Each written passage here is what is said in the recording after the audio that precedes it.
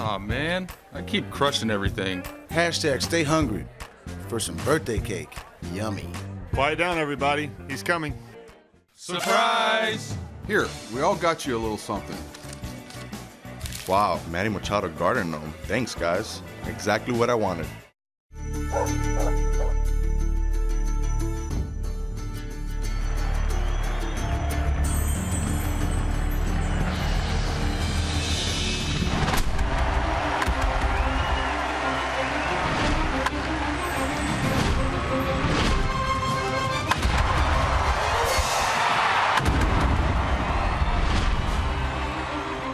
It's the Orioles unmasked, and for all of you who slept through the last few ball games, welcome. It's a day game here in Los Angeles. Hi, everybody. I'm Gary Thorne, and welcome. The long road trip out west is going to end with this one. The Orioles hope to put back-to-back wins together. It has been a tough trip, but they have maintained their lead now over Toronto and the Red Sox, who've moved to third place in the American League East. Here's how this trip has divided up, and divided up is exactly what it's done. They started at San Diego red hot, winning both of those games, 11.5 runs per ball game. The starter ERA 3.27. Everything was working. Then moved on to Seattle. Nothing worked. Seattle was hitting the heck out of it. The Orioles lost all four, hit only 257. Runs dropped to 3.8 a ball game, and the starter ERA jumped to 10.5. Then the first two games here against the Dodgers, they have split. Batting average more reasonable, what you'd see at 250. They have scored 4.5 runs a game, and the starter ERA is back down at 4.09. Jim Palmer, if they can get a victory today, a much sweeter trip home. Well, it will be. You know, you start out with 2 wins. Tough trip. Anytime you come west for 9 games, and the Orioles under 500 as a road team, as you know, Gary. So you win 2 in a row against the Dodgers. They played great here, as you had mentioned. They had won 10 in a row, 18 out of 21. Well, how'd they do it last night? They got the big hit, the 3-run home run by Machado. Tillman pitched well enough, and we've seen on this whole trip after they got out of San Diego, every time they'd score, the other team would score again, and they scored more. So really simple. Gosman has a 1 in 20 starts. Find that hard to believe. Let him pitch like he did in Seattle, where he only gave up 3 runs, score some runs, have some shutdown innings. Everybody will go home happy. Kevin Gosman looking to get one on the road. Former Oriole Bud Norris will be on the other side. And when we come back, Brad Brock, one of the setup men going to the All-Star game, we'll talk with his pitching coach, Dave Wallace.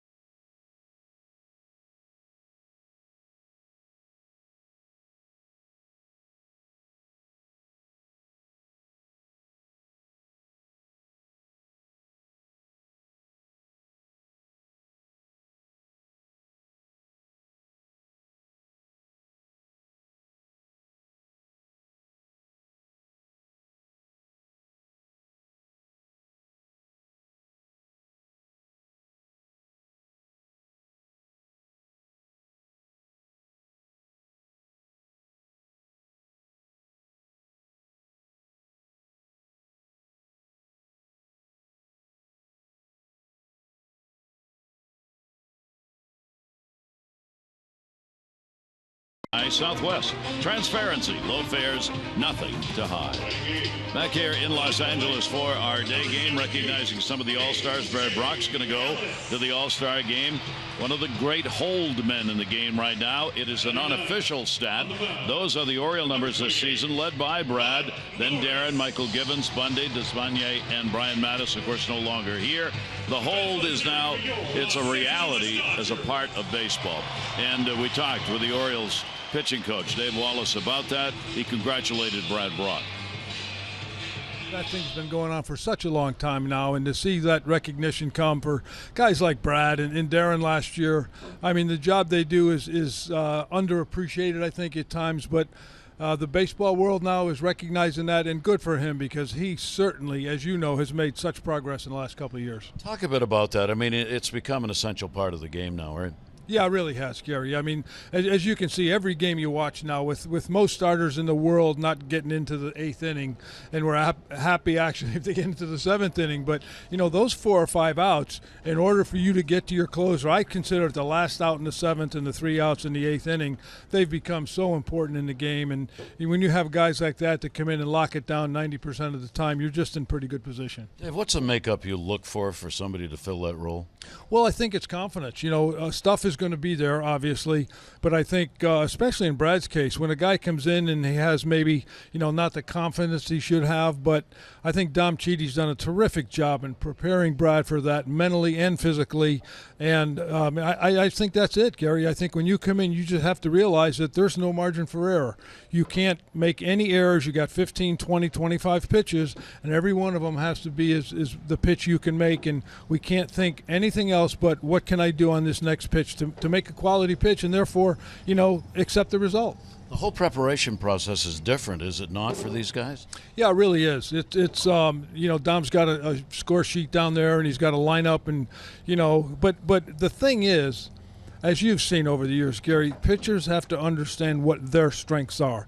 We all understand what the weaknesses of hitters are, but, you know, if it's your strength as a pitcher and it's his strength as a hitter, then you know what? I'm coming after you with my best stuff. So, I mean, that preparation, understanding that, I think sometimes we get caught up in trying to exploit a hitter's weakness rather than what we do well. Yep.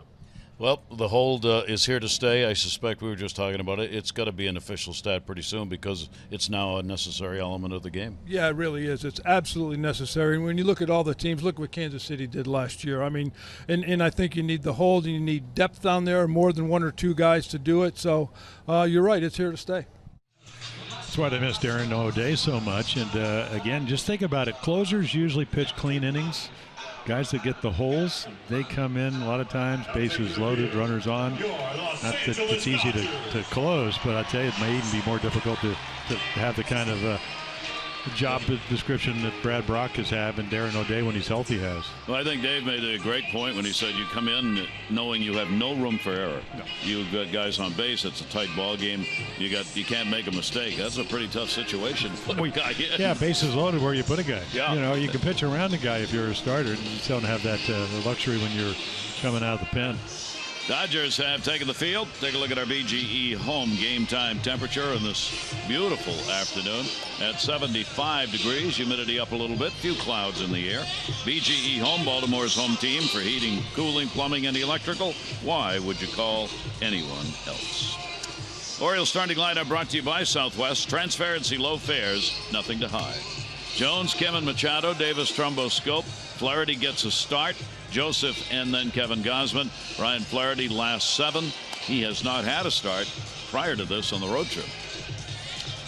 So again, with all the pitching injuries, they make a trade to get Bud Norris, and he pitches great. A lot of fastballs, and he was averaging almost 95. You know, the cutter, it's always been one of his better pitches. You can look at 4 and 7. That was early in the year. After really May 1st, I mean, he's been lights out. So a lot of low numbers. You know, we know we won 15 games, 3 years ago for the Orioles. Throws a lot of strikes. Had one of those incredible years where they scored runs for him, 185 runner in scoring position number, which is about 70 points lower. So he gives them a chance to win. Let's see if he can be as consistent for the Dodgers, and he certainly was in his last start against Colorado as he was for Atlanta, which is really not a very good team. Take a look at the numbers with the Orioles. I mean, it was a while, and he was a primary part of the rotation. 57 and 48 in the games and starts. He had a 21-20 mark, ERA 4.6. His WHIP was 1.4, 7.84 on the strikeouts for 9 innings. Won the deciding game of the 2014 division series. And of course, part of that big run that the Orioles had that year. His game with the Dodgers, Colorado.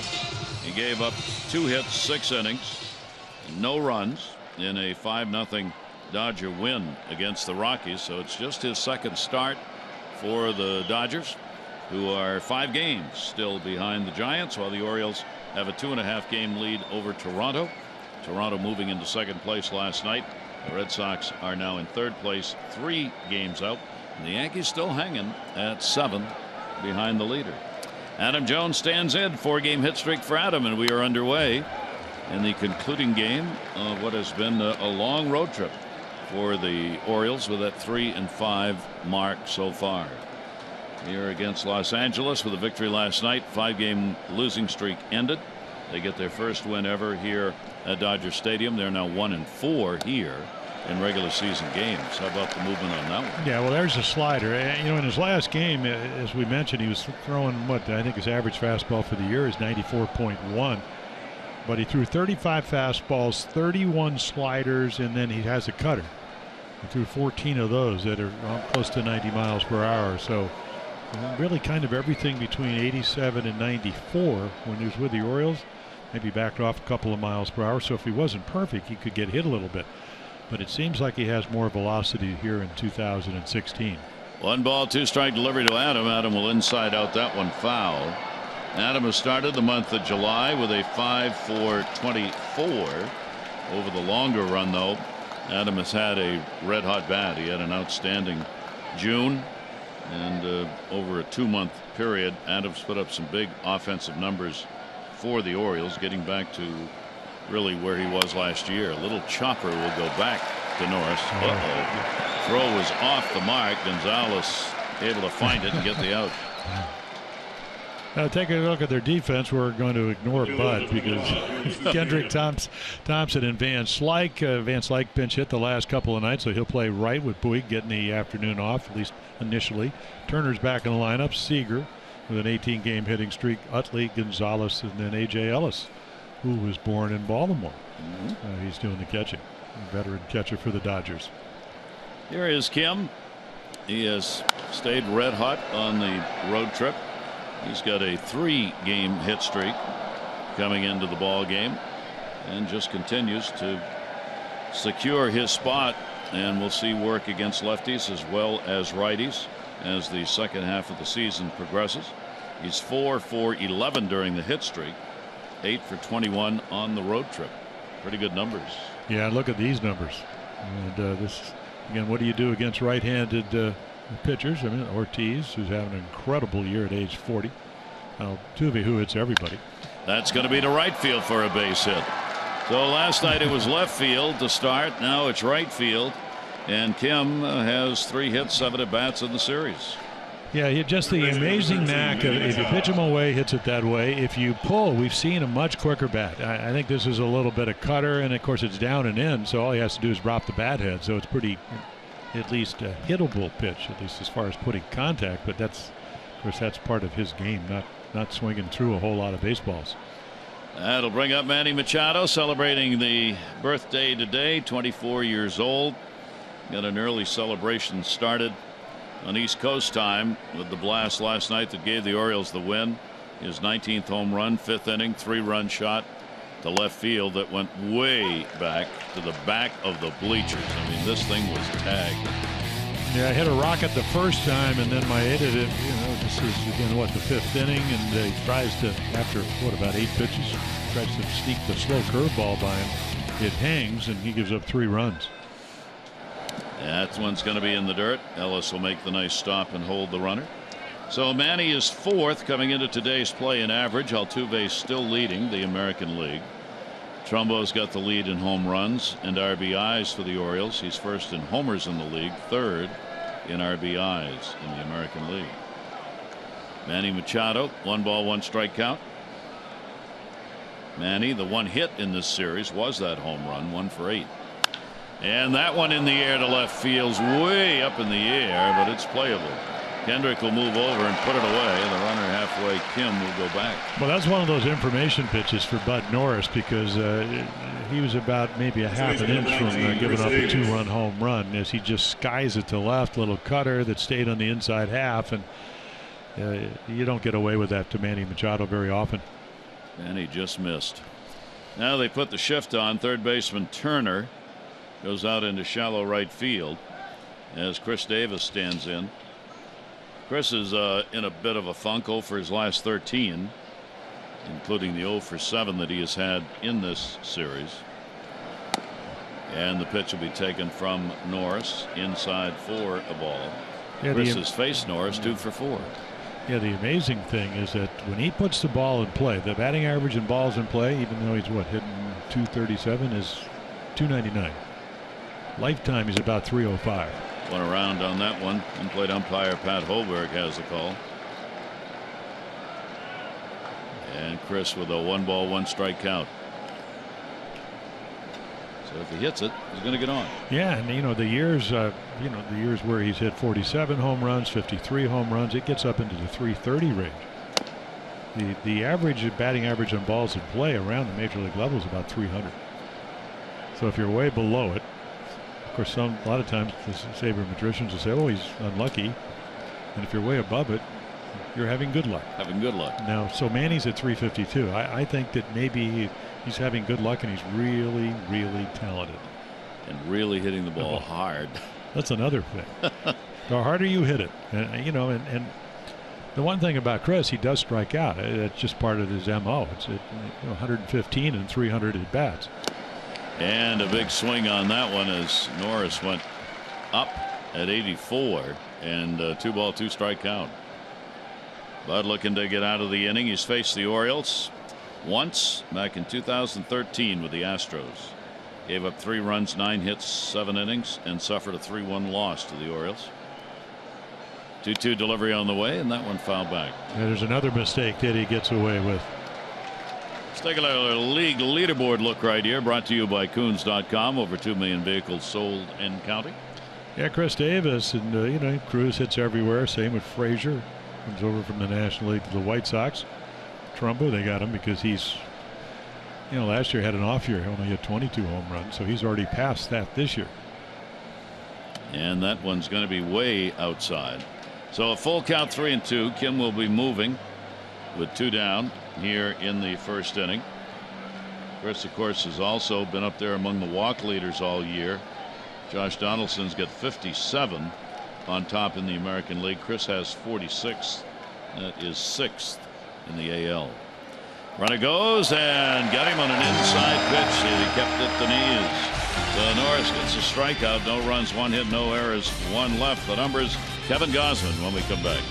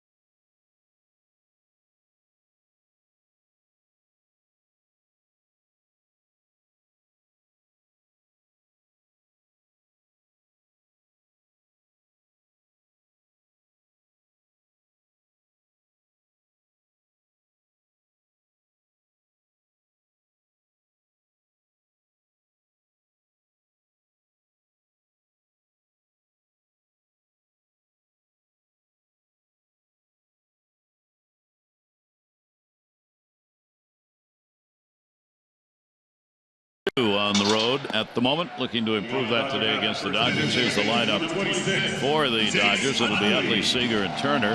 Gonzalez, Thompson, Kendrick, Van Slyke, and Ellis both have not started in the series before. Bud Norris ninth, and for Gonzalez, a red-hot last 10. So Kevin Gausman, a lot of fastballs. Why not? Usually commands it 93 to 98, somewhere in that range. Breaking ball in, that's probably his third pitch. Really good split changeup. That's where he gets a lot of his strikeouts, whiffs. That's the highest pitch as far as swinging through and missing. So again, maybe you would like to think the hits should be a little bit lower. Righties hit him better because of the lack of the breaking ball, and throws a few more fly balls. But he has pitched well enough to win on many occasions. They don't score a lot of runs for him. While in the game, it's a little bit over 2 on the for the season, 3.20. So maybe that'll change this afternoon. He will face Chase Utley, the veteran. Utley with a 3 for 9 and a couple of RBIs in the series. Gets a look at Kevin Gausman for the first time. And the Orioles right-hander starts him out with a fastball that is in there for a strike. Kevin getting his first outing against the Dodgers. Coming off a win against Tampa Bay, then a loss in the Seattle series. But finally got off the snide with that W the 25th of June against Tampa Bay. No runs, 4 hits in the game where he was able to pick up the win. Kevin now 15 wins, 25 losses for his young career. 1-1 delivery by Gausman. Utley will be over the top of the off-speed pitch. 1-2. Yeah, you don't get to see a guy a lot, so you look at film, and if you're the Dodger hitters, you're saying, well, I got to respect the fastball, but I didn't expect that. Not only did he take a little bit off, it was a perfect breaking ball. Utley's had some real good at-bats on fastballs. Utley gets one there, and he's got a base hit into right field. See, those are the little kind of things that Kevin gets in and makes a great pitch, and then fastball right back in the middle of the plate. And if you watch the first 2 games, Utley's not missing those pitches. There is the defense. Kim, Jones, and Drummond. That's the outfield for the Orioles. Machado, Flaherty gets to play shortstop. J.J. Hardy getting the day off. Scope Davis and Caleb Joseph. Leaders catching the first 2 games. Caleb behind the plate today. That'll bring up the celebrated rookie, Corey Seager, who's going to the All-Star game, one of the youngest ever. He's got an 18-game hit streak, the longest in the majors by 4 coming into today's play. He's had a 3 for 9 with an RBI in this series. And the pitch will be taken down low. Buck Showalter was talking about him after the game last night and making the point of all the really big shortstop, second baseman we're seeing around Major League Baseball now. He said the scouting reports on Seager when scouts were looking at him was that he was going to have to be moved because he was too big to play short. Result is not so. As Buck said, usually it used to be when you got size and power, you had to give up some of the defensive abilities of the big guys if they were going to play in the infield. That's not true anymore. No, we saw that the first night. He made some great plays and he glides to the ball. We saw him take a double down the right field line and the tie ball game turned it into a triple because of hustle and speed. 1-1 delivery to him. Seager on the big cut and a 1-ball 2-strike count from Gausman. Yeah, all you got to do, and I think made my living trying to ascertain what hitters could do or not. You watch him, especially the first night. Gallardo got him out the first time, and then he hit 4 balls hard. He hit him to the left, he pulled him. And he'll chase one that was down and away on a real fine pitch by Gausman, and Seager looks at him coming back going, whoa. Yeah, well, those are 3 splitters in a row, split changeups, and Utley hit a fastball, so okay, I don't have to have everything going in the first inning. And not only does he throw it, it's perfectly executed down and away. You know what he's trying to do, maybe hit a ball into right field, get to first and third, couldn't even make contact. So remaining at first base is Chase Utley. And here's Justin Turner, who is getting the start at third. 2 starts in the 3-game set for Turner. He's made a couple of real fine plays defensively at third base in this series. Not had a hit though. 0 for 4. 31-year-old veteran.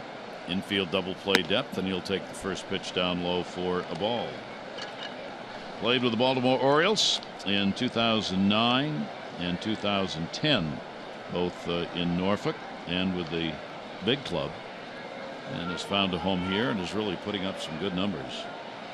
Yeah, even when he didn't over the last year or so, when he didn't play every day, off the bench, gives you power, can hit some home runs.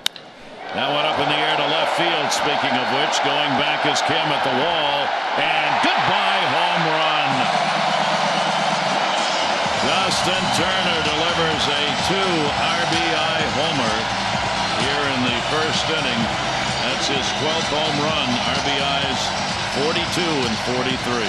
Yeah, I kind of look long term, so that now the 29 games he's hit 9 home runs.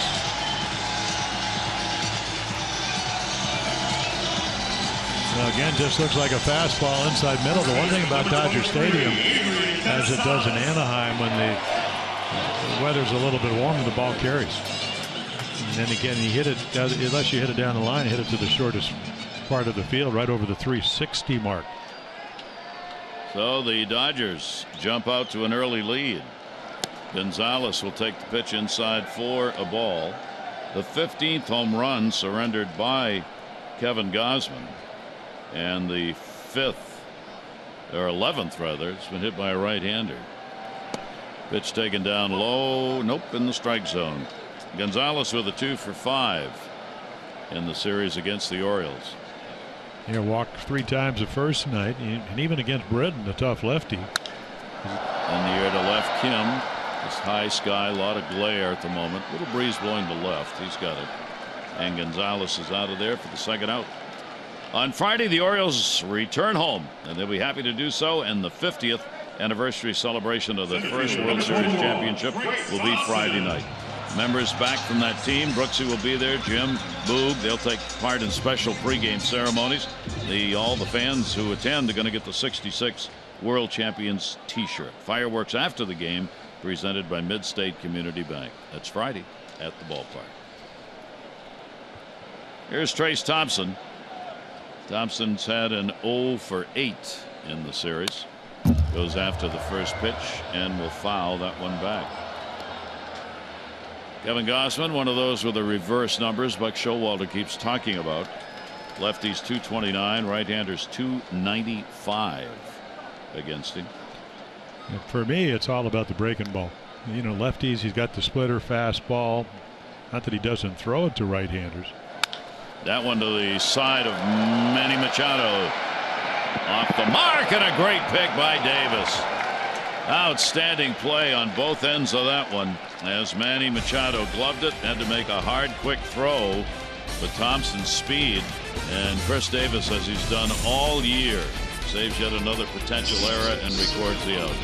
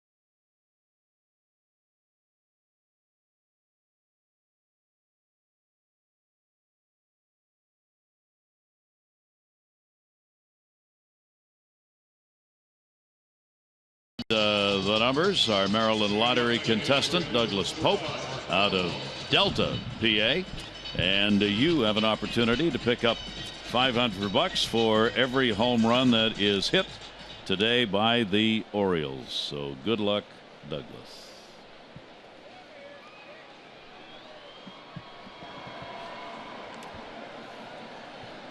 Bud Norris will work against Trumbo, Scope, and Flaherty. And the pitch will be taken for a strike on the outside corner. Trumbo's got a 4-game hit streak going to the All-Star game. 4th in voting among the outfielders in the American League. He is 2 for 11 against Norris. And that pitch is going to be outside. A 1-ball, 1-strike count. Trumbo really putting up the power numbers.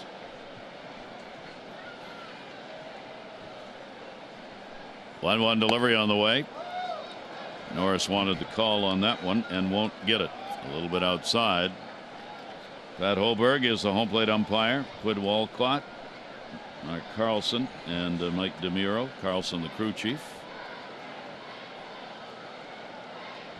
Norris with a 2-1, and that one's going to come inside and miss. So Trumbo gets ahead of him, 3-1.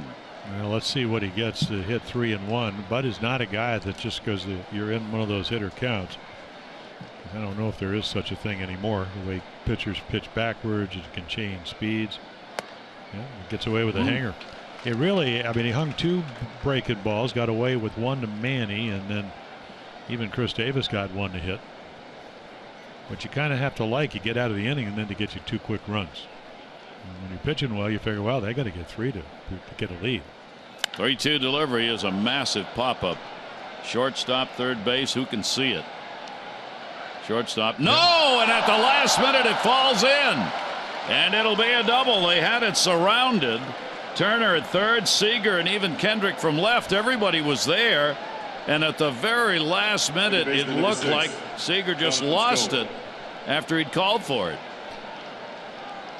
Yeah, I ran into George Will yesterday, the great political writer, and he was, in Men and Work, he wrote a book about baseball. He talked about how pitchers react after your team doesn't make plays, and that's one of those. You can't see it, you can't catch it. So the Orioles get a break. And we'll see if that affects Bud Norris. Certainly affects him because instead of an out, now you got Scope coming up, who's been red hot. So Mark Trumbo gets a double to lead off the second inning, and that's why you run him out, and he did. He was there at second base. Jonathan Scope with a 5-game hit streak. Scope will take that one to right field, second base, Utley over, and he does see it and makes the catch, and Scope is retired. Well, let's take a look. PNC Bank brings you MASNsports.com blog. The recap on it. Rock Cabaco's got some stories going. Take a look at those regarding the All-Stars, what's going on. And you'll be able to read about this road trip. Steve Molesky on the All-Stars and other news, and the All-Star team omissions. Rock Cabaco takes a look at that as well, and Bud Norris, old and new. Brought to you by PNC Bank for the Achiever at you.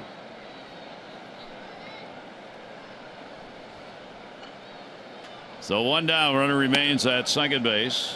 Pitch is taken for a strike, Ryan Flaherty. It has been a long drought. Flaherty through June had seen a lot of playing time, and then all of a sudden just disappeared. He's had 1 at bat on this road trip. He is 0 for 1. They played in 28 out of 43 games when Hardy went down with the broken foot.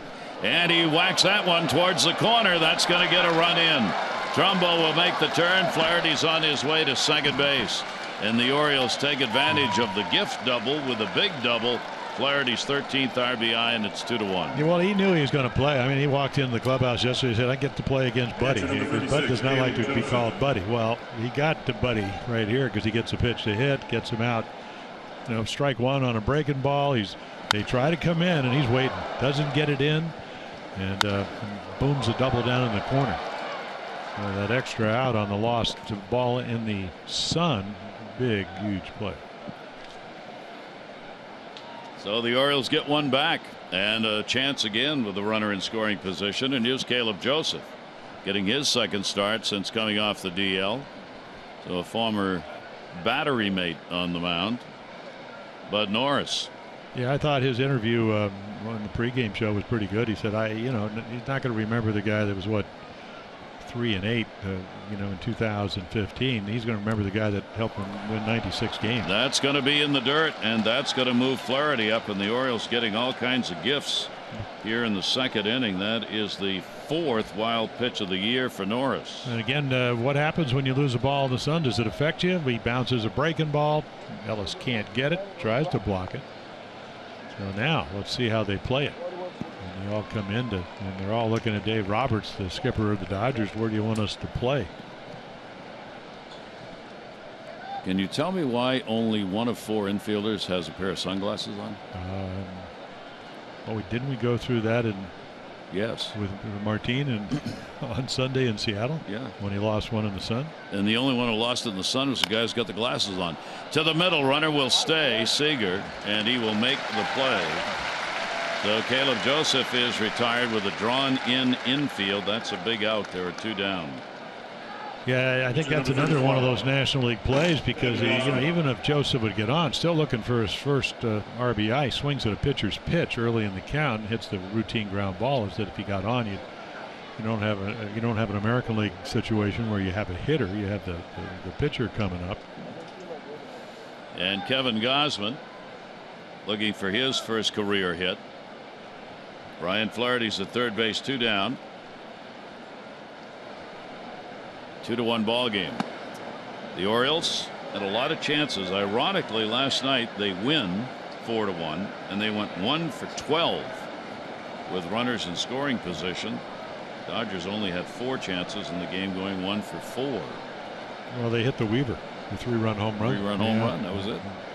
1-0 delivery, and the rest was Tillman and the bullpen. New baseball will be thrown out. Bud Norris goes 2-0 in the opposing pitcher. That is a no-no. Yeah, I gotta have to wonder right here if he's not taken. I guess one school of thought is he never really gets to hit, so a fastball's coming. The other one is, hey, if he walks him, you get Jones to the plate. 2-0. Flaherty off third. Outfield moved in. A few steps all the way around. It is taken, and it is there for a strike. So Norris goes 2-1. The Orioles with a Trumbo Dumble, as he got one that Seager lost in the sun at short. Yeah, look at those numbers, and again, that's why they traded for Bud Norris, pitching very well in June for Atlanta. And a swing and a miss by Kevin Gausman. So that will even the count up at 2 balls and 2 strikes. Here in this ballpark for Norris, he is 1-2. This is his 8th career appearance, 7th as a starter. ERA in this ballpark 2.5. And opponents have hit only 189 against him here. 2 ball, 2 strike delivery, and he gets the strikeout. So the Orioles take advantage of a break on that Trumbo double to lead off the inning that fell in. They get 1 run on 2 hits, no errors, 1 left on base, as Mother Nature, the sun, comes into play, and Flaherty was able to bring him home. 2-1.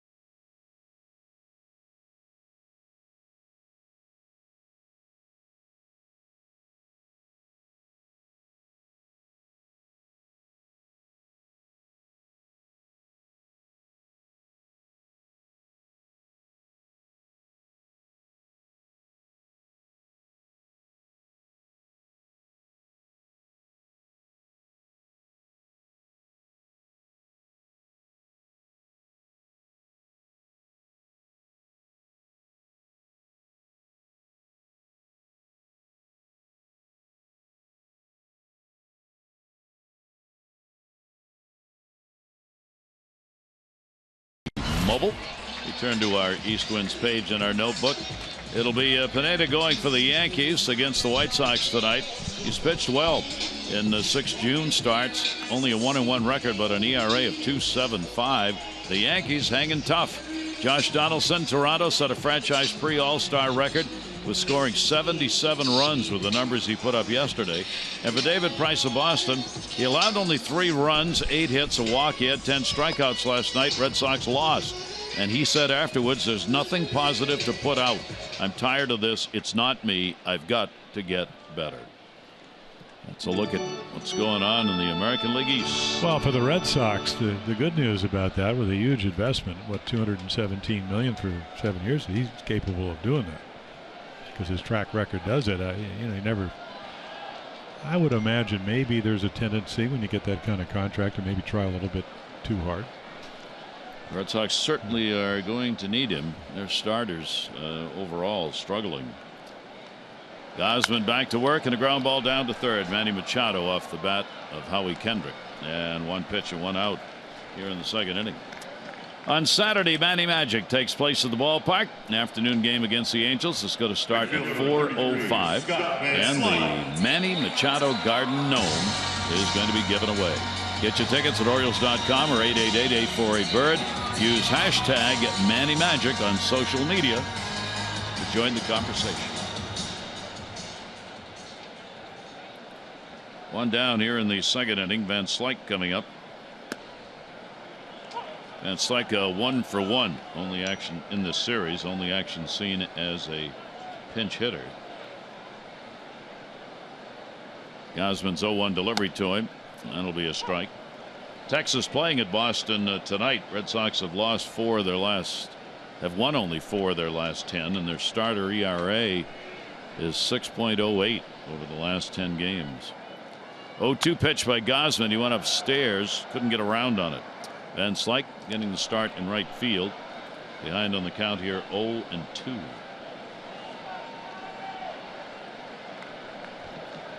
Gausman working quickly.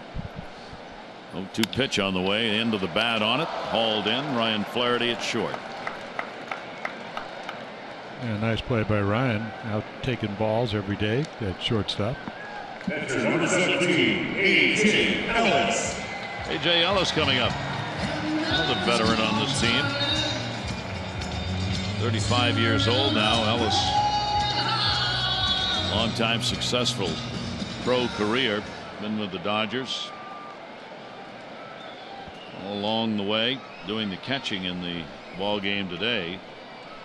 241 career hitter at the major league level.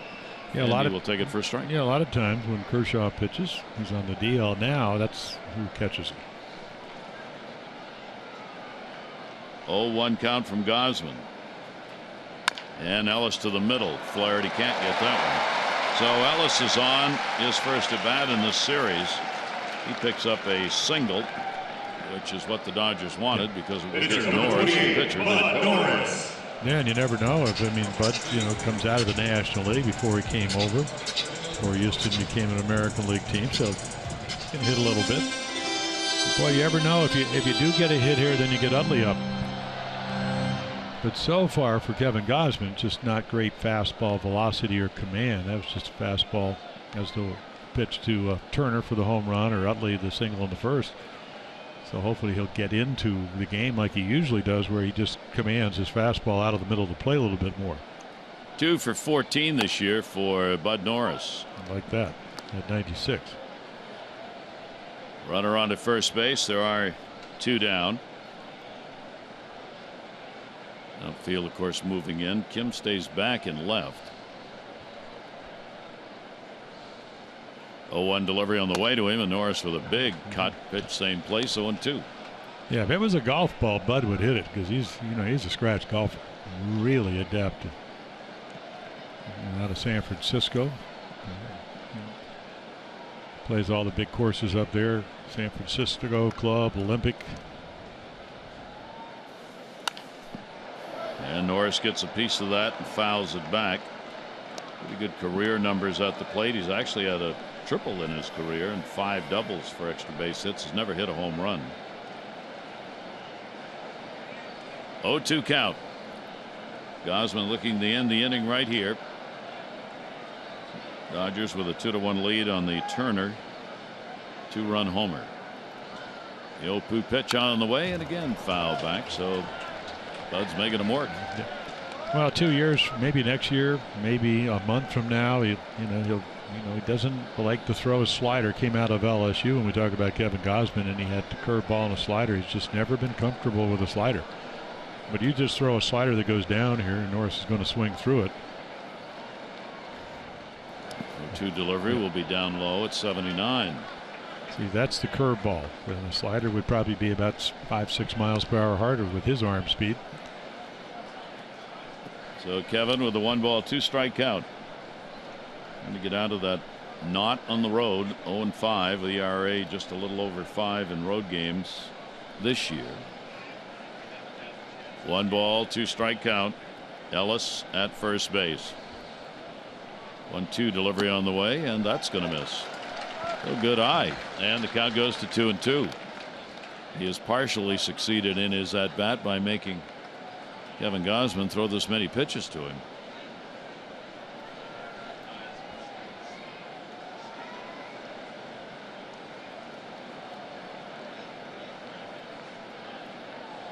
Two-two pitch on the way, and he got a base hit. Ellis at second base will stay. So Norris shoots one the other way, and the Dodgers will turn the lineup over. Well, that was the point of it. You get Ellis, who's has been playing, and you don't make a good pitch, and then you get the pitcher up, and he gets to see 5 or 6 pitches. And again, this is a National League pitcher that just happened to pitch in the American League for a couple of years, so he can swing the bat a little bit. And he's looking for more run support. It'll make his job easier, and he certainly helps the cause. Chase Utley, the leadoff batter. Ellis not fleet of foot at second base, and Norris the same at first with 2 down. Utley a base hit, scored a run in the first inning. Utley's hitting .283 in these situations for the Dodgers, and a swing over the top against Kevin Gausman. Well, Gausman trying to work out of a jam here. 4 hits on the board for the Dodgers to the 3 for the Orioles.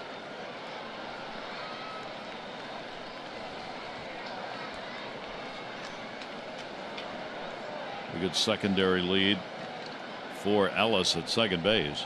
The 0-1 delivery, and that will miss down low. 1-1. Yeah, Kevin coming off a loss in Seattle, but he really, pitched well. Pitched in, into the 6th inning, through the 6th inning. Only gave up, the 2-run home run to Kyle Seager. His brother waits on deck, and on an 0-2 pitch. Other than that, they get him 4 or 5 runs. If they only got him 2, as it turned out, had a 2-1 lead when he threw that pitch. 1-1 delivery on the way. There's a real good off-speed delivery, and a 1-2 strike count. Had Utley hitting on his front foot that time, and kind of dropped the bat over the pitch as it went down. 1-2. Those are the numbers we're talking about up in Seattle. Big at bat in a 2-1 game early. Get those 2 runners on. 1-2 pitch to Utley, and he will chop that one foul. So Utley keeps his at bat alive. Veteran player on this ball club that's got quite the mix of youngsters. A couple of real good rookies. Seager out there, Thompson, and then you got the likes of Utley and Gonzalez. Yeah, Jock Peterson will come back off the DL, having the shoulder problems, running in the wall 10 days ago up in Milwaukee. They'll get Ethier back, and they'll again have a blend of youth and veteran presence. And while all those injuries heal, they are hanging with the Giants, who have been red hot, even though both teams lost yesterday. 1-2 strike count. Gausman's delivery to him, and it's up high, and he did not go. Yeah, the one thing about Kevin Gausman, and you did a terrific interview with Dave Wallace, and very revered out here because he was a pitching coach and helped as their farm director and general manager for a short time. The thing about Kevin, he doesn't really ever make you uncomfortable to play because he doesn't pitch in a lot. So if you're Utley, he's got a splitter, but he hasn't made him dance. So he's looking out over the plate, hoping he gets something hard. 2-2 away. So nothing ever to change the perspective of the outside corner. Well, advantage Dodgers on this. 2 slow runners, but they'll go on the pitch. 2 down. 7th pitch of the at bat. Watch Utley's hands. It's just habit. Utley will move his hands before, right there. He'll hold the bat right at the trademark while he waits. And then. Yeah, well, look how short his swing is, too. Yeah. I mean, they start there and they just go back a little bit. Runners go. Runners will go back. Foul ball. And again, you go back 3-4 years ago. I mean, I had a horrible patellar tendon problem. In Philadelphia, which is a very small ballpark. I mean, it was 25, 26, 27 home runs. Very, very quick bat. And we saw that the first night. Anything on the inside half, if you don't get it away inside, he's been hitting hard, as he did the first inning here. 37-year-old veteran, always a tough major league out. 3-2 again. And he didn't get the swing he wanted. He was looking for something else. Gausman will get the strikeout. No runs on a couple of hits. No errors. 2 are left on base. 2-1 Dodgers.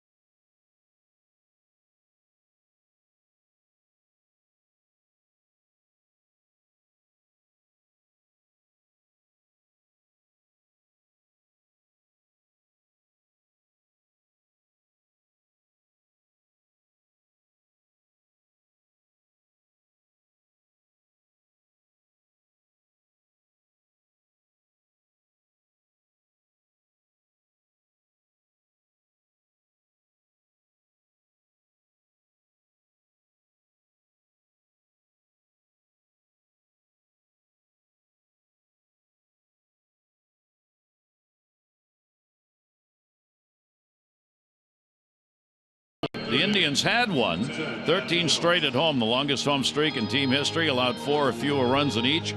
Well, the Tigers took care of that today. They beat Cleveland in Cleveland 12-2. For David Price, he's allowed a home run in each of the last 10, tying a major league record for the longest home run streak in a season by a former Cy Young Award winner. And the Cubs, prior to a 9-5 loss to the Reds, had won their last 26 regular season games at Wrigley when they scored 5 or more runs. They didn't do that yesterday. Where the Tigers put a hurt on the Indians in that ball game today. I was looking because I think Cleveland had won all 11 games against the Detroit Tigers this year, outscoring them 77-24. And the Tigers come back today and win it 12-2. Fulmer got the win, and he's 9-2. Yeah, he's really a young pitcher. What a second-round draft choice. I mean, he pitched very well against the Orioles on a Sunday afternoon. Yeah, the thing about, I just looked at David Price's numbers. Okay, he's 8-6. He started out 7-1, got a lot of run support. He gets over 5 runs a game, and yet he's gone on 1-5 in his last 6 decisions. That'd be a little scary for both David and the Red Sox in that sense. I just don't expect that. Nope. Well, the Orioles trying to wrap up this road trip with a win, trailing at 2-1. Bat against Norris. Adam Jones will take the pitch up high. Adam in the leadoff spot. And 2+ hits. 6 of the last 13 games. adding to his multi-hit totals on the season. And Adam will take that one down low, and the count will go to 2-0.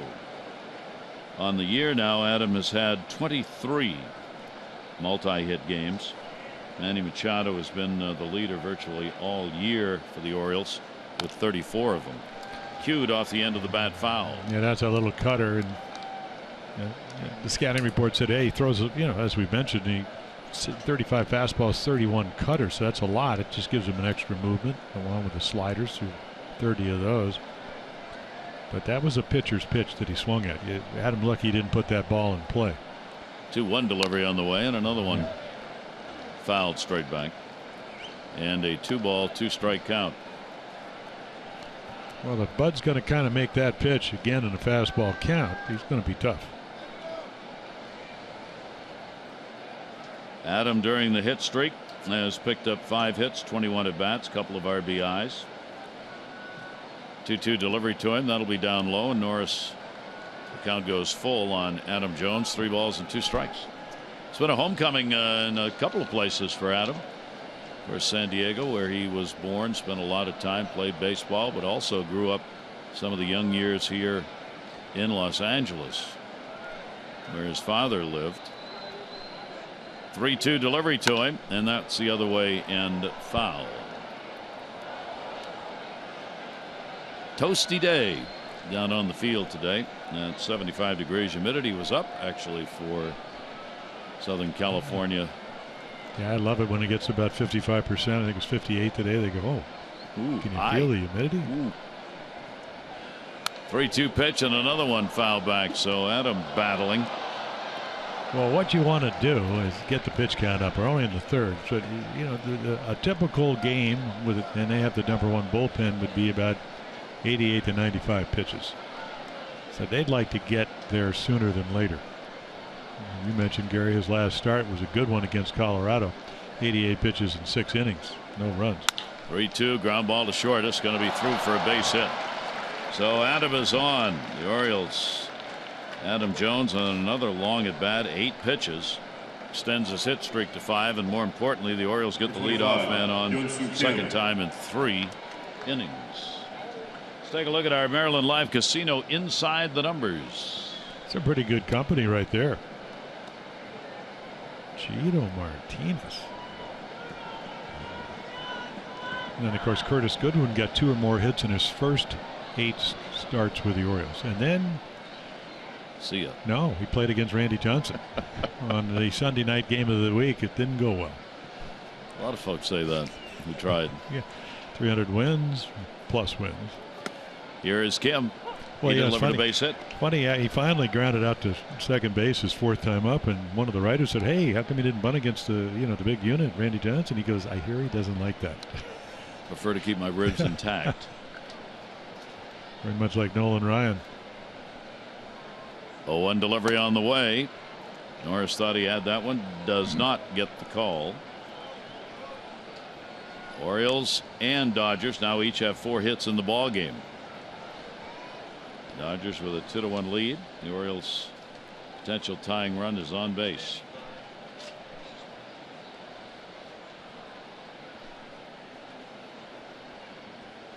Pat Hoberg, historically home plate umpire, will probably give the benefit of the doubt on calls end up going the hitter's way.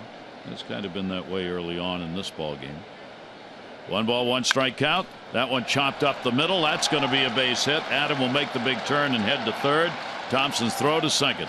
And Kim is 2 for 2 in the ball game, and the Orioles cover the corners with nobody out. Well, he's got a magic wand. I mean, this is a pretty good cutter. It's a cut fastball, and watch him get the bat hit. Great angle right here. You could see him stay in just enough. Otherwise, he probably pulls that ball into a double play. Again, just the ability to hit it where it's pitched, to stay inside it, not to try to overswing, and he creates a 1st and 3rd situation. He's got 14 multi-hit games now. So the Orioles set the stage for Manny Machado. Manny flied out to left field, his first time up. And the Orioles have a chance to tie it up or better here and have an inning against Bud Norris with nobody out. Infield will be a double play depth.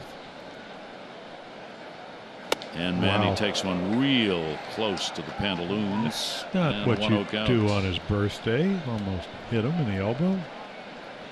Yikes. There you go. Little birthday greeting. Manny 24. Here's the 1-0 delivery. Norris, that'll go to short. Seager's got it. Tough two if they can get it. They do. Adam Jones will score, ties the game up. No RBI, but they get one in. See what the ability, though? He almost hits him, and then he comes back with a good breaking ball. So he makes a move. Fast infield here. Nice turn. Seager over to Utley. So they tie it up, though, because of Kim. But again, but Norris, he doesn't allow you to get too comfortable up there. So 2 down, bases empty, 2-2 ball game. And Chris Davis coming up. Chris, a strikeout victim, his first time to the plate. Norris's pitch will be on the inside corner for a strike. In the walk department, Chris continues to be among the top 10, and he is number 1 now in strikeouts with 116.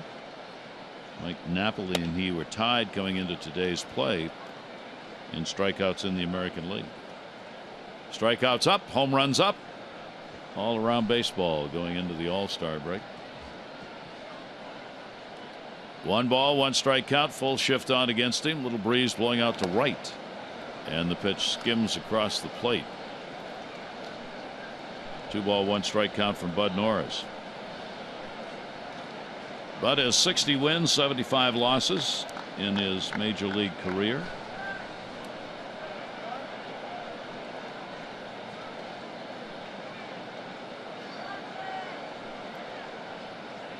Two-1 on the way to Davis, down to first, and that'll be foul. Yeah, when Chris gets around a lot of stuff, and he's in one of those slumps right now.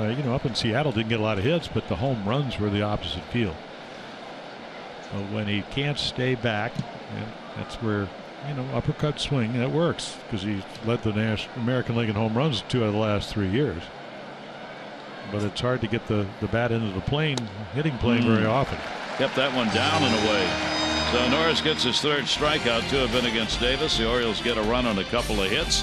2-2 game.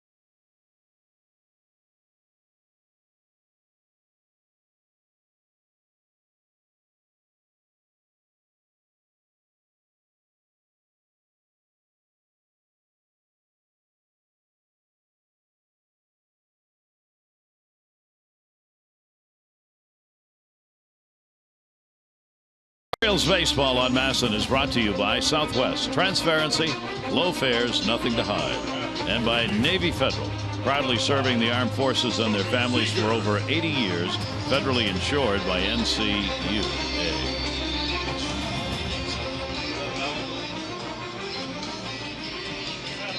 Little beach scene there, Santa Monica Pier. Thought we're back in Seattle. Seattle's got that enormous Ferris wheel down on the waterfront. Santa Monica Pier's had that there for a long time. Here we've got a 2-2 ball game. Kevin Gausman back out. Here is Seager, and Corey Seager will take it inside. He was a strikeout victim his first time up, looking to extend Major League's longest hitting streak at 18. Seager is third in runs, third in hits, fourth in total bases in the National League coming into today's play.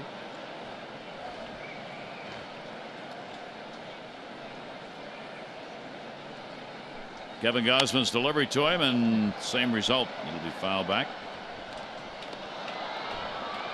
Yeah, one of the few hitters you see in baseball, and we talked about the 18 game hitting streak. Yet they pretty much play conventionally, straight away, because he hits it everywhere. No shift, no nothing. Yeah, that's about as straight up as you can get, isn't it? But then again, in a series, especially the first night, hit the ball everywhere. Right field line, left field line, as he did last night. Got a double in the first off of Tillman. Yeah. See, and I think right there, that's the same pitch he struck out on. So the second time through, hitters get to see how the fastball's moving, what the velocity is, and what the movement is on that split finger changeup. 3 ball, 2 strike delivery on the way to him, and Seager will go down swinging on a pitch in and down. Yeah, Caleb Joseph wanted it up, but he gets it at 96 with good sink. You can see the target. It just sinks out of the zone, and the velocity gets Seager. So Seager is strikeout victim twice. Justin Turner coming up the big blow in the first inning, his 12th home run. Good enough for the 2 RBIs that the Dodgers have on the board. 1 away base is empty here in the 3rd inning. And Turner will take the pitch for a strike. The games he played with the Orioles, 12 one year, 5 another. 17 games he never had a home run with the Orioles. Now he has a home run against the Orioles. And that pitch is taken down and away. You see another guy with a very short swing. I mean, his hands kind of stay right about the level of where the Dodgers are. Very much like Utley. Home run was Turner's first hit of this three-game set, and the pitch is away. So Kevin Gausman with a 2 ball 1 strike count. Turner, Gonzalez waiting on deck. Ball clubs had a quick turnaround ball game last night, over 3 hours long. And then back to the ballpark for a noontime local start. Didn't go. I'll tell you something though, I saw the story on some folks who had it a little bit harder in that regard. The A's playing at Minnesota had a 2-hour and 42-minute rain delay last night. They finished at 1 a.m. and their start time today was 1:10. Why go home? No, maybe they didn't. 3 ball 2 strike count. I saw Buck Showalter when he was managing the Yankees Friday night game with the 1:30 game. Many times just had a cot, stayed in the locker room. 3-2 delivery right at Jonathan Scope and a big hop. And Turner is retired, and there are 2 down. On Sunday, don't miss a big way to celebrate one of the Orioles' bright stars on that 1:35 Sunday game against the Angels. You're going to be receiving the Adam Jones Jumbo baseball card presented by Topps. And then the kids 14 and under get to run the bases after the game, as they do at every home game on Sunday this year. Get your tickets at Orioles.com or 888-848-BIRD. 2 down, bases are empty. Gausman looking for his first clean inning. Gonzalez flied out to left field his first time up, and he will take the pitch for a strike. Gonzalez has had the red hot bat. He sat out a couple of games a couple of weeks ago, and since has come back stinging the baseball, pushing his average up, and a little rest did a world of good. Gonzalez will take that one up and in. Yeah, just not the home run power. We talked about it on Monday. 3 home runs in his first 17 games, and now last 64, 65 games coming into today, only 3. But drives in runs over 300 with runners in scoring position. Up the middle. Oh my gosh. Right by literally the face of Kevin Gausman, and Gonzalez has got a base hit. Yeah, a little splitter that stays up, and again, he's not trying to hit home runs. Drove in one yesterday, and then bam. Gives you an idea how you just can't get out of the way but fortunately enough, able to. And just down the slope, you're about 4 feet away. Kevin Gausman wanted no part of that baseball when it came back to him and immediately got rid of it and gets a new one. So the Dodgers pick up their 5th hit, both teams with 5. And Thompson coming up. Outstanding play made by Manny Machado on him in the 1st inning. So Thompson still looking for a hit in this series, is 0 for 9. Runner at first, 2 outs. And the pitch is taken for a strike.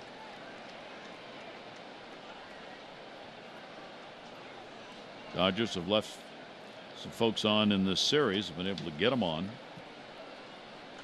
Oriole pitching's been pretty good at holding them at that.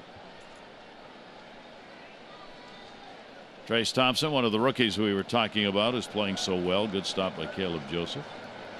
Among rookies, he is among leaders in doubles, 9th, 6th in runs, 9th in hits. He is 3rd among rookie homers with 13. 1 ball, 1 strike count to him. Gonzalez at first, barely off the bag. The 1-1 tailed that one away, and 1-2.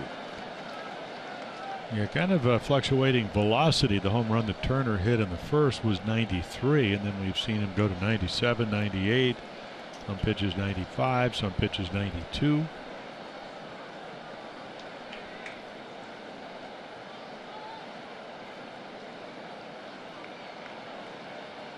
Gausman set the 1-2 pitch. Thompson goes upstairs for it, foul tipped it, and it was held on to. So Gausman's 4 strikeouts, 2 of them come in the inning. No runs, 1 hit, no errors, 1 left. Ball game knotted at 2.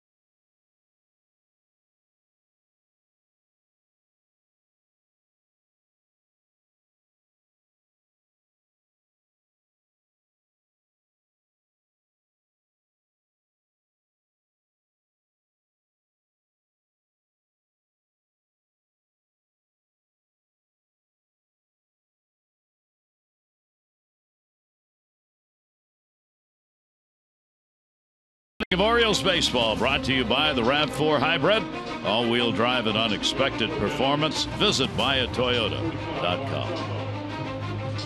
The Orioles have a day off tomorrow. Maybe some will be doing that out there with the kite or a sailboat. Then Friday the Orioles get back home before the All-Star break. The Angels coming in for 3. Orioles have not announced the starter for Friday night. That Shoemaker is going to be on the mound for the Angels. 6:30 O's extra, 7 o'clock. And remember, Saturday's game is a 4:05 first pitch.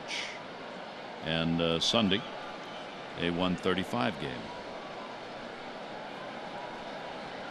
Here we're 2-2 going to the 4th inning. 2-5-0 for both the Dodgers and the Orioles.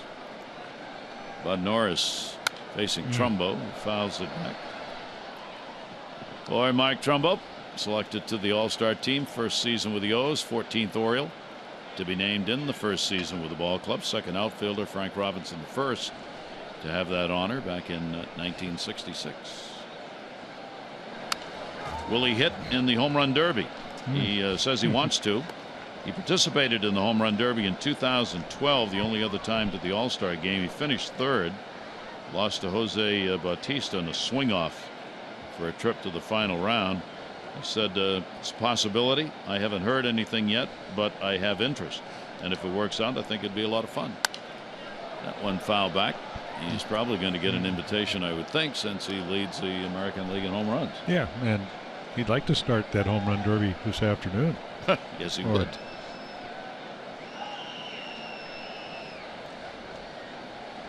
At a double, Orioles got a real break and a ball lost by the shortstop Seager in the sun that fell in and ultimately would score.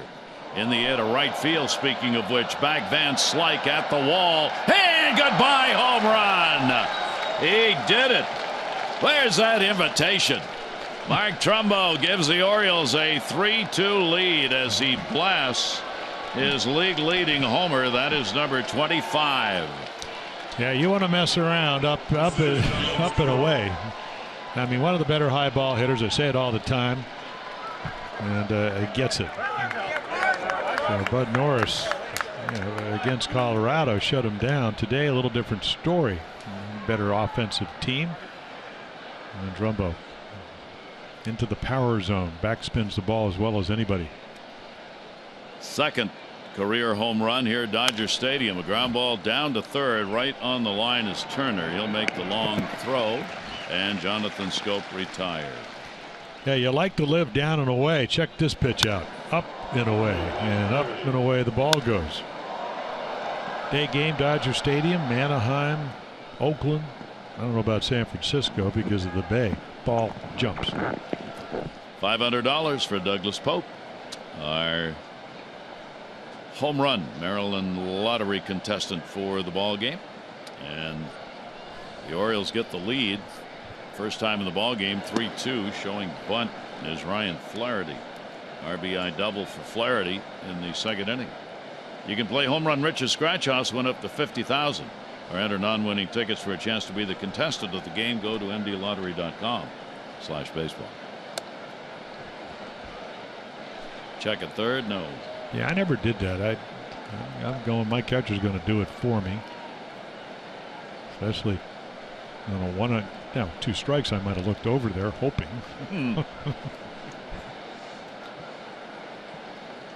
2-0 delivery on the way is going to be outside. So Flaherty, a 3-0 count.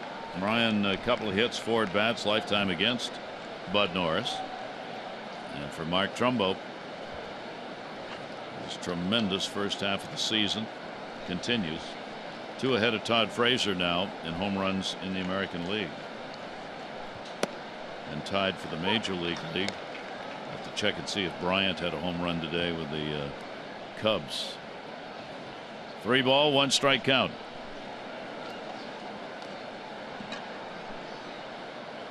Norris's delivery, and he walked him.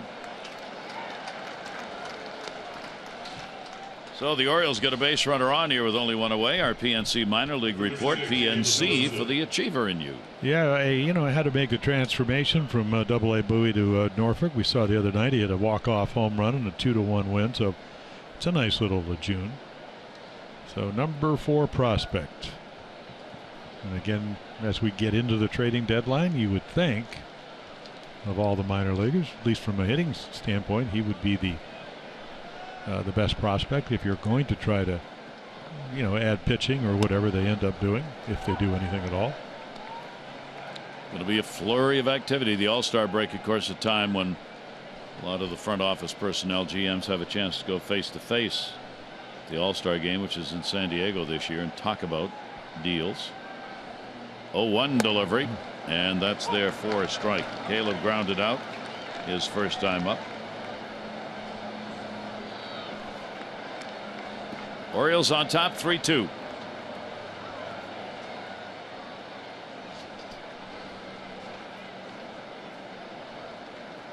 Oh-2 delivery. Breaking ball is going to be outside. To Caleb. One of those non-competitive breaking balls we talk about out of your hand. It's doesn't even entice the hitter to swing or get out on his front foot. Well, Caleb last year, his power's down and in. He is a low ball hitter inside part of the plate. because of the injury, the testicular injury, really hadn't gotten a whole lot of at bats. No. He's doing the same thing J.J. Hardy had to do out for a long enough period to have to work your way back into game shape. And that's not necessarily all physical, but it's about just getting back to the swing of things at the plate. And then the luxury in a sense for J.J. was he got to play every day. Caleb is maybe plays once every 3, 4, 5 days, and when he does, he knows how important the best thing he does is, of course, catch and call a game. But hits would be nice. 2-2 delivery on the way, and Norris will get his 4th strikeout. So Caleb retired on the swinging strike. 2 down. Yeah, just a little high slider. Well, slides to the outside corner, and it kind of hangs a little bit, but it's away.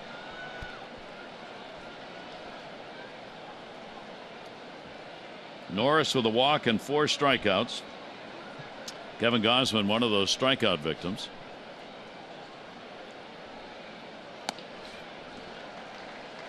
With 2 down, runner at first base, Flaherty.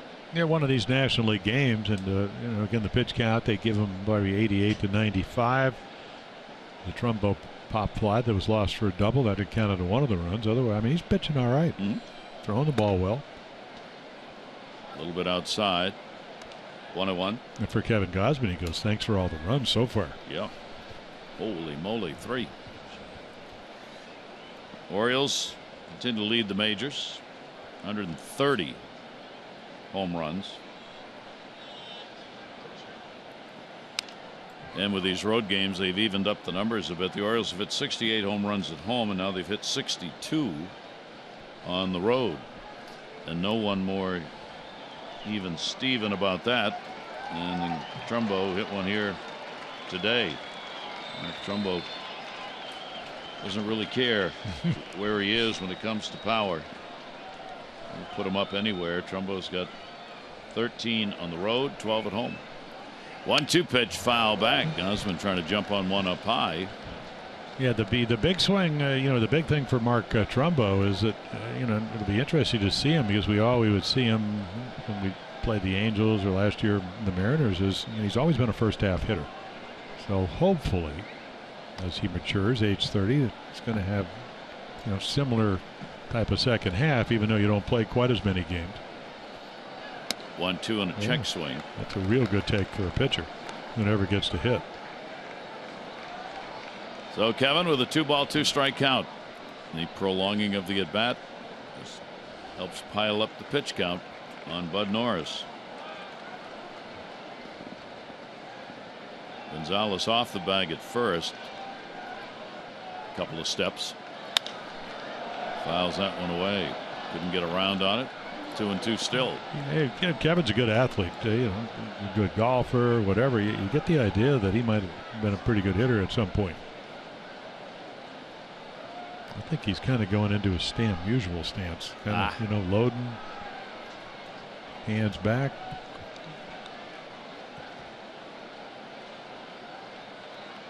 Relaxed for the moment. 2-2 delivery. Yeah, takes the borderline pitches. Bud was 4 steps to the dugout. But what is Bud thinking? I mean, that ball's not even close to being a strike, and just kind of a little hanger that spins. Or head down. Oops. Runner will go. 3-2. Flaherty from first base, and that one's going to be foul back. And the pitch count goes up to 75. Yeah, I'm not sure that Bud anticipated this kind of battle, even though he ended up against Gausman getting a base hit.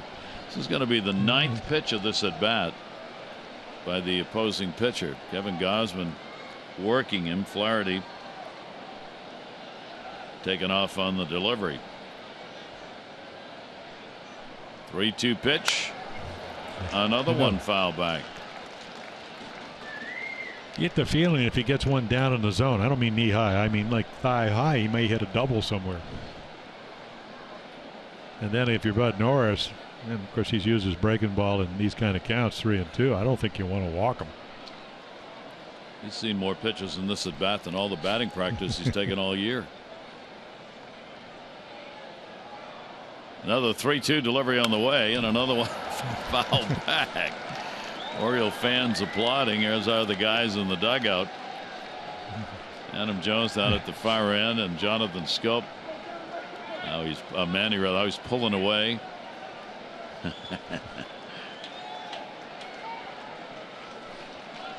So it's still at 3-2. And he got him. No! Ball 4. Holy moly. Intimidated him. Yes. See what happens when you're a pitcher and you're an American League guy. You don't take batting practice. You just talk to the hitting instructors. And that's what this at bat is all about. On the way up, he goes to Mark Quinn, Scott Coolbaugh. What do you think I ought to do? They said, well, you ought to just flick him foul till you work a walk. And it's just really, it's not that hard sometimes, Gary, as you know. Oh, yeah. There's Scott Coolbaugh. Just the way I told him. Go Yes, up there, foul some ball. I mean, that's, you know, what. Eddie Yost, who was the White Sox guy that kept fouling balls off. You know. Oh, Luke Appling. Luke Appling. Yeah. Yep.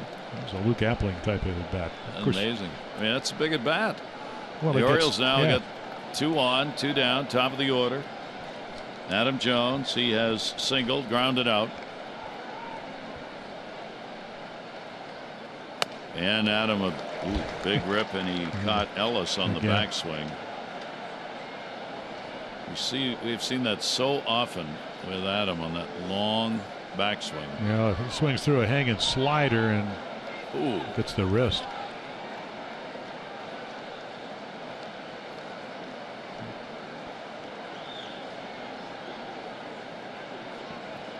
Oh, Ellis being given a moment here. That was one of those 3-run hanging sliders, but he just couldn't time it. Base hit, and he is grounded out. Couple of hits, 6 at bats, lifetime off Norris. Flaherty at second base, Gosman at first, both of them via the walk. And the pitch is going to be down low in a very long inning. Continuing for Bud Norris with his inability to get the opposing pitcher out.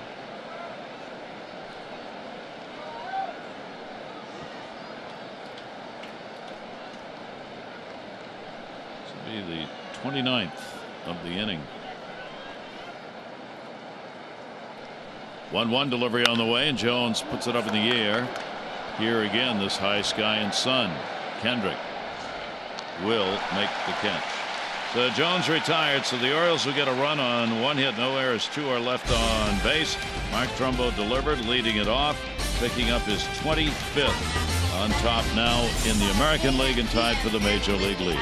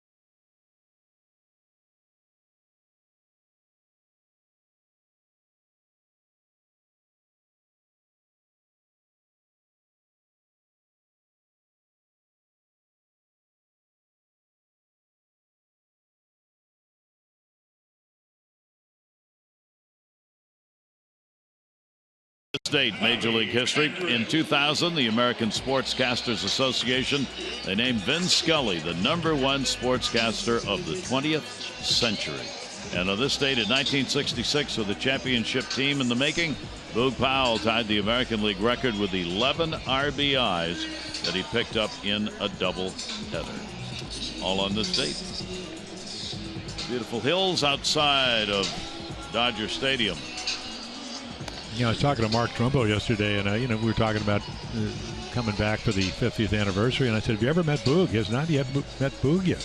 So even if you don't meet Boog, you want to have one of his sandwiches. So I'm going to try to. Mark will want to meet Boog. Well, I told him. I said, gosh. "Hey, you know, MVP in '70, almost the MVP in '69, had another terrific year." Hard to believe they haven't. No, they haven't met. Caught up. You know, Boog's around from time to time. He's usually, Well, he'll be there Friday. Howie Kendrick. Kendrick has grounded out Van Slyke and then Ellis. 6-7-8 against Kevin Gausman. Pitch there for a strike. Turner delivered the home run in the first inning for the Dodgers. Good for 2. Orioles have responded with an RBI double by Flaherty. Home run picked up by Trumbo, and 1 scored on a double play ground ball, and have taken the lead. It's sort of like the ball game last night, where the Dodgers got on the board in the first inning and then did not score the rest of the way. Lost it 4-1. The Orioles had a big 5th inning on that home run by Manny Machado, the 3-run homer. 0-2 delivery to him, and that one's going to be fouled back. Yeah, the one thing we've learned, and it's only taken a couple of games, is that this bullpen, it's rated #1. Caleb Joseph's going to go out and have a talk about Howie Kendrick is a real good high ball hitter. He added a little bit there and got it by him at 96, but again, you don't want to go in the late innings trailing because they're that good. At least they have been. There's Avalon, who we have seen last night, worked an inning, had a strikeout. Maeda, the starter last night, only went 4. Bullpen went 5 innings and gave up no runs on 2 hits, but the Orioles had the lead and held on to it. Chris Tillman got his 11th win to go 11-2. Chris will be making one more start going into the All-Star break on Sunday against the Angels. Howie Kendrick. Scope can't get it underneath. So Kendrick is on with a leadoff single the other way here in the 4th inning. Just out of the reach of the Orioles second baseman.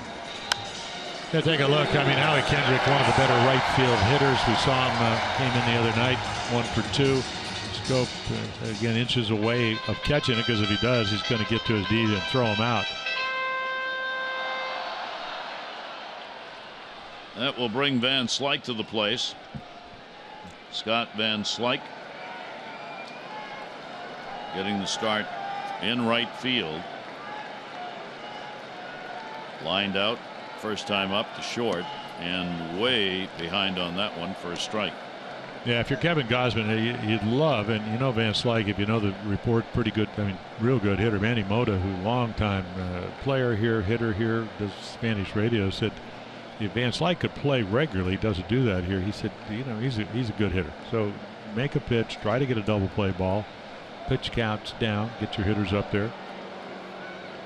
Came up through the Dodger organization and has had major league time over the last 5 seasons for Van Slyke. Major League 253 hitter coming into the year. He's a big guy. He's a power hitter from the minors. Yeah, the other thing is, you know, Kendrick's over at first. They don't run that much on Caleb Joseph or Gausman. He leads this team in steals. Pretty good for a veteran. Yeah, and even though he did get thrown out, tried to, of course, Matt Wieters was talking about it today, kind of talking about the fact in the National League, a lot of times if you're hitting 8th and you get on, you'll try to steal a base, because if you get on, then you get, you know, a chance to the pitcher to get you in, or otherwise you usually end up pitch hitting. 1-1, way out in front, foul. Another nice play. Nice scoop. Ooh, yeah. We've changed ball people down the left field line. Jake was there last night. Made a nice play. Well, he was 1 for 2, though. Let's be honest. Well, 1 for 2. That's true. Yep.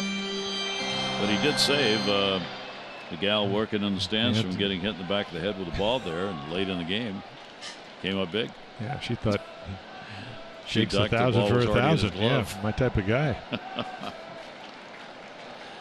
1-2. That one right off the fist. Scope. Flaherty.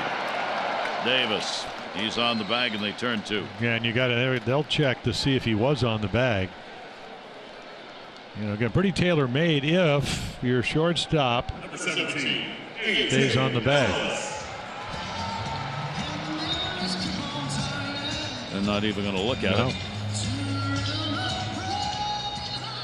So Flash flashes the leather. Does he does. A couple times in this game already. So 2 away, and here's Ellis doing the catching. A.J. Ellis, a base hit, his first time to the plate. And Gausman, get that in there for a strike. Gausman, no walks, 4 strikeouts against Bud Norris, 2 walks, 4 strikeouts. Orioles on top, 3-6-0 to the Dodgers, 2-6-0. And a scoop on a pitch down low. 1 ball, 1 strike count. So I didn't know that AJ. I met him for the first time. I mean, he's been around so long. And he said, "Yeah, I was born in Baltimore. And what I remember as a kid, taking the home plate from Memorial Stadium and taking it over the Camden Yards." So you're like 4 years old, and they're trying to they've got the guy with a pick, and they got lifting it up with a crane. He said, "I said that's what you remember about Baltimore." He said, "Yeah." Then I moved to Lexington, Kentucky. It's a pretty good memory. Yeah, it really is. 2-1 delivery on the way to him. In the air to right. Trumbo. And he's got it. No runs on 1 hit, no errors, nobody left on base. Good ball game. 3-2. Lows up.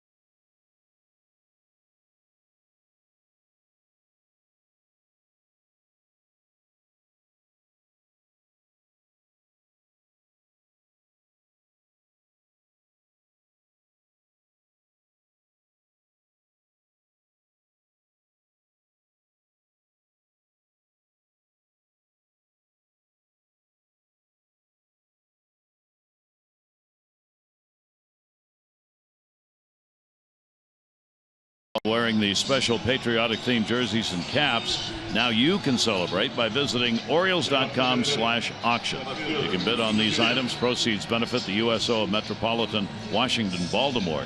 The bidding will close tomorrow at 10. That's Orioles.com/auction. Gary Thorne, Jim Palmer with you here, Dodger Stadium. Orioles a 3-2 lead, looking to have a 4-5 road trip if they can get the victory here today. And obviously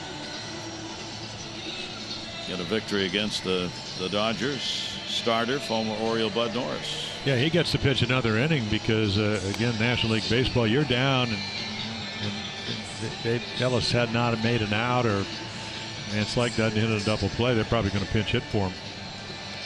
The bullpen was ready. So now 3 times through the order, which hasn't been a problem for Bud.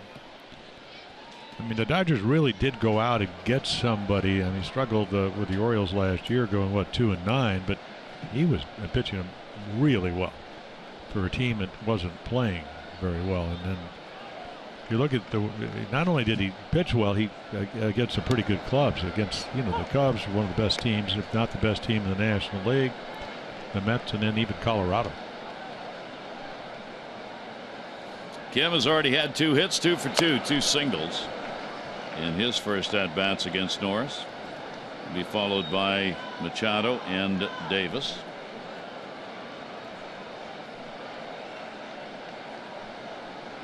Oh-2 delivery on the way.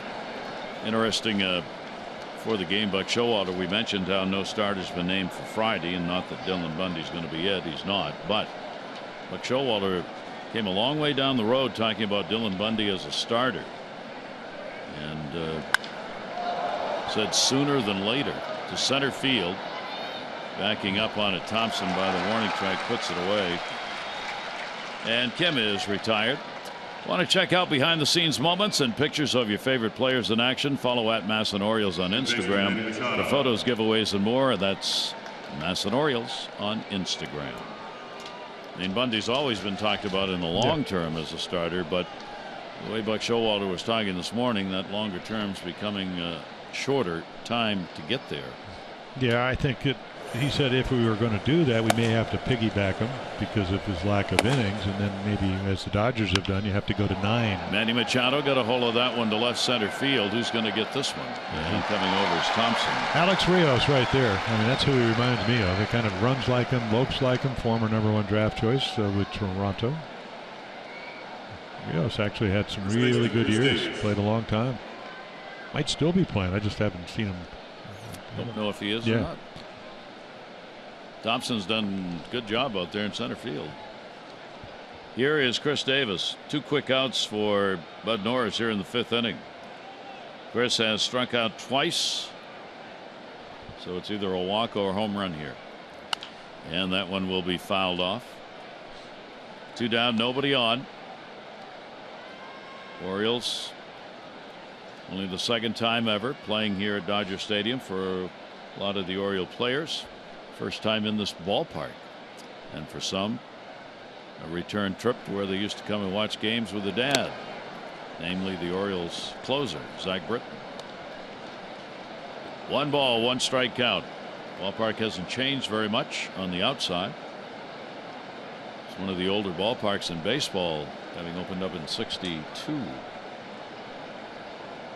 1-1 delivery on the way, and that is fouled off as well. And for us who have been around it even longer, we saw the Dodgers at the Coliseum, which still exists, where SC plays their football games. Yeah, you walk through the hallway to get to the elevators. Not that they have a press elevator. To get to the elevators, to get to somewhere up on the 5th floor where the broadcasting is. I mean, it's a history lesson. All the MVP, the Gold Gloves, all the things. And then you start looking around some of the players. I mean, some of the better players that have ever played Major League Baseball played for the Dodgers. Long history, of course, going back to Brooklyn. 2-2 delivery on the way. Davis will take it. I was wrong. It's another strikeout. So that's number 5 for Norris. 3 of those have come against Davis. It's still a 3-2 Oriole lead.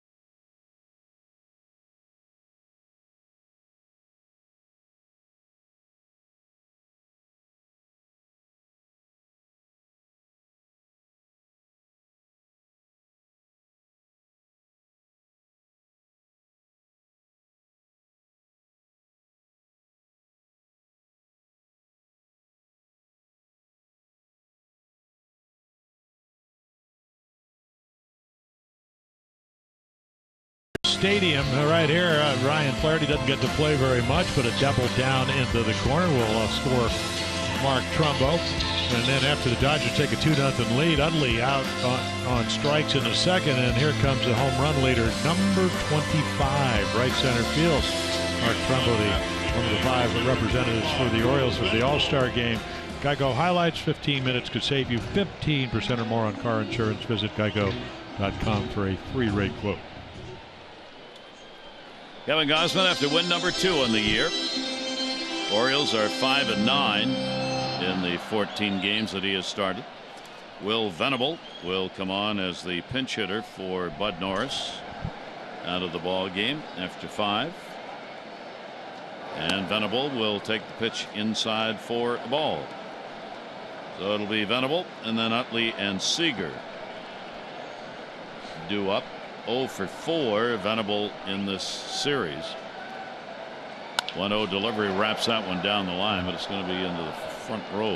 Yeah, boy, there's another information pitch. 93. You know, you can throw harder than that. Fastball count. He gets behind, and then you see the quickness. And part of pitching is understanding where the hitter can get the bat hit. And Venable got out in front of that one. Venable came up from the minors on the 1st of July for his second tour with the ball club. He'd been playing at AAA. Casey Fien in the bullpen. 2-1 pitch, and that one to second. Jonathan Scope, fine backhand play, and records the out. Buck Showalter applauds the play as you get that leadoff batter. Well, I know another guy, Kevin Gausman, because Venable centers it. You think it's going to get into right field? Can't go back. Vince Scully said, yeah, you know, if they turn the double play and Scope couldn't get a ball out of his hand, it cost the Orioles a run on 4th of July Monday night, but that happens so rarely. He is very, very special at second base. And a big first out. The only 2 innings Dodgers have had somebody on. The first leadoff batter, and in the 4th inning leadoff batter reached. Pitch will be taken for a strike. Utley got that single in the first inning, scored when Turner delivered his 12th home run. Utley has also struck out. Seager waiting on deck. Kevin Gausman with the 0-1. Lifts in the air, right field. Trumbo going back. Trumbo's at the wall, and that one's going to take a hit right at the base. It'll get away, but he'll get it in and hold him to a double. So Utley, a couple of hits in the ball game, and the potential tying run on at second.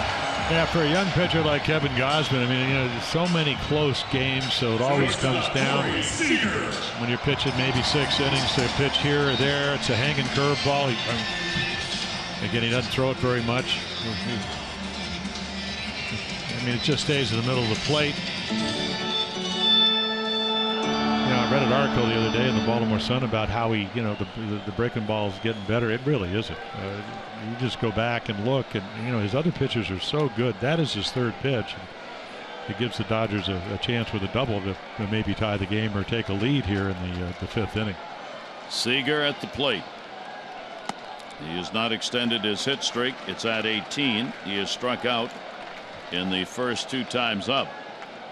So Corey Seager, chance for a base hit here to tie it up. The Dodgers now with 7 hits and the Orioles with 6.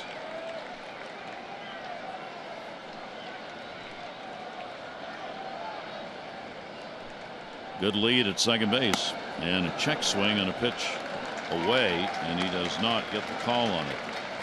Dodgers have only had 1 chance with the runner in scoring position in the ball game. 0-for-1 game in the 2nd inning, and they got 2 on, and Utley struck out. 2-0 count, 1 down. Seager, 22-year-old, headed to the All-Star game, as we said, one of the youngest ever in Dodger history. He's the 3rd youngest behind Fernando Valenzuela and Ralph Branco. They were the 2 youngest on the Dodgers ever to go. Yeah, what, 20? I had a radio person yesterday said 22 years old, and what, yesterday was 69 days, 70 days now. 3-0 count. Seager will foul that one away. His rookie streak with the Dodgers, the hit streak at 18, the longest rookie streak in Dodger history, was Tommy Davis back in 1960. And since the Dodgers moved out here, Davis had a 20-game hit streak back in 1960. 3 ball, 1 strike count. Seager to be followed by Turner as Kevin Gausman tries to work through the 5th inning and protect that 1-run lead. Breeze is picked up blowing to right. Chopper foul. It comes back over Caleb's head.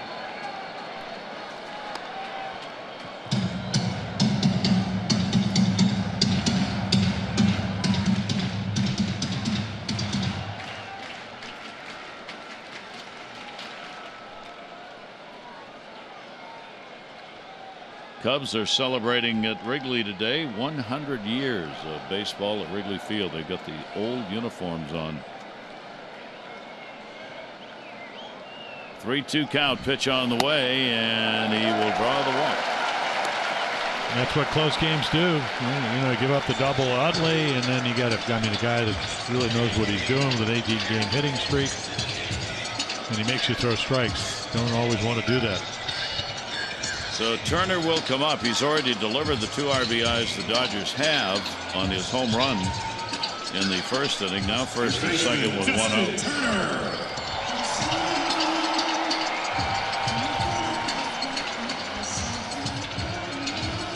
So again, you know, he hasn't won in 20 road starts, and you know, this is again since 2015, biggest difference home and road. And then you couple that, and probably one of the biggest couplets is the fact they don't score a lot of runs for him. That's just not a good combination. Certainly able to and capable and will pitch better than the way he's pitched on the road, but the club could play better. But he needs to make a pitch here. Pretty simple. Turner's been a good hitter in these situations on the year. 333. 2 on and 1 out. Justin Turner waiting. Will take the pitch on the outside corner for a strike. Yeah, he thinks it's outside, but 96 on the black. The home run was down and in. 93. 1st inning fastball.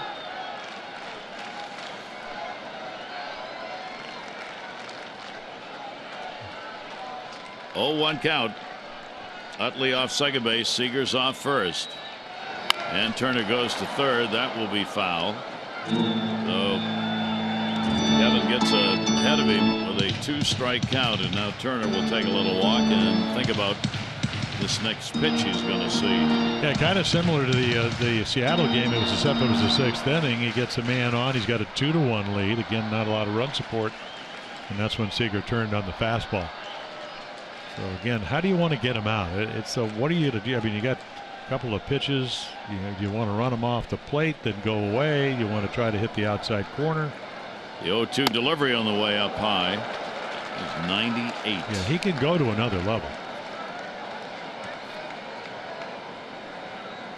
1 ball, 2-strike count. A little tight ball game here to wrap up this 3-game set in the Orioles West Coast road trip. 1-2, big secondary lead. Utley, the Orioles not holding him close. And Turner goes after one upstairs. He got him to go on the 97. There's a big K. Well, talking about making a pitch, this is it right here. 97. Look, it's up and in. And part of this is what's the count? Do I have to throw a strike? The answer is no, and he doesn't. But he throws it close enough. And again, this is reacting to the home run you threw early on. Those things kind of happen, but how do you pitch afterwards? Perfect pitch when you needed it. Now the veteran Adrian Gonzalez, a base hit, and he is flied out. Gonzalez too does well in these situations. 304 in the year for him. This is his first chance with a runner in scoring position today. 2 down. He goes down the left field line. Kim will come over. That will stay foul. That's the short porch here. Down that left field line. Little bit of room in the corner between the foul pole and the bullpen gate. Yeah, both of these fields. I don't even, it's hard to see from here. What, 330 shortest porch. Don't have much room to get one in. There you go, right there. 0-1 the count. And the pitch will be taken up high. Count goes to 1-1. Another big at bat. Well, it's funny. I mean, you talked about how Gonzalez. I mean, we mentioned the 2 games. The home runs are down, but the approach isn't, and that is to hit it where it's pitched. Saw it yesterday. Drove in the first run off at Tillman. Soft single to left. So if you're going to go in, go in. Right there. Right off the fist and that's right just a perfect back. pitch. And by doing that, number one, Klay Thompson's not Klay Thompson, that's his brother, but Trace Thompson's on deck. So I mean, he struck out Turner up and in. This is where you kind of mature as a pitcher. It's tough when you don't get a lot of runs. It's tough when you only have 1-run leads. Boy, but it really boosts your confidence if you can pitch out of these jams. And he's 1 pitch away from doing that. Gonzalez, number 3 all time against the Orioles, an average at .379. Runners off first and second, 1-2 delivery, and that's going to be taken down low. We're talking all-time average against the Orioles. Miguel Cabrera, 382 is number 1. Harry Heilmann at 381, played from 21 through 29, is number 2. Then Gonzalez, Ted Williams, and L. Simmons. 2 balls, 2 strikes. Delivery to Gonzalez is going to be outside. Yeah, so the distance run. Yeah. But it's not that you ever want to put the go-ahead run, even though it's only the 5th into scoring position. But when a guy follows my splitter that well, because you could see what he's doing, he's not going to overswing. You got to hole up it in. He's already established that. But out over the plate, Adrian Gonzalez is 1 tough out. Runners will go. 3-2 delivery to him. Gonzalez in the air. Jones coming. Jones coming. Diving. Can't get it. 1 run is scored. 2 runs. Throw coming to the plate. Not in time. A Texas League double with 2 down, and with the runners off, both Utley and Seager score, and the Dodgers have a 4-3 lead. Yeah, Kevin Gausman really makes a good pitch there. And he gets unlucky. Adam Jones with a hard tumble. Yeah, off the bat you think it's going to be a can of corn, but and then again he lands hard.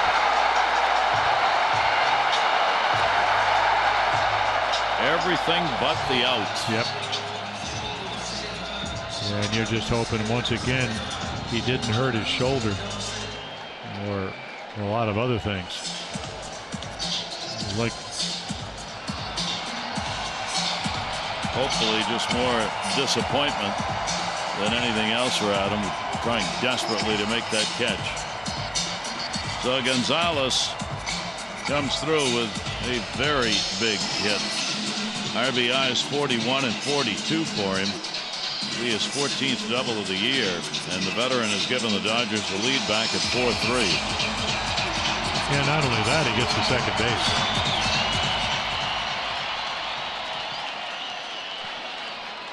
Chaz Rowe begins to warm up in the bullpen. Trace Thompson, he has grounded out, struck out, denied a hit on a fine play by Machado, his first time up in the ballgame. He'll pop that one up in the air. Caleb Joseph coming back, and that will go over the screen. How much of effect the breeze had on that ball that dropped in, I don't know, but it's been swirling. Usually you don't have much of a breeze here at all, but at times today it's blown to right, then it's blown to left. There's been a breeze here in Dodger Stadium today, and that ball just didn't go anywhere. Yeah, again, you just get a read, and the ball off the bat you think's going to get caught, and Adams not playing particularly deep, and it didn't look like he didn't get a good read on it, just like he dumped it in there. Yep. So Thompson with an 0-1 count. Gonzalez a big lead at second. It'll be outside. He's going to go to third. Wild pitch will be charged to Gausman, his 5th of the year.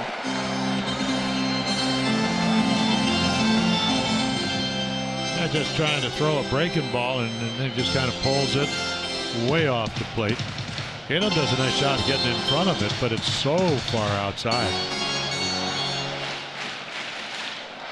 And that's a big play because Gonzalez doesn't run well. So if you do get a base hit hard, especially, Trumbo throws pretty well, especially Adam Jones. Easier to score, obviously, from third base. Thompson, there are 2 outs. 1-1 delivery on the way. He'll pop that one up again. Caleb. And again, in the same place. A couple of rows back behind the screen. Yeah, go back. You get Venable out. He hits a ball pretty hard, but Swope makes a great place, and then you hang a curveball. That's the way you fit Utley with breaking balls, but he gets it up. He hits a double and then the walk. And that represents the go-ahead run at this point. Only walk surrendered, and that run is scored. That's Seager. 1 ball, 2 strike delivery coming again to Trace Thompson. And he goes up and he's out of there. But the Dodgers have the big inning as they come away with a couple of runs. They do it on 2 hits and retake the lead 4-3.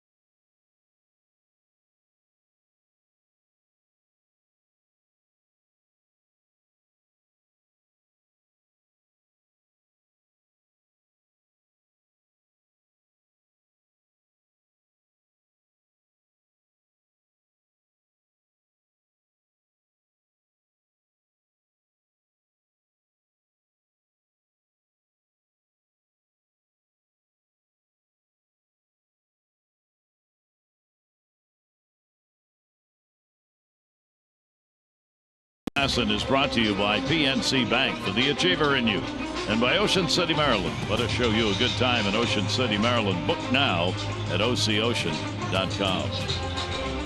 Dodgers go back on top. Has been a seesaw ball game. The lead in this one, they had a 2-0 lead at one point. Orioles tied it, took a 3-2 lead.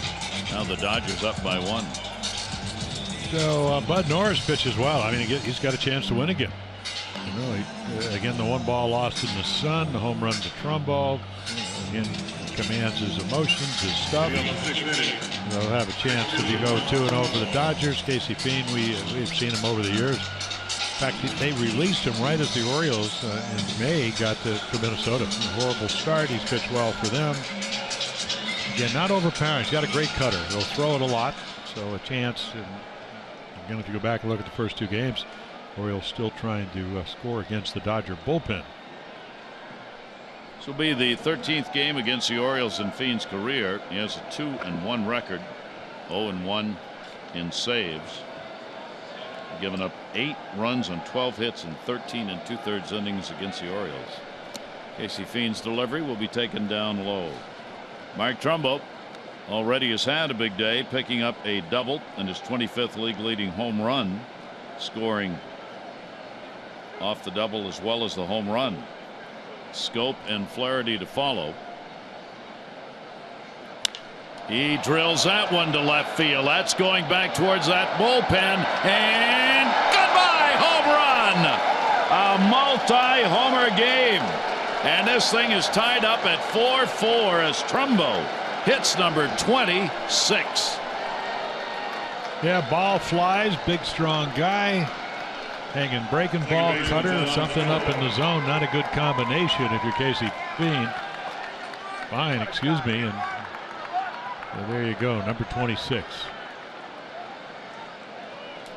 Boy, Trumbo, a 3-for-3 ball game and 2 home runs. And the Orioles have tied it up again on just that one swing of the bat. And here it goes. You take a look. I mean, it's just a cut fastball. It's up in the zone. No better high ball hitter. And with tremendous strength. So that takes care of the opportunity for Bud Norris to be a winner. He is non-decision in the starter, and this ball game's turned over to the bullpen, and the Orioles finally do get a run off this bullpen. And the very first batter faced here in the 6th inning. Scope is 0 for 2 in the ball game. Jonathan, not only a 5-game hit streak, but he has been on base 17 consecutive ball games.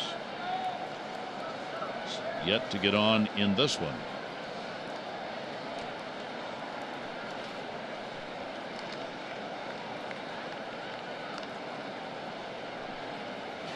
Oh-2 delivery down to third. That's a foul ball.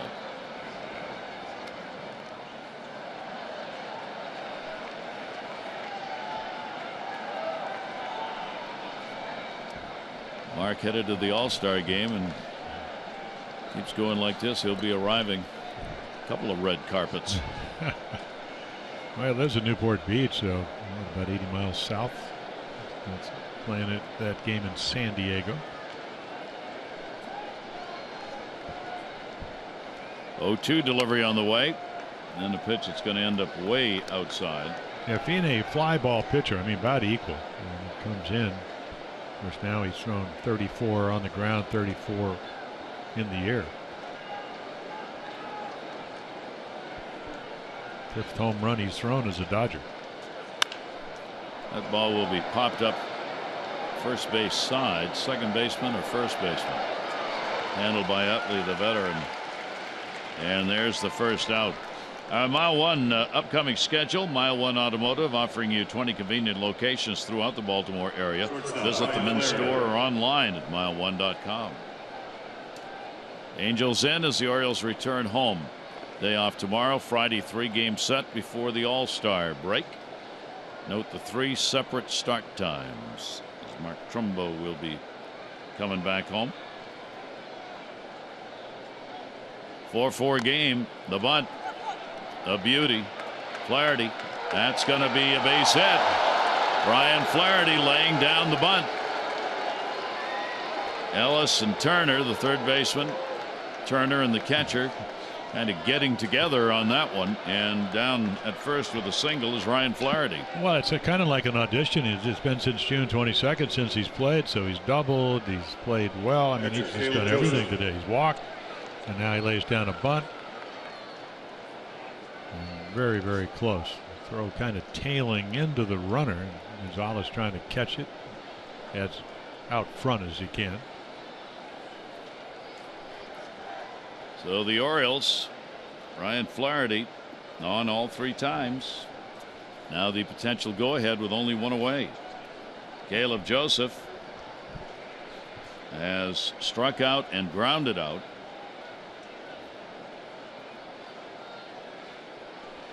And a swing and a miss on a pitch crisscrossing the plate.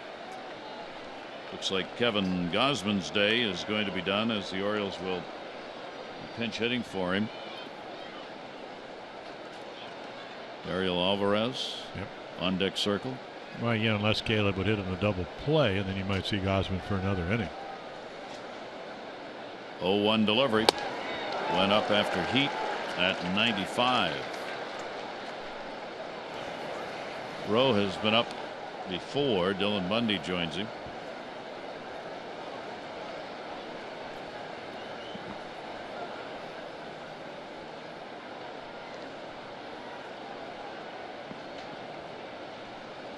Short lead at first base. And the 0-2 delivery on the way. And Caleb will keep his at bat alive as he fouls that one back. So a seesaw game. And again, each team's evened it up. 4 runs on 4 hits. Yeah, offensively, the Orioles, when you consider their home ERA for the Dodgers is 2.78. They've scored some runs.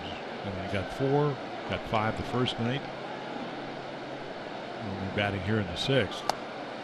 Taylor Joseph will be a strikeout victim.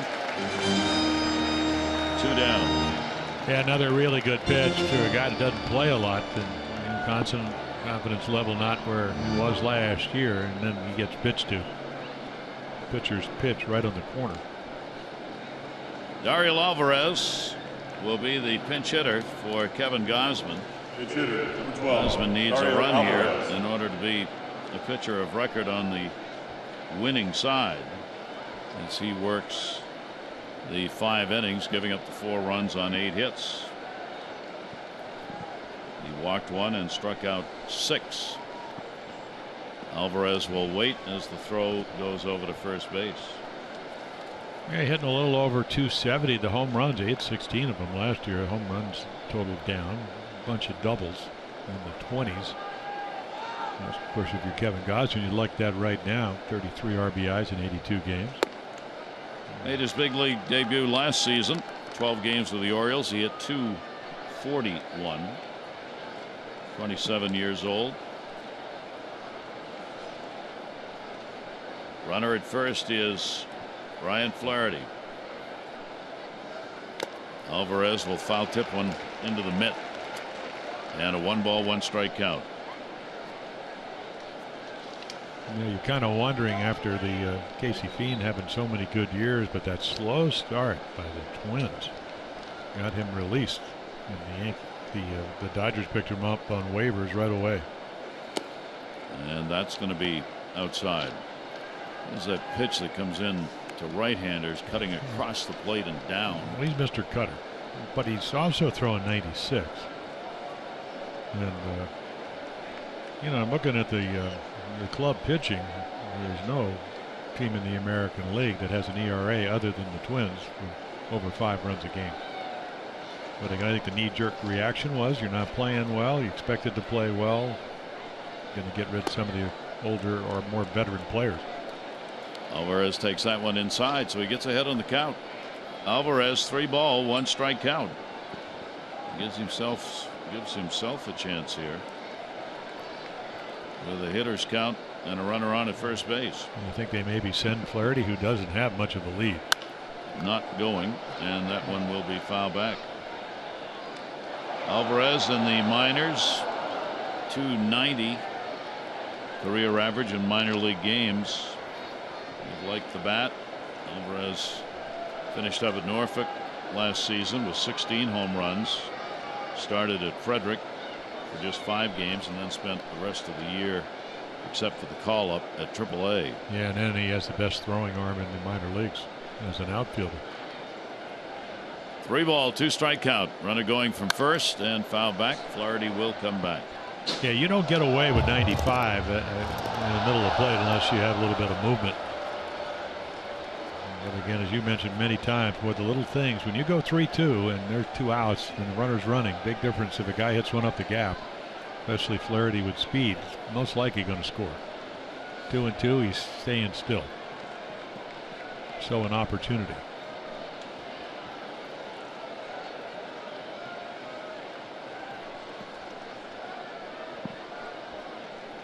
The delivery to him, Alvarez again.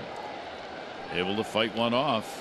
So the count stays full. 3 balls, 2 strikes, and another one of these deep at bats. Ariel Alvarez is going to see his 8th pitch. Flaherty gets his work out at first. To Kevin Gausman at bat. Gausman had one of these at bats and ended up walking off of Bud Norris.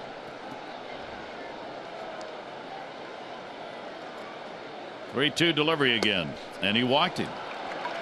So the Orioles, Alvarez as a pinch hitter draws the free pass.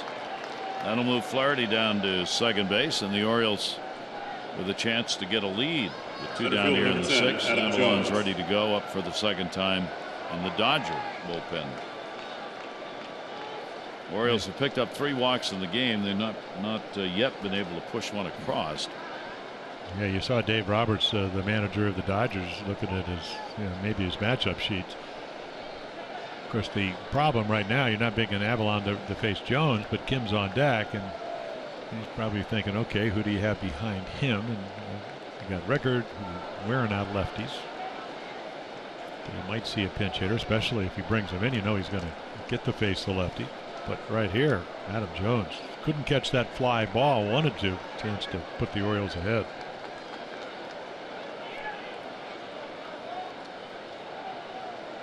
Adam a base hit, 1 for 3, and a run scored. Payne's delivery to him, and that'll be a swing and a miss and a pitch down and away.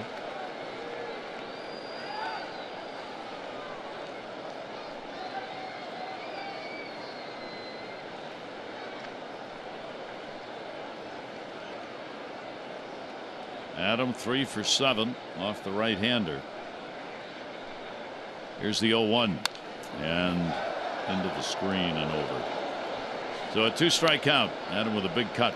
Good sign in one way right there. The fall he took trying to make that catch doesn't appear to have injured anything. Not swinging that hard. Yeah, it looked like when he tried to make the catch, it was such an odd angle that the landing gears collapsed because of the way he skidded and landed and rolled over. 0-2 with 2 down. Trumbo's delivered the home run leading off the inning that's given the Orioles the tie. Now Jones trying to get a base hit. Yeah, it's amazing. You're Kevin Gausman. You're sitting over the bench. You haven't won in your last 21 starts on the road. And you're just hoping that Adam gets it done.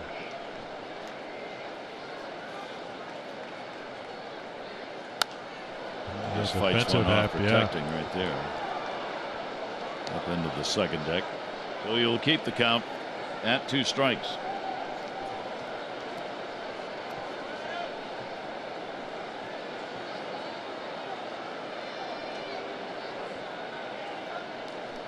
Really grinding this game out. Much the way the 4-1 ball game went last night. 0-2 delivery on the way. Jones reaching, pops it up, first base. Gonzalez, does he see it? Don't know, but Utley's going to take it anyway. The Orioles will tie the game up a run on 2 hits, 2 left on for Trumbo. Major league leader in homers, his 5th multi-homer game this year.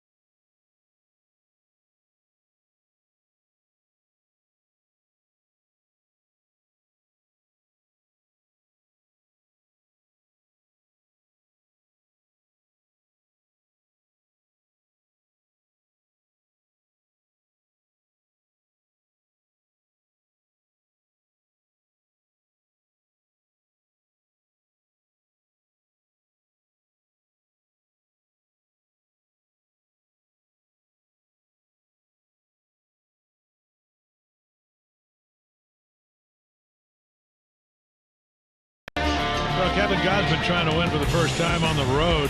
Gives up an early home run, but really makes some great pitches.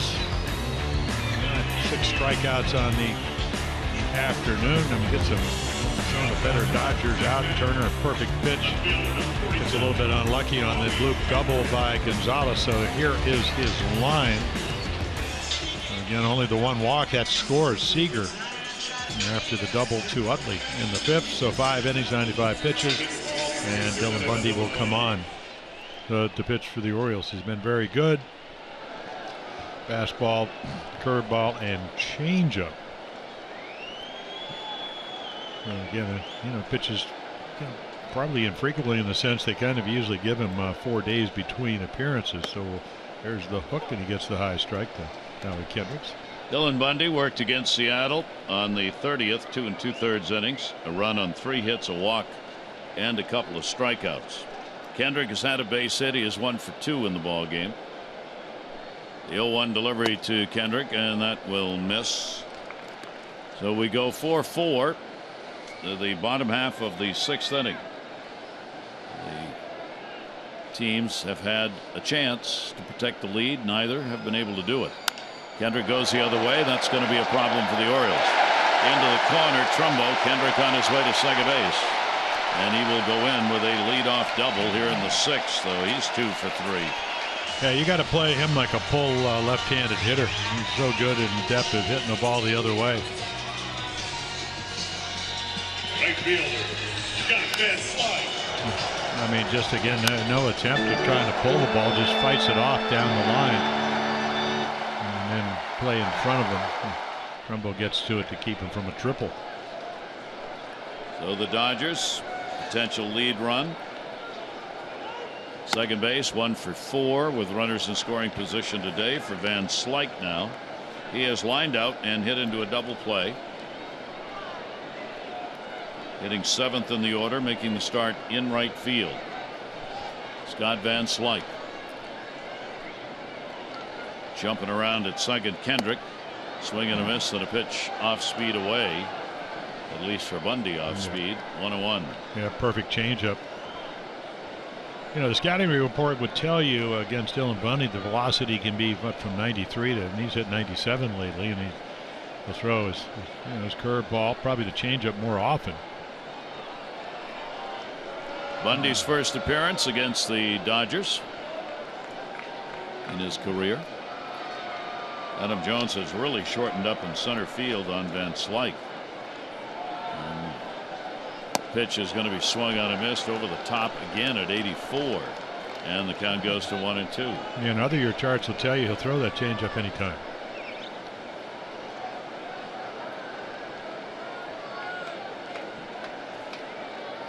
One, 2 count. Scope trying to hold Kendrick at second, and he chases one away, and he gets him. So Scott Van Slyke can't do what he wants to do, advance the runner even and make contact. And there's another changeup, 3 in a row, and it's a good one. Well, you talked about him starting at some point. He's going to do that because he is a 3-pitch pitcher. He's not just a young kid. I mean, #1 draft choice that just throws hard. He's got a feel for pitching and 3 pitches to go with it. Ellis has singled and flied out. 1 down. Kendrick at second base in the dirt. Well, my sense is, based on what Buck said this morning, is that the Orioles realize they've got to do something in the starting rotation to get somebody in there who's going to be more effective. Ubaldo, the only thing Buck will say about Ubaldo Jimenez is, we'll see. I mean, there's no vote of confidence there. It's going from start to start. Yeah, he's been so inconsistent, and you think he's kind of made some inroads, and it's not only he didn't pitch well in Seattle, it's just the little things. Grand slam on an 0-2 pitch, didn't field the bunt, balked, did all kinds of stuff which you don't expect for somebody that's a veteran. Tyler Wilson was sent down, 3 innings, 8 runs, a couple of 3-run home runs. You're right about that. So I think the plan is, look, we'll go out and we'll look. We'll see if we can get somebody a real starter for the rotation on the market. But that's going to be very hard to do because half the world's trying to do that. If we can't do that, then Dylan Bundy may get moved up this year rather than next year into the rotation after the All-Star break or the 1st of August. That's nothing definite, but I think the thought process is running in that direction. And for Ubaldo Jimenez right now, it's perform or you're out. And is he going to get another chance to perform? Remains a question as far as being a starter. Fouled away. He's already been to the bullpen once, but came back in a hurry. For a doubleheader, got a chance and took advantage of it, to his credit. but it was against San Diego, not one of the greater hitting teams. Now you're going to get back into your division, into the American League. You got to be at your best. We'll see how it all plays out on a day-to-day basis. And the other thing about Dylan Bundy, they're kind of using him like a starter. Maybe not 5 days, but at least 3 days and pitching on the 4th day. So they got him into a pretty good routine. Runner off second, 2-2 delivery on the way. That close, but won't get it. So the count goes 3-2. Kendrick with that leadoff double. Still down there at second. Scope keeps moving in on him with only one away to try and prevent him from getting any kind of a lead.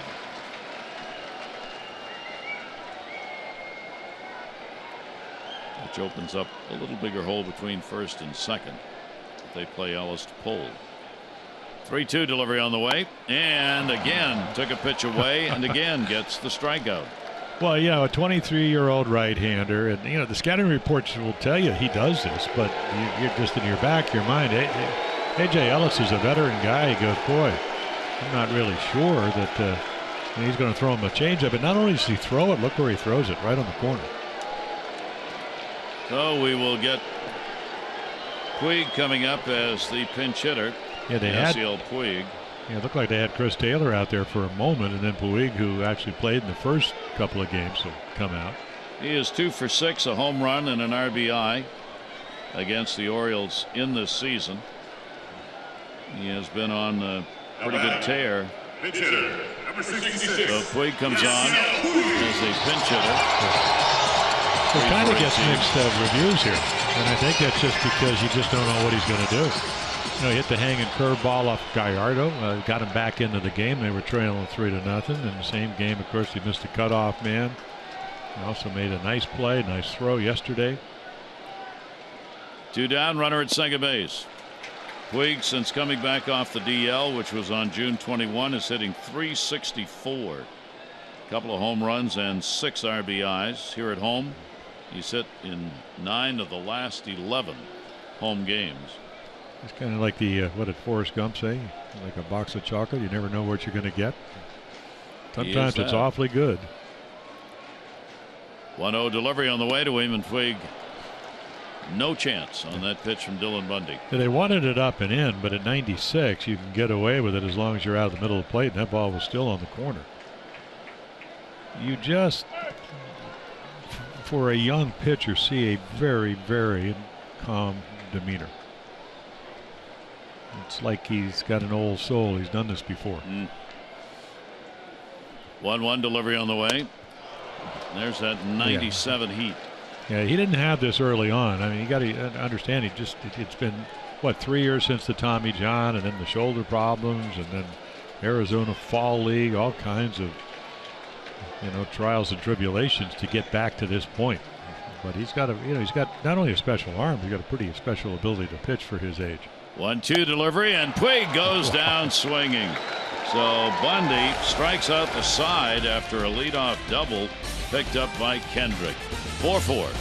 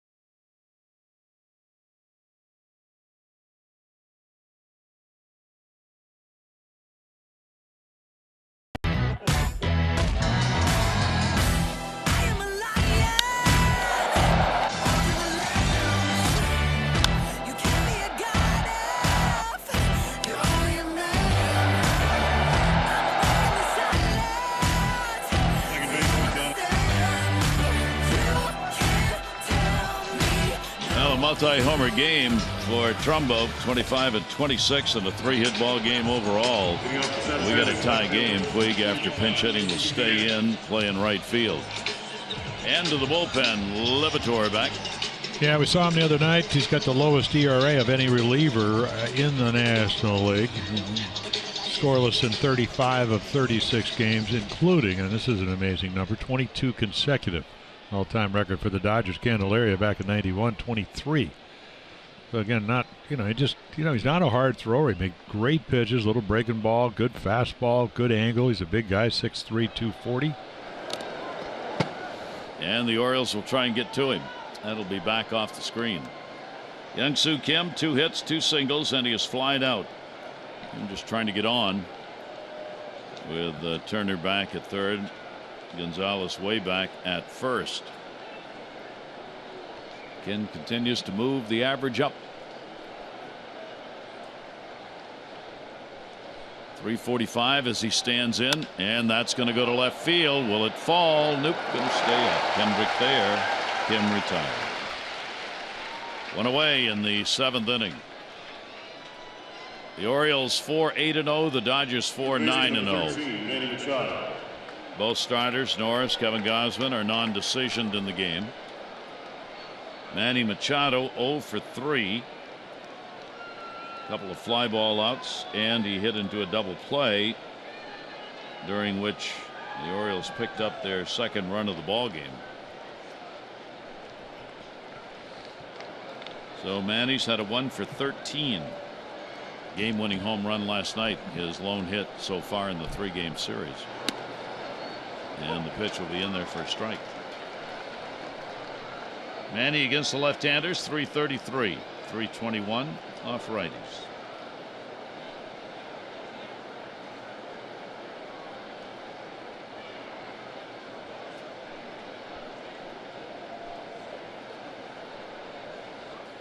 And that one will break inside. A 1-ball, 1-strike count. Yeah, it's amazing what happens when you, last year up and down 3 times. Kind of a journeyman till this year, and then all of a sudden you get a little bit of confidence, you get a little bit of experience. Lowest ERA in the National League. 1-1 delivery on the way. Livator will bounce that one. Opposing hitters at 161 against him. That's the 5th lowest in the National League for batting average. 2-ball, 1-strike count.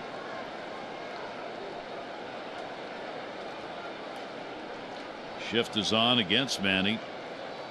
They play him to pull. He's got that whole right side. And one up high. Livator got him to chase 2-2. Our PNC inside the numbers. Combined home runs 24 and under. Yeah, trying to get a couple of Cubbies, all-stars, Chris Bryant and Russell, the shortstop that they traded for from Addison Russell from the Oakland A's. Manny Machado will keep his at-bat alive. Lewis Coleman in the bullpen. It's the way the Dodgers go. It's one inning. How they work their bullpen. They've been so good. Stretched out here in the last week. The starters have not gone particularly deep. Today, Bud Norris 5 innings. 2-ball, 2-strike count. And Manny gets eaten up and pitched down and in. Yeah, threw him a couple early, and then he got one fastball to hit, but it was over his head. He chased, and they got Livator back into the count, and then he makes a really good pitch with a slider. Yeah, it's funny, if you're Dave Roberts, you got him, and what lefties are hitting, or righties, they don't hit him that well. 211 lefties are at 127. Coleman, who's warming up, righties are 188 against him. And then they have 9 bullpenners. That's a lot. They get some of the starters back from injuries, going with a lengthy pen.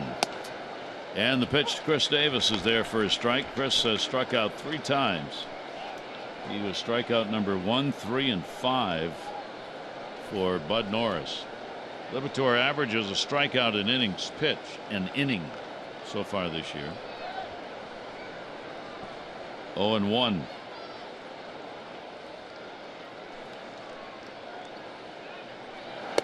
And Chris holds up. Did he go? Ooh. Like DeMuro said he did. 0-2. This is what he's looking at. Either way, somebody would have argued.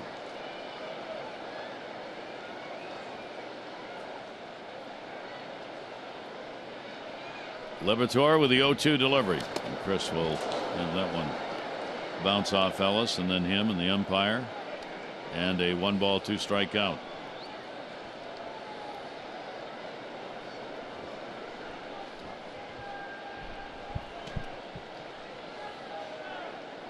Pinball machine on that one. Well, if you're A.J. Ellis, you never know if somebody actually commits and swings at it. You don't want to get by you.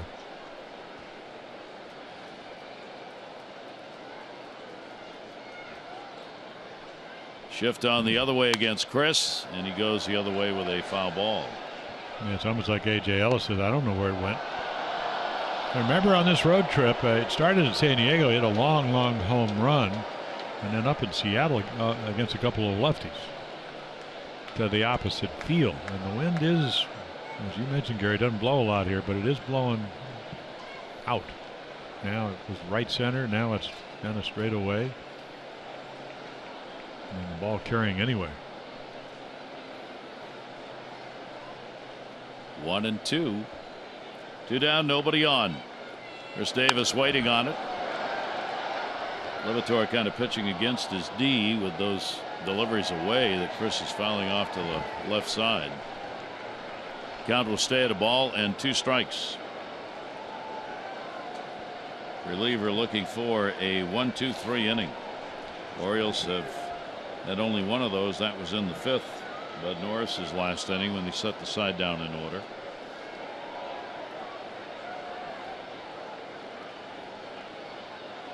One-two delivery again. Davis will take it outside.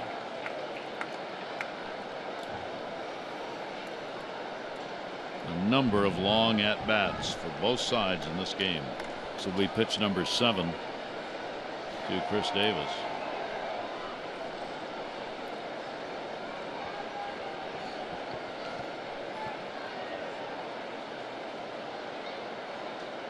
Liberatore with the 2-2 delivery, and Davis will take it full.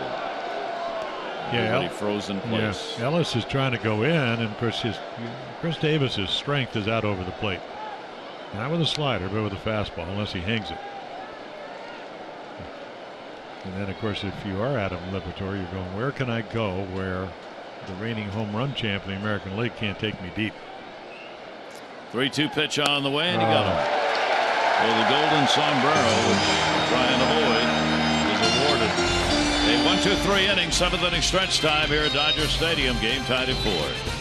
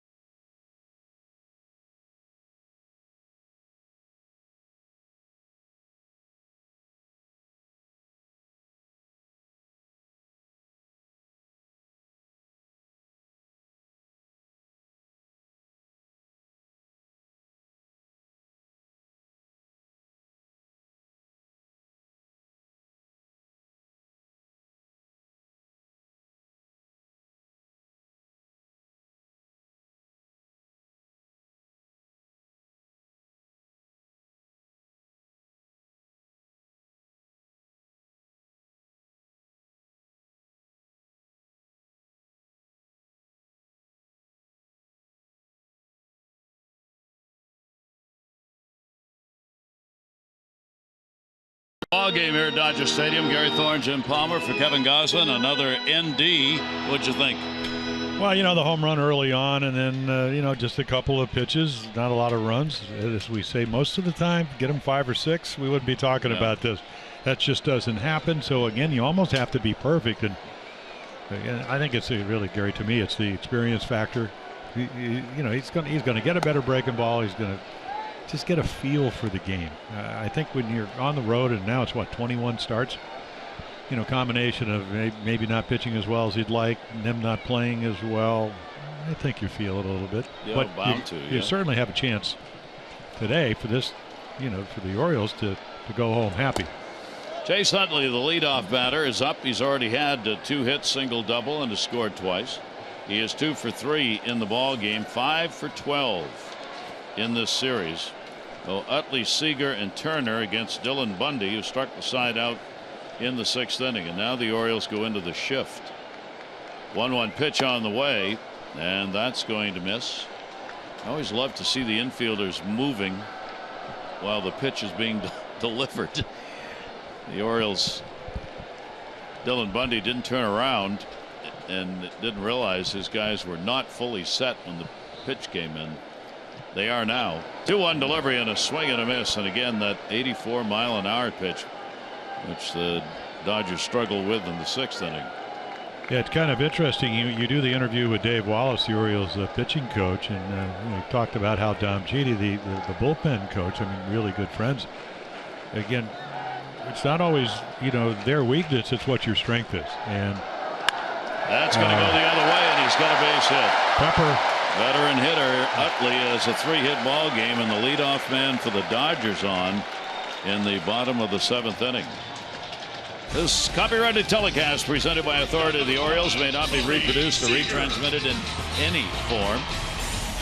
The accounts and descriptions of this game may not be disseminated without the express written consent of the Orioles. Joe Blanton getting loose for the Dodgers. Yeah, all he did was serve that ball into left, and what he does, he's got it. He's still run a little bit, as you mentioned, 37, but he gets Seager up.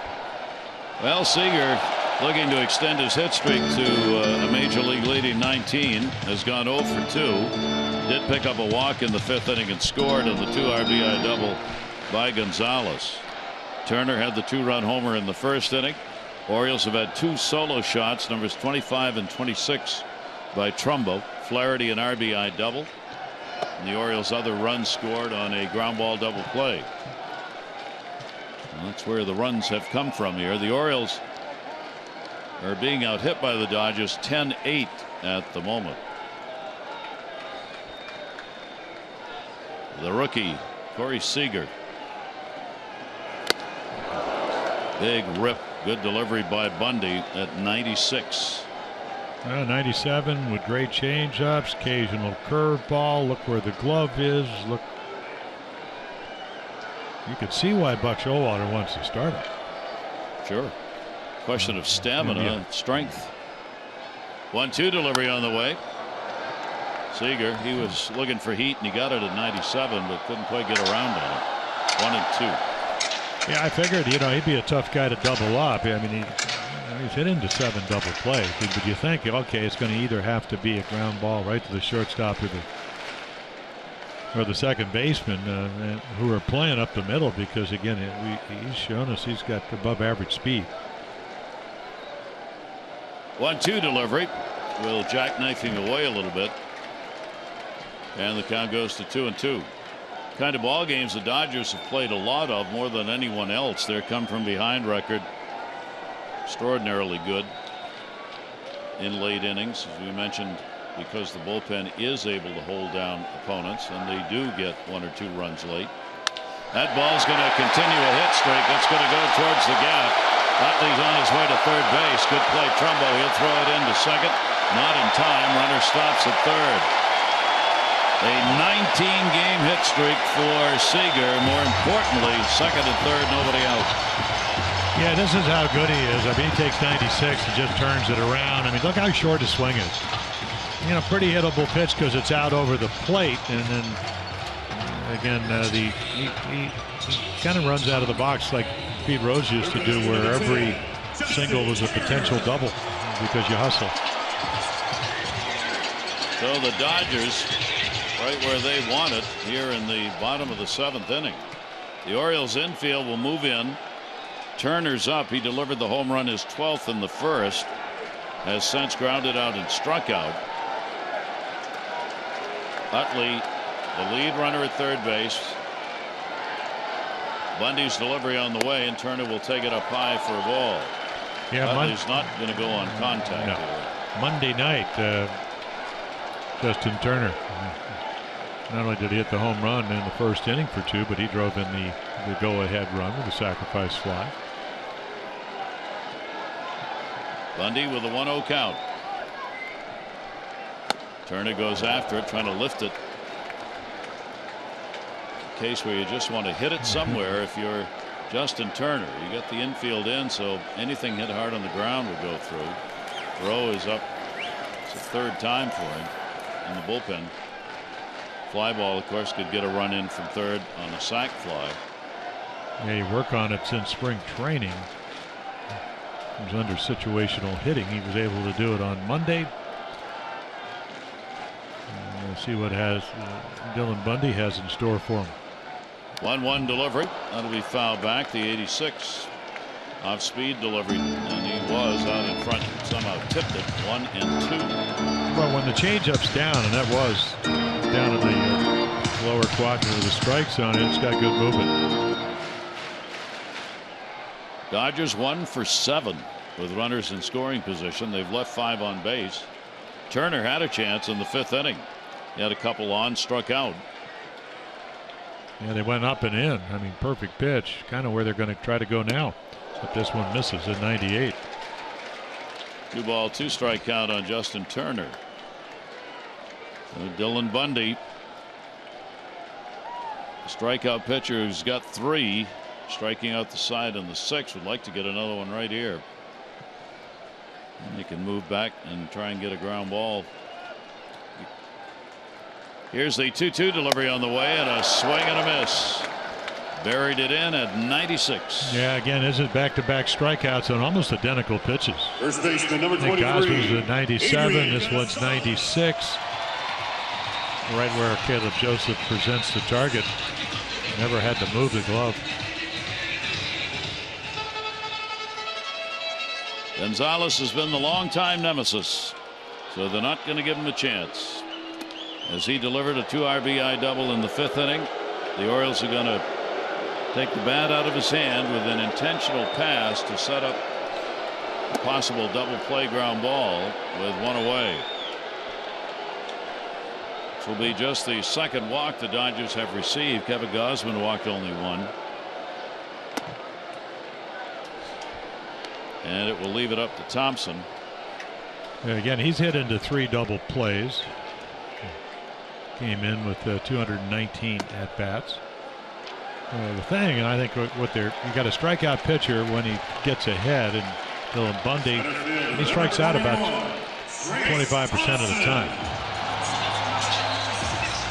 With very good speed, so there are no such things as a routine ground ball unless he hits it right at your infielder. Trace Thompson will come up looking for his first hit in this series. The 0 for 3 today makes him 0 for 11 in the 3-game set for the center fielder of the Dodgers. Bases loaded, 1 away. Ball game is tied. We're in the bottom of the 7th inning. And Trace Thompson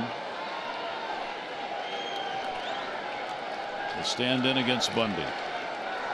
Utley, Seager, Gonzalez, the base runners for LA.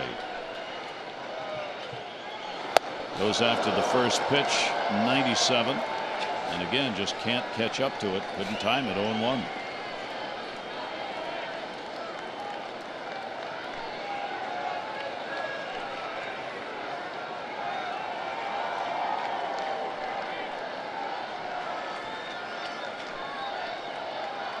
There's the 0-1 delivery to him, and another one foul tipped at the plate. 98.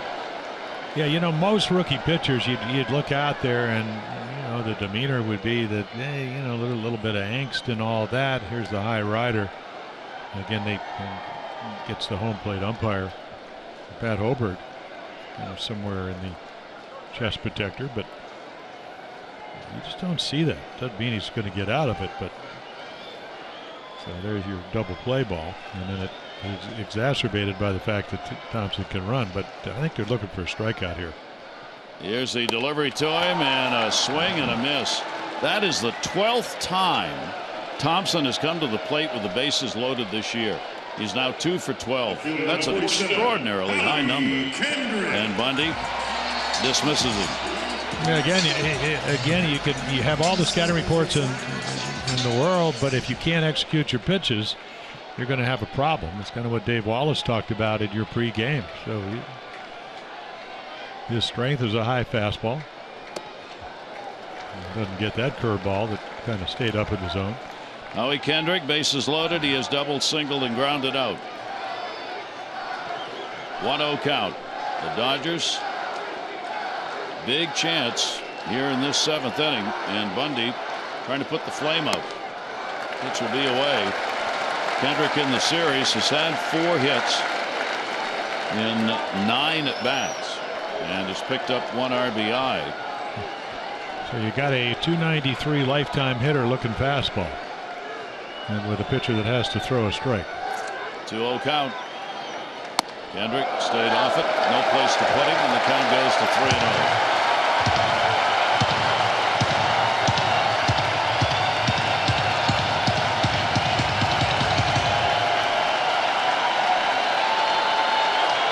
Count with 2 down. Bases loaded, tie game.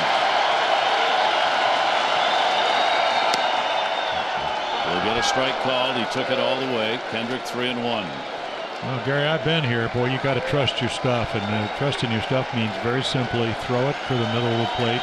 Hope that it doesn't go there. Tough hitter at the plate. 3-1 delivery. Kendrick will foul it back, and Bundy comes back and makes it a 3-2 count.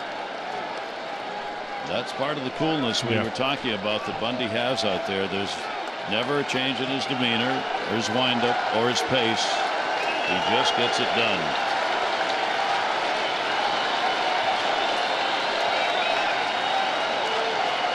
Can he strike the side out again? He did it in the 6th inning. 3-2 delivery on the way, and he did. He got him on a called 3rd strike. So Dylan Bundy, with the bases loaded, strikes out the side, getting Turner, Thompson, and Howie Kendrick to leave this game tied.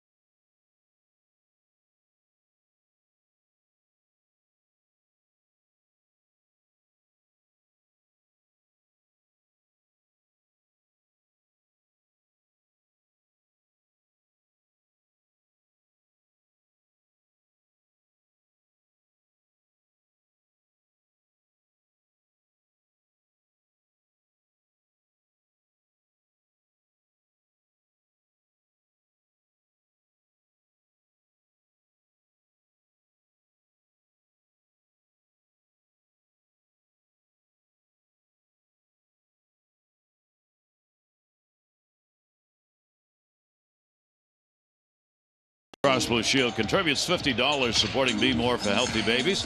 Orioles have 249 walks, $12,450. Care First Blue Cross Blue Shield encourages each of us to take that first step towards a healthier and more active lifestyle. What a job done by Dylan Bundy. Libator's out of there. He worked an inning with a couple of strikeouts. Yeah, and Joe Blanton will come on, and he'll turn 36 in December. So again, not a lot of fastballs. Saw him the other night. Good breaking ball. I mean, he mix ups his pitches.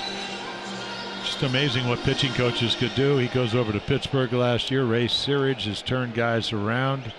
And he goes 5-0. He comes over here. I mean, unbelievable numbers. And again, righties, one of the lowest batting averages, 151, second of all the relievers. So Rick Honeycutt. Just Trumbo, the big day. Yeah. 3 for 3, 2 home runs, a double. Crossing the plate 3 times, leads the majors now with the 26 home runs. And a swing and a pitch down and away. Yeah, one to right. Tremendous strength that way, and then Casey Fiend, one to left. He tied it up at 4-4. He's never had a 3-homer ball game. He's had 5 2-homer games this year, 12 2-homer ball games in his career.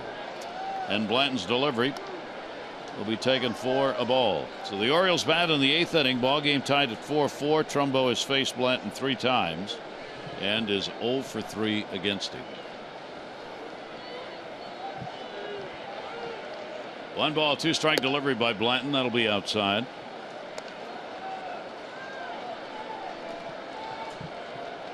$40,000+ on hand for the ball game today. Day game here at Dodger Stadium. Here's Bundy, 6 strikeouts, striking the side out twice. But if you say just that, you don't realize how tough that was. Chop foul. That'll go right off the plate. Bundy had a leadoff double in the 6th inning by Kendrick. Then he struck out the next 3.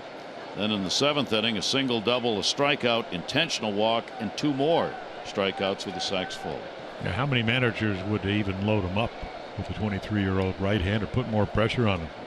But again, it was the right thing to do with Adrian Gonzalez at the plate. Just off the end of the bat to keep it alive. Yeah, you see Joe Blanton, a couple of years ago, he was starting, and for the Angels, he went 2-14, and then really didn't pitch a whole lot in 2000, and that was what, 13, 14, and then last year Kansas City and Pittsburgh. And now he's really done a great job for the Dodgers out of the bullpen. 2-2 delivered to Trumbo. He'll be followed by Scope and Flaherty, due up here in the 8th inning.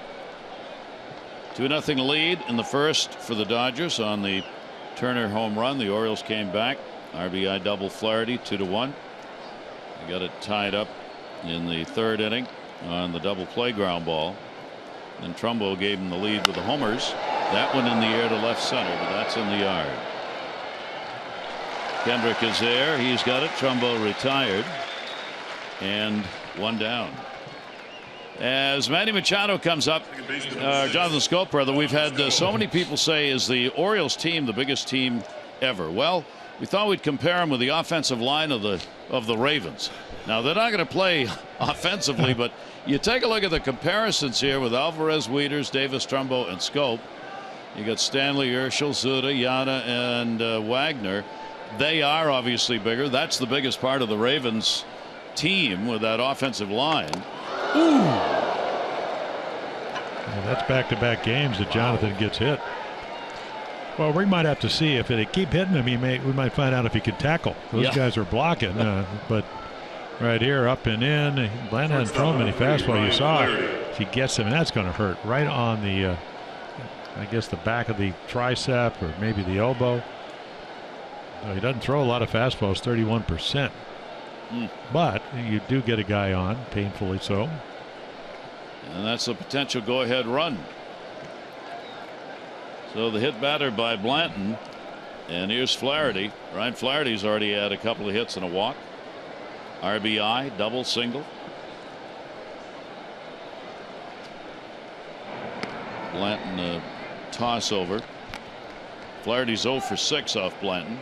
We thought it was Chris Hatcher. They got the stat wrong. 2 attempts, one successful. Hatcher threw over there, 4 times last night?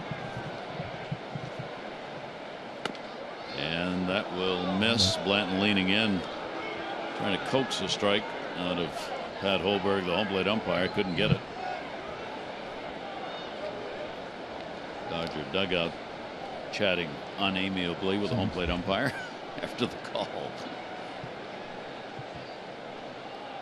1-0 pitch on the way through the 85-mile-an-hour pitch. Yeah, the good changeup.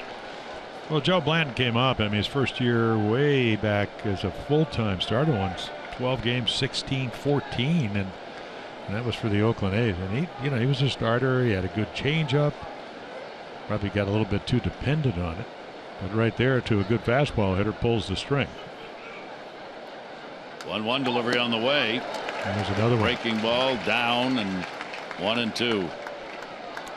Yeah, big guy, 220-ish, about 6'1", 6'2", and then just turns it over again. So Blanton gets ahead on the count of ball and 2 strikes. Red Brock in the bullpen for the Orioles. Flaherty with the outfield shaded to left. The 1-2 delivery fouled off. At stake is the series. The Orioles are 16-8-3 in series played this year. Yeah, the Orioles will go back to Baltimore with an off day, and then San Diego will come in for 4. Then it gets tough for the Dodgers. Got to go on the road. Tough 9-day trip after that. Dodgers playing at 21-22 on the road, 27-16 here at home.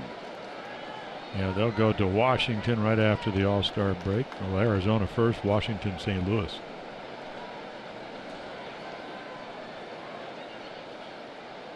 Runner off first base, and the 1-2 delivery looked at, down and away.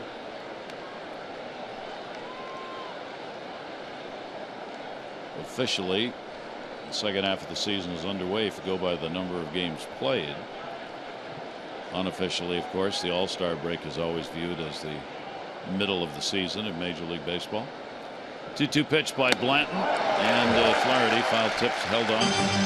Yeah, he's really got a good breaking ball. That's what he got Mark Trumbo to fly out, and he makes good pitches with it. Even though the target's away, I mean, he throws it down and in, but gets on top of it so it breaks well.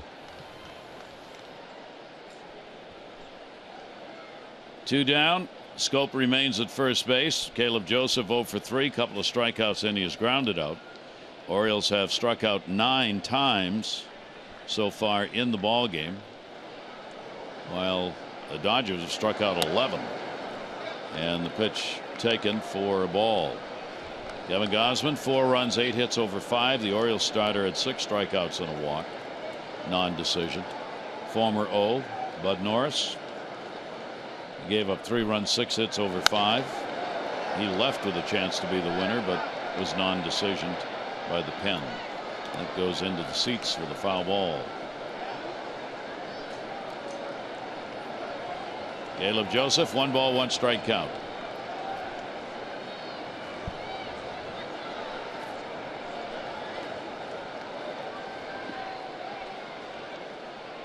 Joseph has not seen Blanton before. Gonzalez will hold the bag at first on Scope. Blanton's delivery to him. Caleb takes, and it's there. So Blanton with a 1 ball, 2 strike count.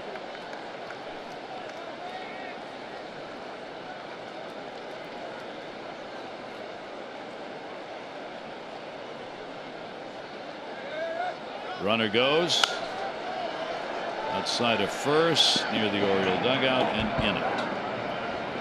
So Jonathan Scope taken off on the 1-2 count. Yeah, if he's not going to hold him and you get a good lead, again, he's only stolen 1 out of 2. So the Orioles only with 12 steals. They don't do a lot of running.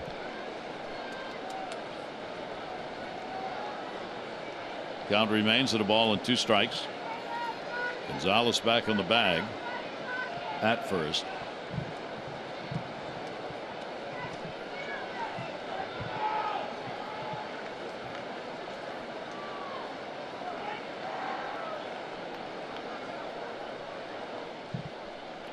They're going to turn Scope into a base stealer yet. Well, that is one of the ways to keep a guy from getting a running lead. Just hold the ball. And of course, that was a little bit longer than normal.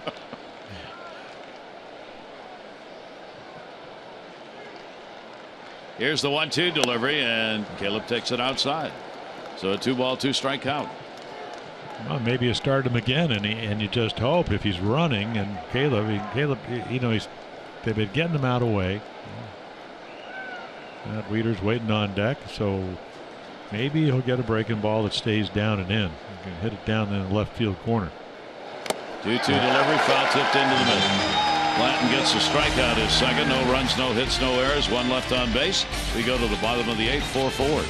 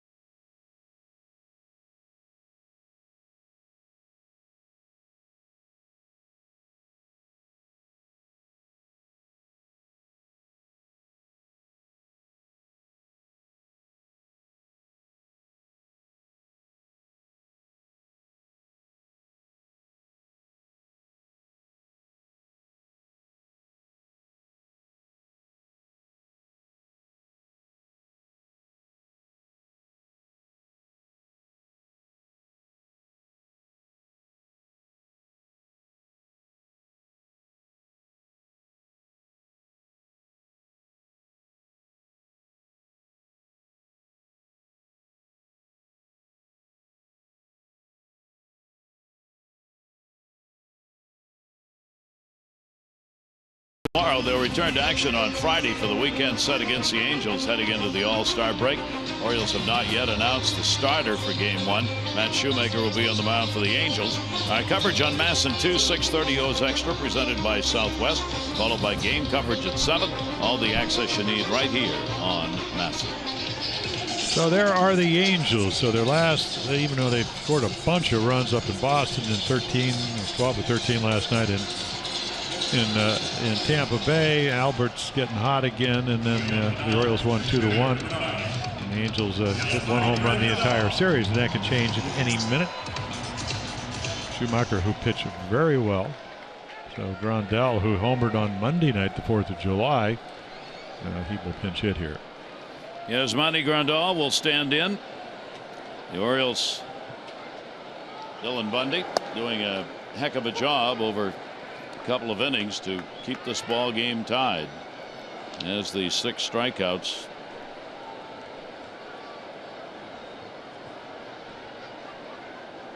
Grandal will take the pitch up high. So the Dodgers, now you're playing for 1.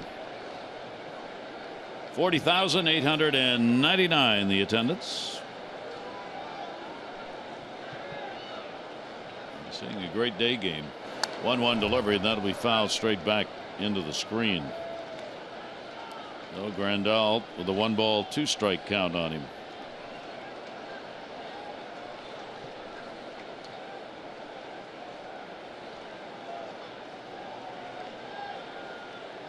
Grandal at an 0 for 3 in the ball game last night, ending a 4-game hit streak. Pitch taken up high. 2 balls and 2 strikes. A lot of strikeouts and very few walks from pitchers on both sides in this game. 2-2 delivery right there. So Bundy's got 7.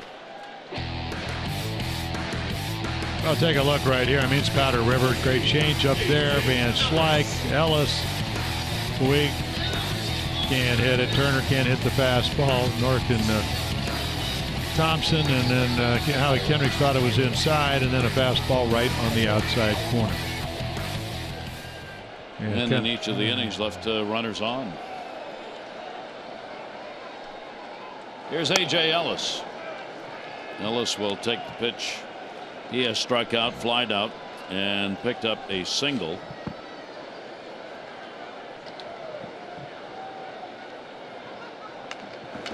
Ellis will hold off, maybe. Yes, he did. Puig is hitting in the number 9 spot, stayed in the ball game after pinch hitting, playing in right field, so he's on deck. Yeah, it's kind of amazing. Dylan Bundy's major league debut was against Minnesota on the 7th of April. Took him 5 appearances to strike somebody out. They made a big deal out of it. This afternoon, it's like strikeout derby, not home run derby.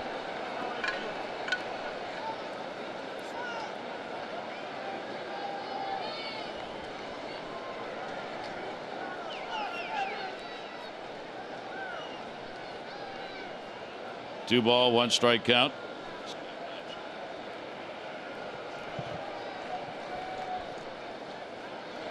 And that pitch is taken away.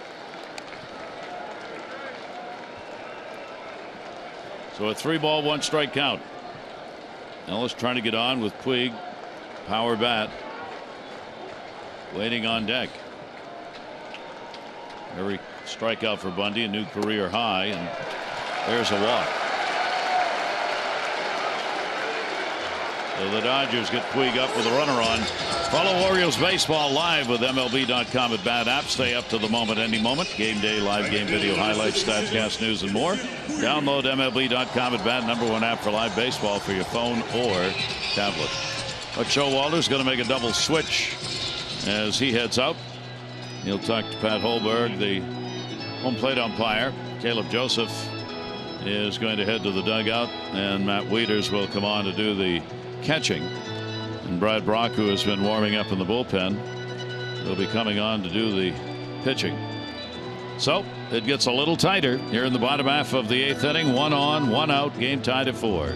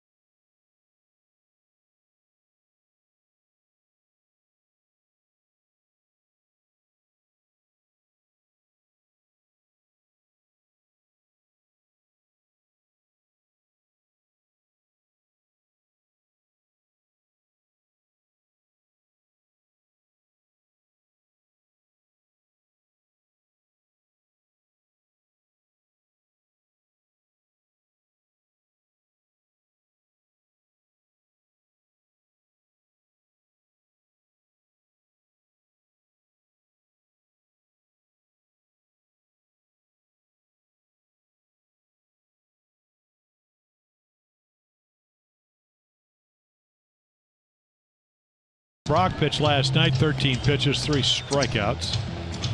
Made his first All-Star team, and you'll see some of the reasons why. 5-1, now 17-5 in his 3rd year with the Orioles.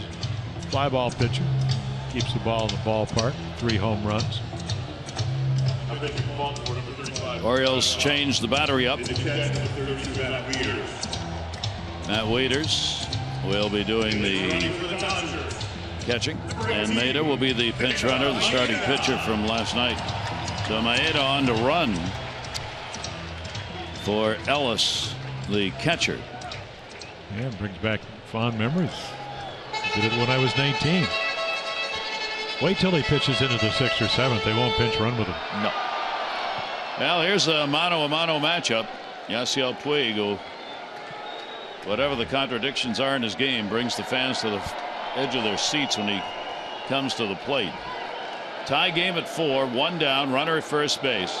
Maeda Matt Wieters behind the plate. Brad Brock's first delivery is going to be taken up high for a ball. Puig, 25 years old, limited last year because of injuries to 79 games played, and generating a lot of excitement at Dodger Stadium. 1-0 delivery to him by Brock. That'll be on the inside corner, perfectly located. Puig didn't think so, and the count's 1-1. Yeah, that inside corner, whether it's to Howie Kendrick or Puig, I think they think it's a little bit bigger than it should be. It's a nice little number, 13 strikeouts, 10 innings. Puig will take that one. Struck out in the 6th inning as a pinch hitter. And a 2-ball, 1-strike count. Oh, we saw struggle to score. Yeah, we saw his power. I mean, the hanging curveball. I mean, he smoked it. Almost just a little left of dead center. He's 2 for 7 in this series with a home run, and he was going for one right there. We talk about cool and calm. Dylan Bundy's got it. So does this guy, Brad Brock. Yeah, he said that's really part of really his maturation as a relief pitcher. Pitched well for San Diego, and then he had a little bit of trouble with the runners on base. They sent him out, whereas picked him up. Great trade by Dan Duquette. 2-2 delivery on the way, foul back. And then again, the work of being with Darren O'Day, and, sitting in a bullpen, and pretty good pitching coach at Dom Sheedy, as Dave Wallace said, it's out there. You kind of, when you come in, you get more comfortable. I don't think you ever become anything but on edge a little bit because of who's at the plate and whatever, but you have a better idea of what you need to do. And he gets him. So Puig goes down swinging, and the strikeouts just continue to pile up in this game as Brad Brock will get one. Yeah, perfect slider down and away. Second baseman number 26. I guess in a perfect world, you'd like to have him make contact, hit a double play ball, but he swings right through it. And that's a good slider. So that leaves the runner at first base and the leadoff batter Chase Utley. 2 down. The Dodgers have struck out each of the last 2 innings, and the outs in this inning have been strikeouts. Utley's got a doubles, couple of singles, 2 runs scored. He's 3 for 4 in the ball game. He's had a big series, 9 for 13 against the Orioles in this 3-game set. 2 down. Ball game at 4-4 in the bottom of the 8th inning. The Dodgers with just a load of opportunities, unable to find the big hit. That's been a problem for them all year. They live on their pitching. Made off first, that one down the line with a pinch runner Matter. That's going to be all the way to the wall. Trumbo. Maeda coming around third base, will be held. Good relay by Trumbo. Throw over to third just to get him back to the bag. Yeah, he hit it too hard. So 10 for 14. That's a nice little series. Maybe a splitter that stayed up, and then he just smokes it into the corner. Trumbo makes a nice play because he gets it on the hop off the wall, and right there he hits the cutoff scope. Kind of ill-advised throw, because if it gets by Manning, nobody's backing up. Yeah, if you're Brad Brock, you're kind of between home and third. I think there's going to be a play at home, but not at third base. So Seager, the rookie, a little respect here, will get the intentional pass so they can get Turner to the plate. This will load the bases. This is the second time in the game that Buck Showalter has chosen to load the bases with an intentional pass. Well, they hit what, about 248 with runners in scoring position, but 2, 3, 4, and really 2, 3, and 4. Turner among them over 333. Seager came in at 311, Utley at 287, Gonzalez at 304. So you choose who you want to pitch to. The intentional pass will load him up. Third baseman number 10, Justin Turner. Justin Turner. Turner has had a day full of opportunities. He got the home run in the first inning with a runner on. And he came up in the 5th inning with a couple on and struck out. He came up in the 7th inning with 2 on and he struck out. Now he's up with the bases loaded.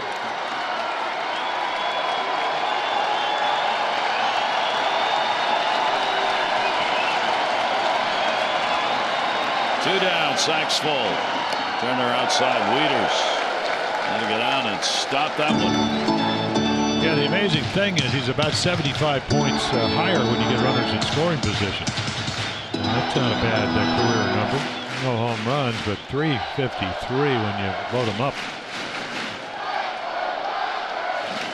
Brad Brock. Lefties, righties, neither have done much against him this year. Ooh, mercy. Wieters saves probably a run on that pick. Remember, he just came in the game. Yeah, change up that bounces, and he snares it. Easily could have gone to the backstop. So here you go. Got to throw a strike. Good fastball hitter. You would imagine Brad Brock would throw him a fastball. Kind of what Bundy had to do to Kendrick when he got behind him 3-0. Maeda, the pinch runner, the pitcher at third base. Utley at second, Seager at first. 2-0 delivery on the way, and he popped him up to short. Flaherty back, and he's got it, and that will do it in the inning. The Orioles living on the tightrope, but so far they've found a place to put their feet. 4-4.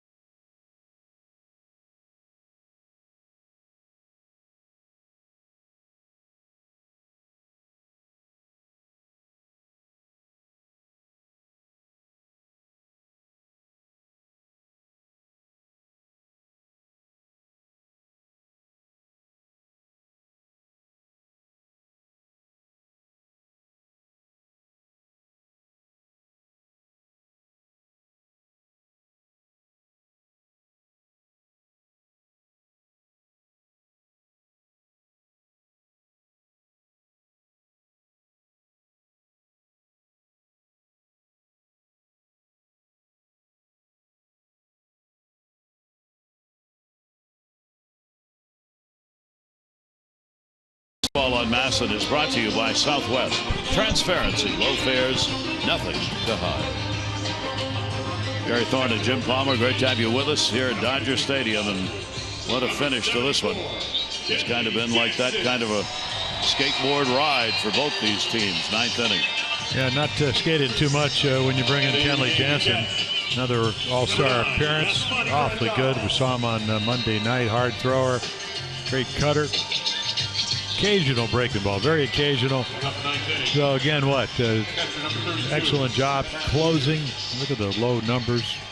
Righties again, the one don't hit him much. 115, only one home run. So it appears, Gary, if you're going to score off him, you got to maybe manufacture a run. Grandal will be the new battery mate. He came on to pinch hit, so Ellis out. So we go to the ninth. The Dodgers have left 11 on base, and 7 of those have been in scoring position. They have 1 for 11 with runners in scoring position in this game. Matt Wieters will lead it off. First at bat for Matt in the game, and he'll foul it back off Casey Jansen. Wieters 0 for 2 against the closer.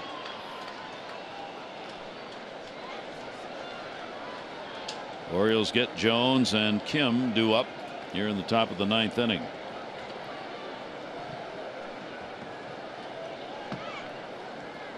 The 0-1 delivery, same result.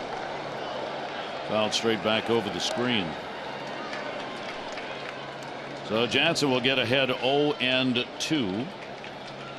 Wieters here in the series has had a 3 for 8. He has scored 1 run.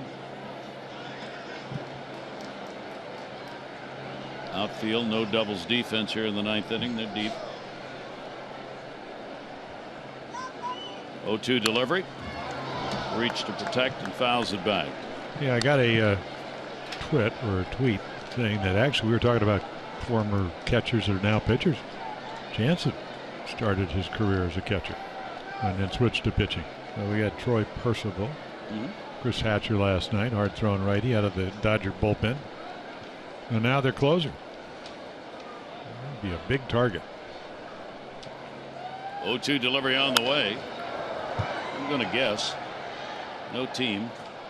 No, it wouldn't be right. I was going to say no team has probably ever had 2 former catchers be in the same bullpen, but probably back along there probably were. Well, I'll tell you one thing. If I don't know if anybody's ever going to charge the man with him catching, because you never get out of the batter's box. He's a big, big man. About 6'5", 260. Here's the 0-2 delivery on the way and upstairs. It really doesn't matter how big you are. If you have a good windup, and he does, watch him look his left. Watch how he uses his left arm to extend down through the rubber. Yeah, he'll fall off a little bit, and here's a high rider at 98. So again, you give him a lead, you give him a tie game, because obviously he's in there to keep the game at 4-4 and hope that they'll win it at the bottom of the 9th. It's the 11th strikeout recorded by the Dodger pitchers. Oriole pitchers have struck out 14. That's a lot of Ks in one game combined. Here's Adam Jones. Adam with a base hit, a run scored in the 3rd inning. He's flied out, popped out, and grounded out. Orioles have had the 2 home runs by Trumbo. Jones on a heater. Flaherty's delivered an RBI base hit, and the Orioles have a run scored on a double play ground ball. 2-run homer by Turner in the 1st inning, 2 RBI double by Gonzalez in the 5th. Those are the 4 runs on the board. As the Orioles are 4-8-0, the Dodgers are 4-12-0. Orioles have their closer ready to go in the bullpen. Jansen's pitch, 95. 0-2. Yeah, 36 saves last year, 44 the year before, and not only does he have 98, he's got a little bit of cutter, which gives him incredible movement. That's a pitch you don't really, maybe about 3-4 miles per hour slower, but you don't pick up the spin. Adam is 0 for 3 against Jansen.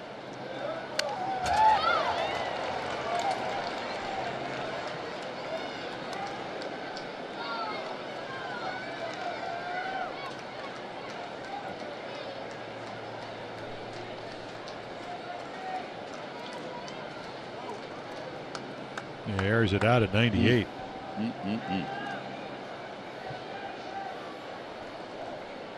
Adam feeling that one.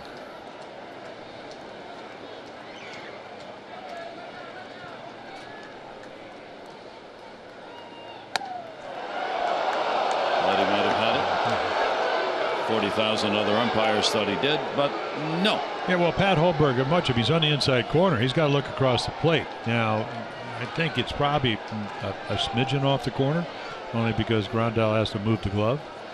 But if you're going to get a ball, it's right to where his eyes are, and that's inside part of the plate. Of course, it also, if you can turn on it, which is hard to do, that's home run territory. 1-2 delivery, and he got him. Came back to 86. That's a nice little breaking ball when you're throwing 95 to 98. Be able to execute this pitch. Young-Soo Kim, 2 for 4, a couple of singles.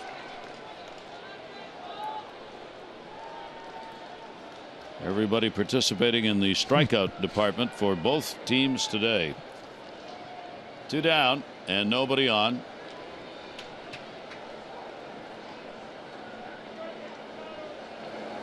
And the pitch is taken for a strike. Curaçao against South Korea in this at bat. The international flavor of baseball. If you go to Curaçao and you find the right street, Kenley Jansen wears the uniform number of the that's on his house in Curaçao. 74 or something. Yep. And that'll be fouled back over the screen. Well, time to visit MASNsports.com/CareFirst to vote for our Care First Fearless Player of the Game. Live fearless with a name trusted for over 75 years. Care First Blue Cross Blue Shield. 0-2 count.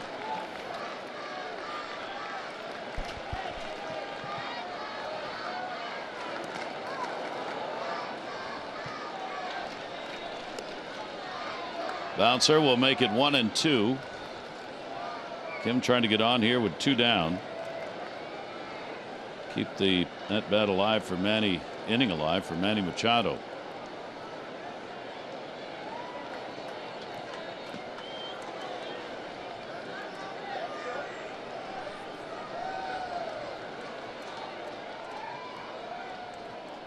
Here's the 1-2 delivery.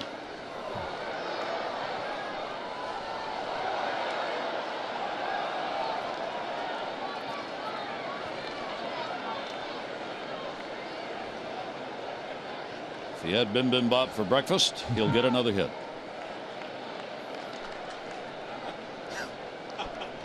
He just had bacon and eggs. I don't know.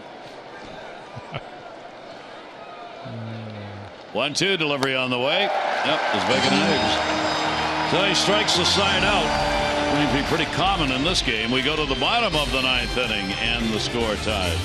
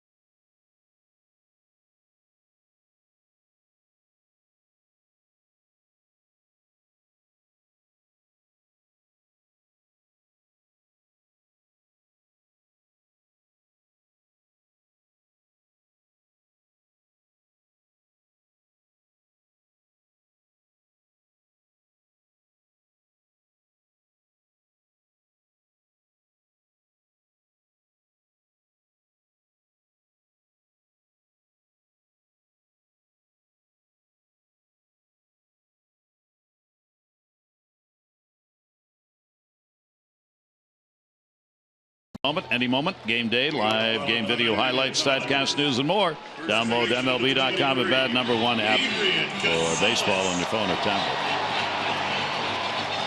Bottom of the 9th inning in the rubber game of this 3-game set, and a good one. Tied at 4-4. The Orioles picking up a 4-1 win in the ball game last night after losing the opener 7-5 on a Dodger comeback late in the game. Brad Brock will stay on the mound. Gonzalez up. Key hit, 5th inning. Pops that one up in the air in the shift. Who can see it? Flaherty will put it away. The shortstop makes the catch for the Orioles, and Gonzalez is retired on 1 pitch. Yeah, you had to pitch to him. They pitched around him the last time. And with Brad Brock's capability, see how it goes of getting anybody out. Here is Trace Thompson. He too is trying to avoid the golden sombrero. This will be his 5th at bat. He grounded out his first time up, actually robbed of a hit on a fine play made by Manny Machado at 3rd, and then has struck out 3 times. Pitch will be taken. 1-0 count.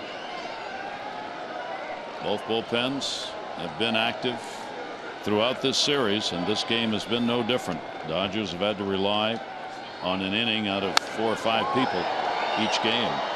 Foul back and a 1-ball 1-strike count. Avalon has been up a couple of times in their bullpen. Yeah, I saw him last night. Traded from Atlanta last year, up and down this year. Yeah, Thompson, they've been able to get ahead and then just ride the ball up in the zone. And a lot of his home runs looks like a better low ball hitter. And there's a changeup. Yep.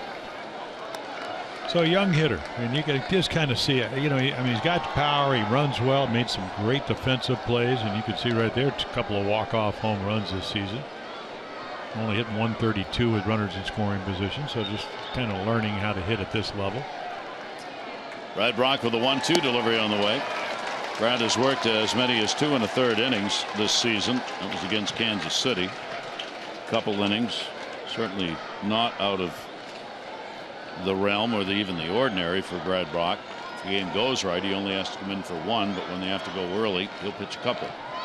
2-2 delivery on the way, and then he's into the seats and foul. So Trace Thompson holds the count. 2 balls and 2 strikes. Howie Kendrick is waiting on deck.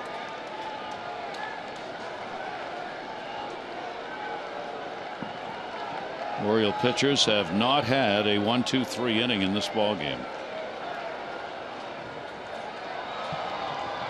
Brock with a 2-2 delivery and check swing outside.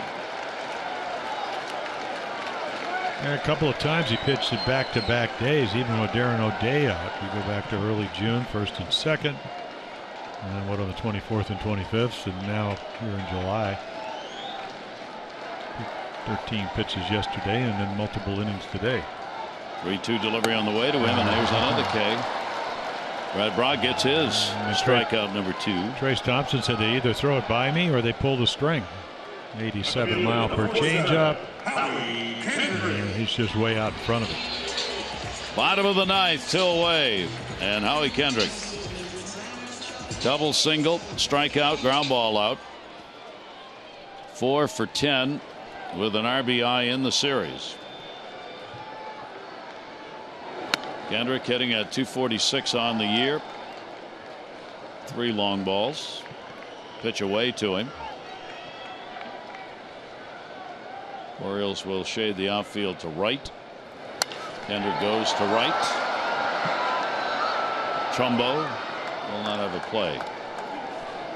Yeah, unless you hang a breaking ball, I mean, he is very content to hit the ball the other way, and we've seen that all series. Right here, what do we want to do? Kind of inside it out of that fastball was down and in. And my biggest concern now would be what ball can I throw that he's going to be able to pull for power, and that would be pretty much only the breaking ball. Brad Brock, 1 ball, 1 strike count. Kendrick will take the pitch way outside. Kendrick, a home run, 1 here this year, 2 on the road.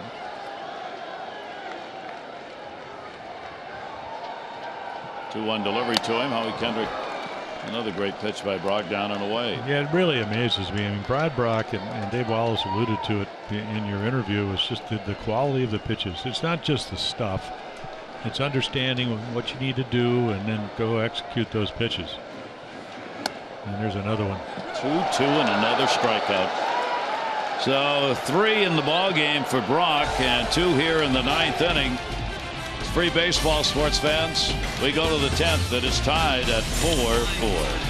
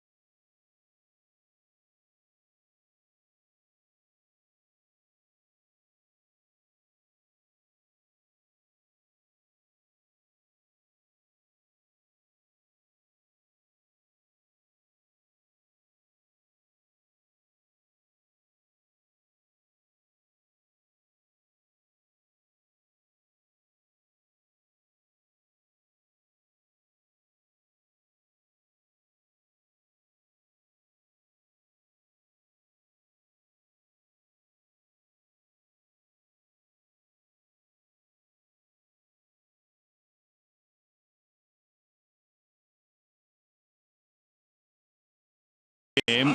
Kevin Gausman, the Orioles starter, 4 runs on 8 hits over 5. Trumbo has had the big day, 3 for 4, 2 home runs, 3 runs scored, had a double in there. And Turner in the first inning, a 2-run shot for Turner off Kevin Gausman. Otherwise, 28 strikeouts combined in this game. Luis Avalon will come on to do the pitching.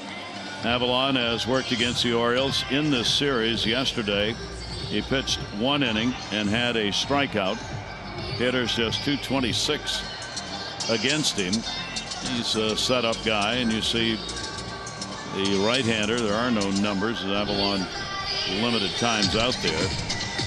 Oh, we'll see what the Orioles can do against him here in the 10th inning. Yeah, coming down the hallway, and Vin Scully, he says, would you call it a game marred by strikeouts? If strikeouts are marring, there's a lot of marring going on in this game. It really is.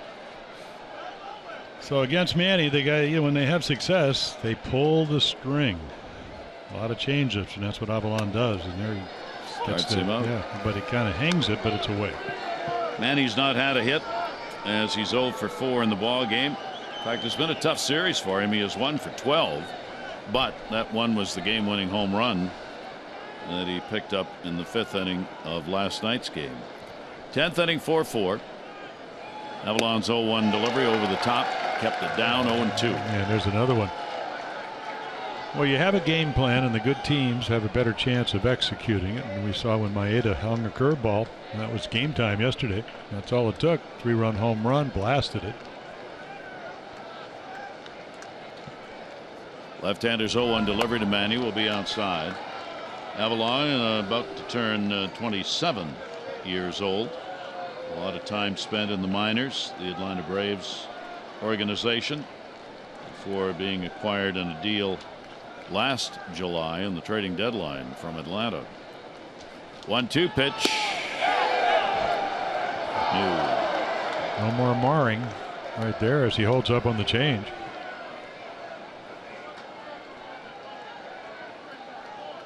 Didn't go far enough.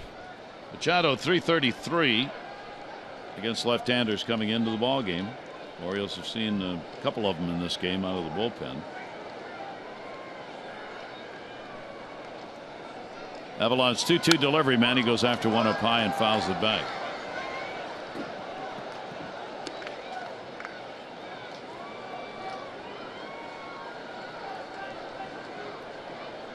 A 2-ball, 2-strike count. Dylan Bundy 2 1/3, no runs, 3 hits, 1 intentional walk, struck out career high 7. Brad Brock on for him. 2-2 pitch, and Manny gets jammed up high. Yeah, 81, 83, and then up and in again. I mean, this is what good pitchers can do. They can move the ball around, and so he gets him looking away and then just buzzes it by, but where? Up and in. It's pretty much what both teams have been able to do on occasion. Very few mistakes today by the pitchers. 4 consecutive strikeouts. Leaders, Jones, Kim, Machado. The last 4 Oriole hitters have all struck out. Chris Davis. He'll take the pitch up high. Chris has 4 Ks in the game. 1-0, 10th inning. The Orioles 2-2 in extra innings. The Dodgers 5-3 in extra inning ball games. 1-0 pitch took something off it. It'll be outside. Well, the one thing about Chris, he does strike out a lot, but you're always one swing away from pay dirt.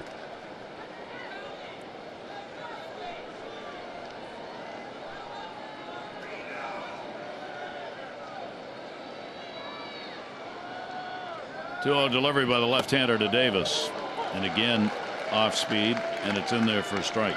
2-1.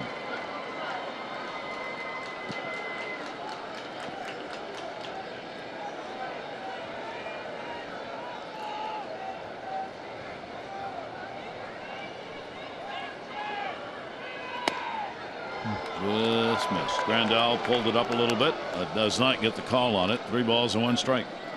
Other games in the East coming up. Yankees, White Sox will be getting underway in an hour or so. Rangers, Red Sox, they're getting ready to go in Boston. Angels, Rays, they're getting ready to go in Tampa.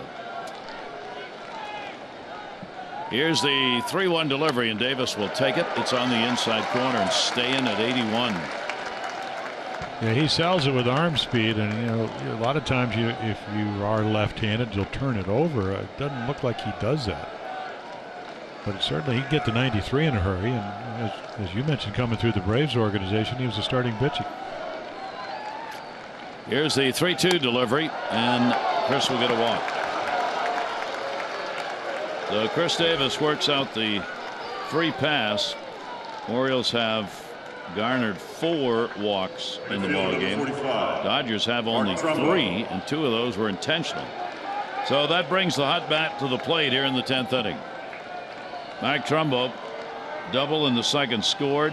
4th inning led off with his 25th home run. 6th inning led off with his 26th home run, and then he flied out in the 8th. Yeah, so now everybody, I mean, Thompson's been playing really deep, but they move back. Kendricks moves in left, Puig in right. Kind of the doubles defense.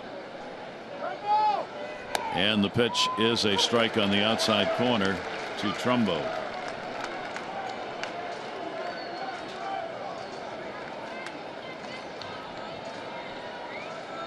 Orioles head back east after this, and fortunately for them, after a game like this, they will have a day off tomorrow. 0-1 delivery. Started to lean out on it, came in around the fist, and a 1-ball 1-strike count from Louis Avalon.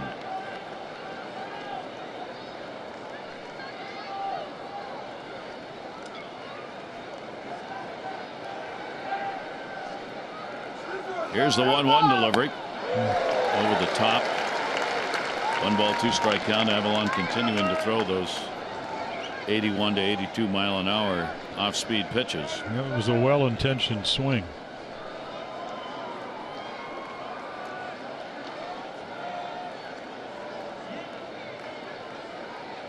One and 2. Trumbo with Davis at first.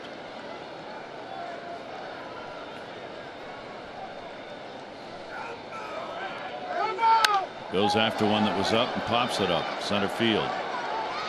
Thompson. 2 down in the 10th. Closer Zach Britton has been throwing for a couple of innings, and Despaigne joins him in the bullpen. 2 down, Davis at first. Jonathan Scope. Jonathan's had an 0 for 3 and been hit by a pitch.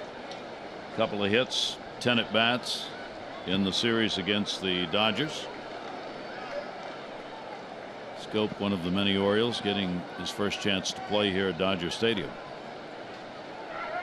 Left-hander's delivery to him will be whacked down the line left field, going over into foul territory, and that's where it'll land.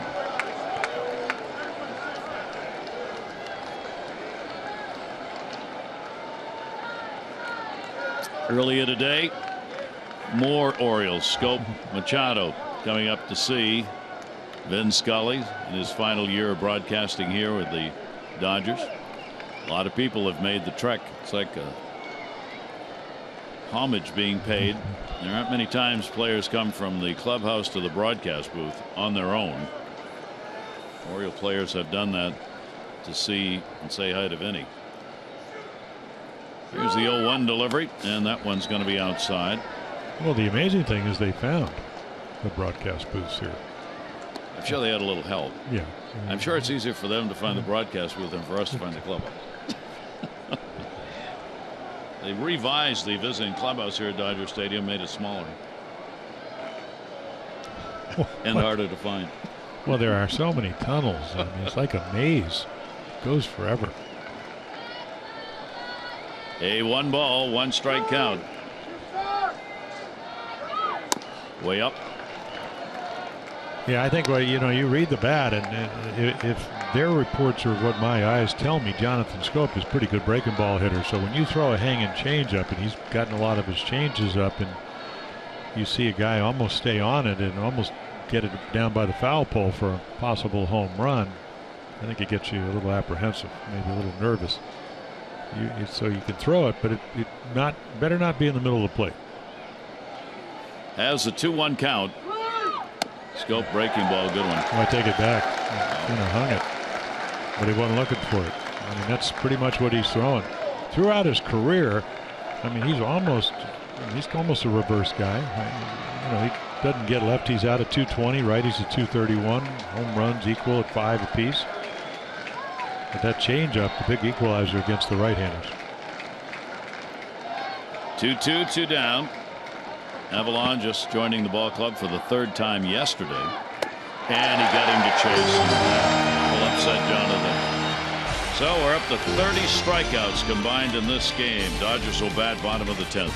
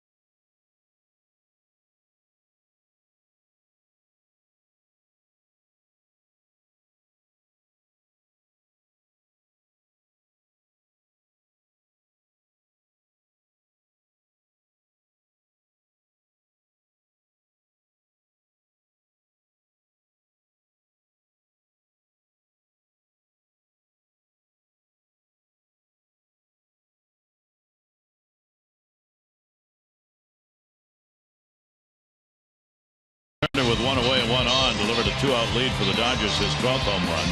Orioles would answer. Trumbo, big day, hitting number 25. Then this one would fall in off the bat of Gonzalez, ends up being a double. 2 RBIs would score. Trumbo again. This one in the 6th inning, his 26th home run of the season. And the Orioles back to get this ball game tied up at 4-4.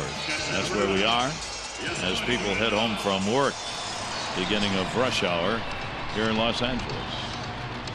So Despaigne comes on 2nd time, got the loss in this series. He can mix them up. Fastballs 91 to 95, curveball, slider, got changeups, got all the pitches. And he can pitch pretty well. You can see pretty equal fly ball, ground ball. And the first pitch will be taken by Yasmani Grandal. Came on to do the catching after he pinch hit and struck out in the only at bat that he's had. Brad Brock, another fine performance for the Orioles. As he worked an inning and 2/3, a hit, an intentional walk, 3 strikeouts. Despaign's delivery. That will miss inside. Yasmani Grandal leading it off, bottom 3rd of the order. We've got a pinch hitter for the pitcher in the number 8 spot. And then Puig is batting 9th.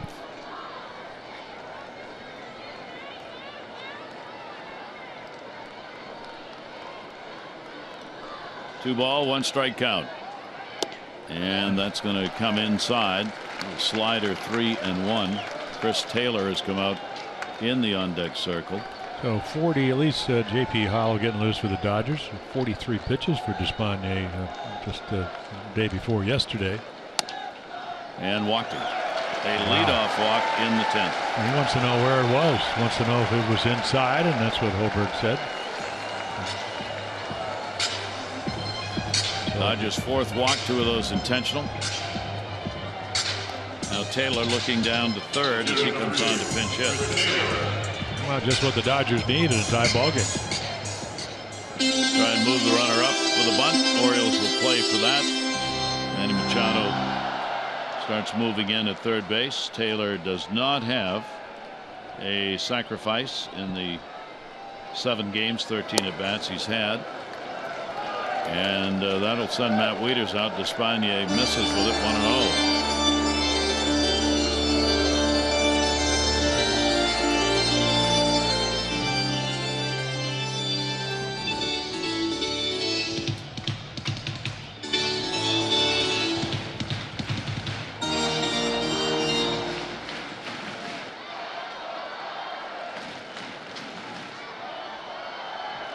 Richard Despaigne. If he can feel his position here, maybe called on if a bunt is thrown up here. Holding Grandal close to first. He will chat with his first base coach here, see what's on. 1-0, swinging away, and it will be fouled back into the seats. So at least on that pitch the bunt was not on. 1 ball and 1 strike.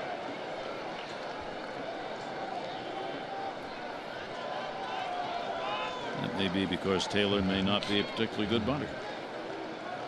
Yeah, they figure maybe he'll get a fastball early on, anticipating a bunt.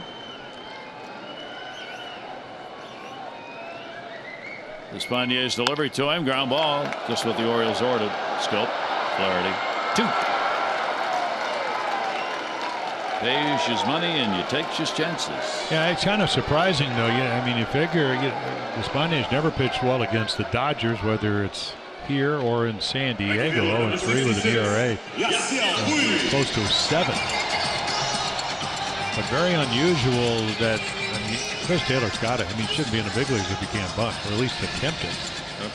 Get him in, you force, you got Utley waiting on deck, so you probably pitch to Puig, and then maybe pitch around Utley. But if you do that, then you get Seager. So it just seems to me very strange that they don't try to move the runner into scoring position at home in a tie game. Here's Yasiel Puig, who is 4 for 9. Lifetime off to Despaigne. 2 down, bases are empty. So you know what he's trying to do? He's trying to hit a home run. That doesn't always bode well. And if you're Despaigne, you know him, your fellow Cuban. Stay out of the zone. Came inside, caught the corner. 1 ball and 1 strike. Puig came on, pinch hitter, and stayed in. He has struck out twice. Playing in right field. 1-1 delivery on the way to him. Puig will take away. Dodgers have out-hit the Orioles 12-8. But the score tied at 4-4. We've not had a run scored since the 6th, and Trumbo tied it on the solo shot. 2-1 delivery on the way, and Puig going for the winner. 2 balls, 2 strikes.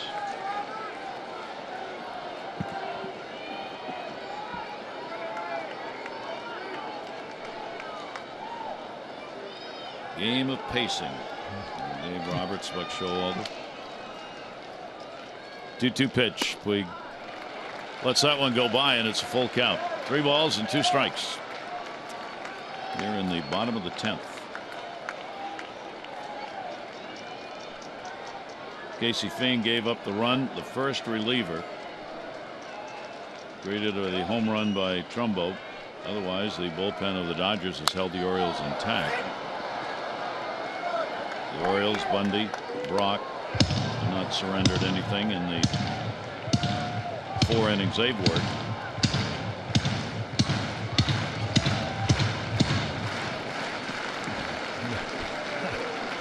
Well, he's thinking home run. He hits one every 32 at bats, and that's why I'm surprised they didn't sacrifice and give him a shot to drive it in. 3-2 delivery on the way. Puig goes to short. Flaherty's right there, and he's got it. Ryan Flaherty. That'll do it. 3 up.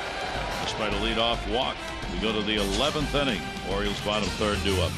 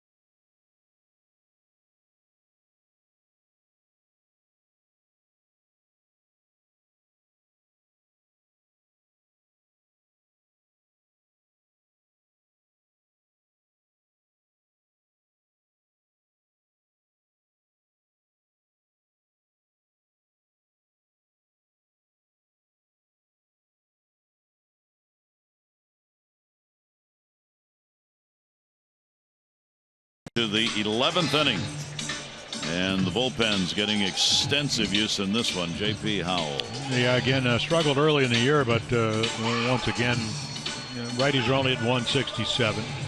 Last 29 games. It's going all the way back to early April. ERA incredibly low, 2.13 runs.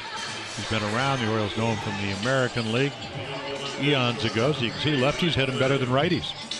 And he's got the good changeup and a big curveball. And you can see he throws more ground balls and fly balls. So maybe a reverse switch right here. You get the lefty Flaherty leading it off. Might be a good deal. Flaherty 0 for 1 against Howell. In the 11th inning, Flaherty has had a good day. Double, single, walk, and he has struck out. Has picked up an RBI. He shows bunt, which he has done effectively. That will bring Turner in from third base. Vance Worley in the bullpen for the Orioles.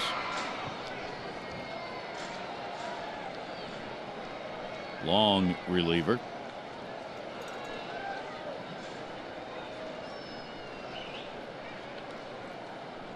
Oh, 1 pitch to him. Flaherty will take that away. Yeah, not a hard thrower. Mid 80s. The big hook, the change. We saw him start. He went 1-6. They put him in the bullpen. The next year he was 6-1. Joe Madden was the manager of the Rays at that time. Flaherty down the left field line. 11 left on by the Dodgers. 8 have been left on by the Orioles. Ball game of opportunities on both sides today. There you bench players. Reimold's out there in the on-deck circle. Dodgers don't have anybody because they have a short bench with the 9 relievers. That'll be taken outside. Orioles have gone 1 for 7 with runners in scoring position. The Dodgers 1 for 11.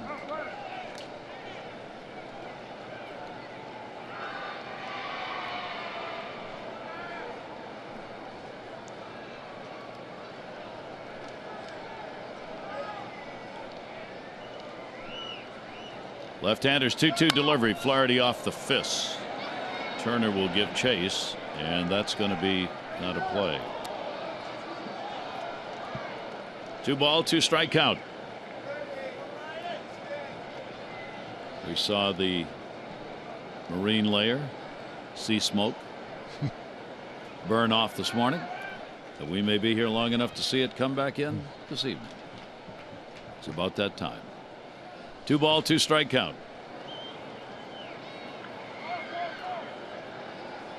Timeout asked for by Grandal, catcher. So neither starting catcher had to go the distance in this one. Joseph and Ellis replaced by Wieters and Grandal. 2-2 pitch on the way, and that's going to be outside and low. So the count goes full. Flaherty. Reimold waiting to hit for Despagne. When you get these moments, good fastball hitter, that's what he's going to hit off. If he hangs a breaking ball, you would try to adjust. Maybe that's what the Orioles need.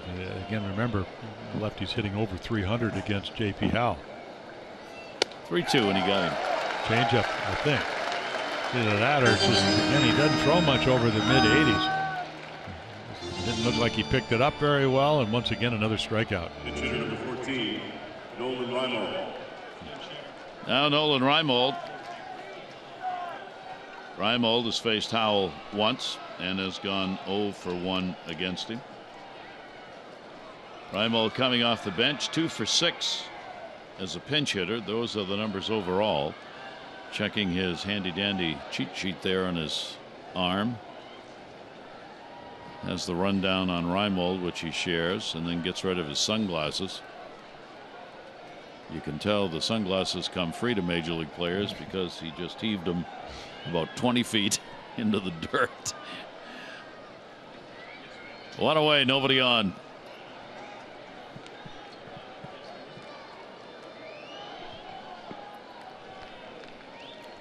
Nolan Reimold, breaking ball, will be up high.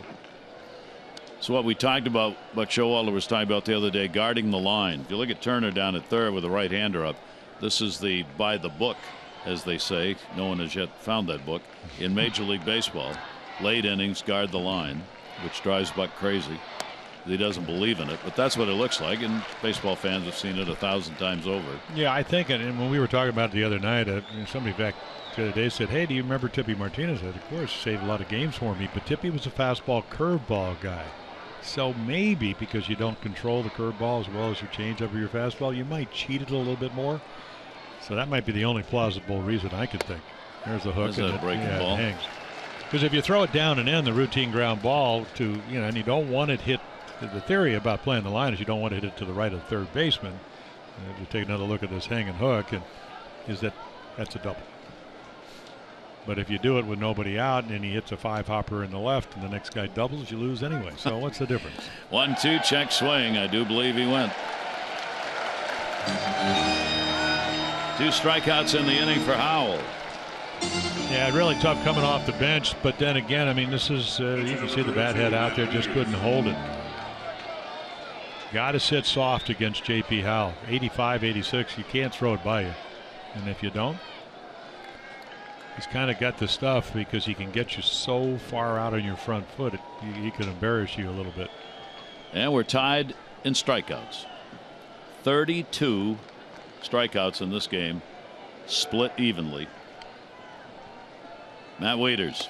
Wieters will take it away. Matt, a strikeout victim, his only time up in the 9th inning when he came on to pinch hit. Side where he has not been hitting from, 164, 1 home run. 316, 8 home runs from the other side of the plate. Pitch will be taken for a strike. Wieters against Howell, 2 for 5, including a home run. I'm wondering if that's the home run. I mean, they still talk about the home run that Matt Wieters hit right-handed, what, about 2/3 of the way up the bleachers in right center field in Tampa. I mean, it was a blast. 1-1 delivery by Howell, and he bored in with that pitch. Yeah, he kind of, Gary, almost, we were talking on the bus yesterday, sometimes you got to pitch under hitting speeds. And again, it's good curveball. Goes down, starts it right at the top of the strike zone, which is at the knees, and then Matt over the top of it. And then he's got the screwball going away from the righties. 2 down, 11th inning, tied at 4. 1-2 pitch will be outside.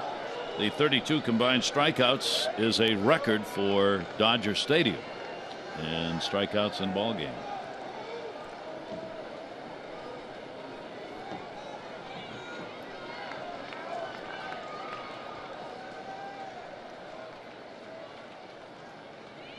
Howell with a 2-2.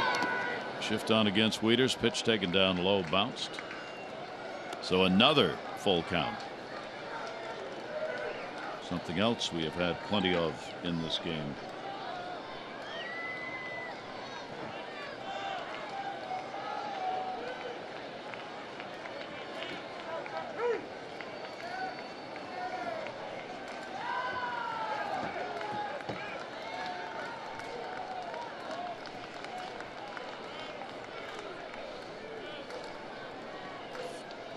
Wieters with a 3-2 down, and he'll take it, and he walked him. So this is an opportunity with 2 away. Well, you only have 2 catchers, so you can't pinch run. And, Adam Jones. and it's going to have to be a long double score. Matt Wieters just doesn't have a lot of foot speed. And interesting, you got your emergency catcher in the game. Flaherty started at shortstop. J.J. Hardy has not made an appearance in the game, and Flaherty's already in there. So 2 down, leadoff batter Adam Jones, a base hit, 1 for 5, runs scored 3rd inning. He came in on the double play ground ball hit into by Manny Machado for the Orioles' 2nd run.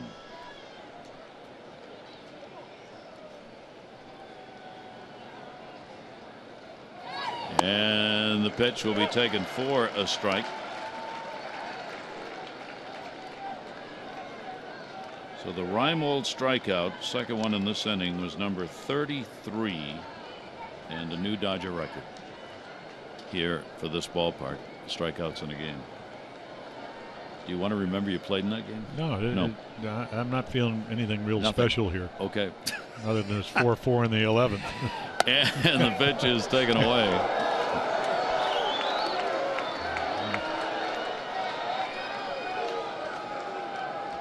One ball, 1 strike, 2 down. But we have had a lot of memorable extra inning games. The Fenway, of all the extra 50 some years, was the 17 inning game in Fenway. When Chris Davis came in, struck out Adrian Gonzalez, who happens to be here today. Could happen again. Yes. You never know. Chris is here. Adrian's here. The makings of a repeat. Marlon Byrd, not. He's been suspended. Got thrown out at the home plate, the bottom of the 16th. Great relay play by J.J. Hardy. 2 ball, 1 strikeout. Yeah, we got all the makings of a lot of things to wait for in this ball game. Exactly. More the 18 inning game in Seattle the same year. 2-1, 2 down. Wieters the walk on at first base. Adam Jones waiting. He had to go upstairs. Bermuda triangle, fly ball, but Thompson is there to put it away. Orioles are retired. No runs, no hits, no errors. 1 left on. Bottom half of the 11th inning, top of the order for the Dodgers.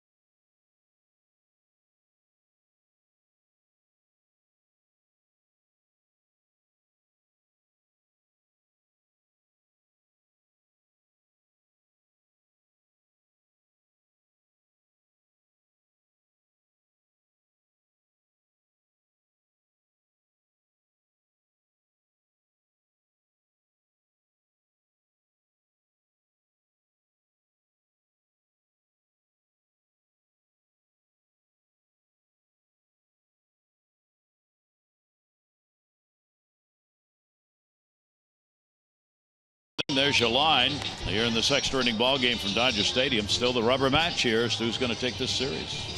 Yeah, so Vance Worley comes on off the disabled list up in Seattle. Comes in relief of Ubaldo Jimenez early in the game on Sunday. Actually pitched pretty well. Then he came, surprisingly, he said his arm felt good and the groin, which put him on the DL. So he's a strike thrower. He said, I didn't throw as many off-speed pitches. So we'll see as he faces the heart of the order. This ball game may very well affect who's going to start on Friday for the Orioles, as Worley will come on. The Orioles had not announced a starter for the first game against the Angels. Worley certainly would have been one of those under consideration. Chase Utley will lead it off. What a day for Utley. A 4-hit ball game. He's had 2 doubles, 2 singles, 2 runs scored, and he has struck out. So Utley will lead it off. Seager and then Turner. No more bench players left, only pitchers for the Dodgers. Yeah, you go all the way back to the second inning with a couple of guys on. Kevin Gausman was able to blaze one by at 97. Utley will take it for a strike. Utley now with the 500 average in this series against the Orioles. 7 for 14. 2 RBIs. Worley with the 0-1. That's going to be a base hit the other way. Will he make a turn? Kim's up with it. He'll make a big turn, but he's going to stay. Yeah, nice play. Good play by Kim. Well, again, if you're Utley, and he's got to look to his left, but how quickly a fielder gets to a ball determines sometimes. George Lombard, the first base coach, so he scurries over and he makes a perfect throw. Probably would have been out. So Utley leads it off with the base hit. First hit against Worley in 7 at bats. They probably were teammates because Lance pitched for the Phillies. 5-hit ball game, ties his career best. Now you got your great rookie up there. See if they bunt him. He will take the pitch for a strike. Seager, Turner, then Gonzalez in the order for the Dodgers. They did not bunt in this situation in the 10th inning, and they got a leadoff walk. Ended up a double play ball. 0-1 delivery, and he's not going to bunt here. Yeah, you would have kind of doubted. I mean, you could certainly not. Again, I'm not sure how many coming up through the minor leagues. Very brief stay, race to the big leagues because of his ability. How many times he actually sacrificed. But if you did, you'd walk Turner, but then you'd have Gonzalez coming up if you're Dave Roberts. And fouls that one away. So you kind of like that. Yep. I think that Dave Roberts probably figures that Seager gets a pitch. He'd love to be able to pull a ball just to hopefully get him to third, but get him into scoring position some way. Seager delivered the double 7th inning that extended his hit streak to 19 games. Worley's 1-2 delivery. Son of a gun. Struck him out. The cutter, the movement pitch for Vance Worley. He's got a curve ball. He's got a little change up. It's all about movement. So again, you think you're going to hit this. It's not 91 or 2, which is his fastball. It's just, you can see him waiting. Great angle of showing it. You just kind of wait to the last minute, but you don't pick up the spin on the cutter, and it fools him. So 1 down here in the bottom of the 11th. And Turner, his home run came about 4 hours ago. First inning, 2 RBI shot.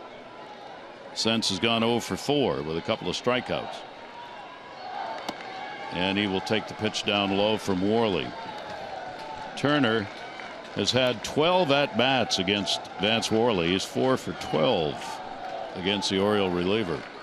Yeah, well, they threw the ball by him. The home run he had off Gausman was kind of a 93, which is not his best fastball, back in the first, and it was down, and he pulled it and hit it hard. Outside corner strike. So Worley comes on here in the 11th inning, just in case he can give distance to the bullpen. Bundy 2 1/3, Brad Brock an inning and a third. Despaigne worked an inning. Combined no runs, 4 hits. In the air, left field. Kim was not over there, and it'll fall in for a base hit. He will hold the runner at second. So Utley goes to second on Turner's base hit. Yeah, kind of hit it up on the bat. So again, maybe big swing and the ball really not getting any great distance. It's kind of like maybe hit a little bit better than the Gonzalez double that scored 2 runs off Gosman, which actually is a pretty good pitch. But now you got to pitch to Adrian Gonzalez. That's not always a good thing. 1 run will win it. 14 hits for the Dodgers, and here's Gonzalez. Single, double, 2 RBIs.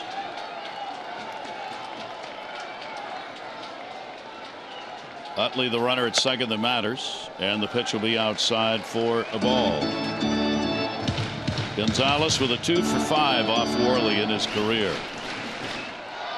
The best hitter against the Orioles historically on this Dodger team right now.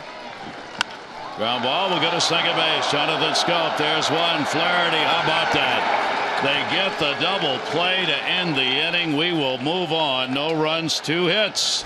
Worley gets it done.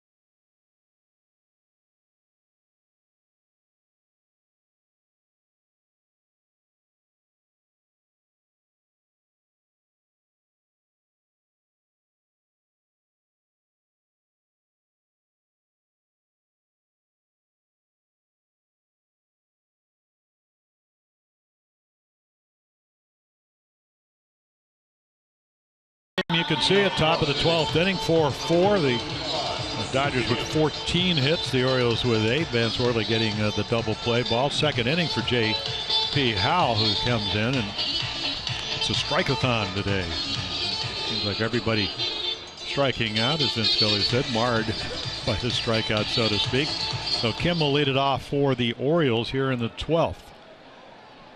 Once again, a nice afternoon. A couple of hits early on, and then the next 3 ensuing at bats an offer.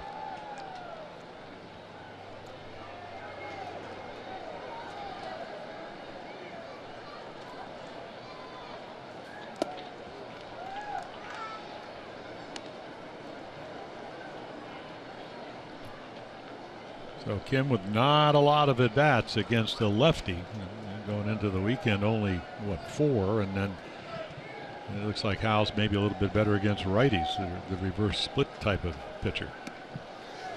And Kim with a strike. Base hits first 2 times up, then a couple of fly balls and a strikeout.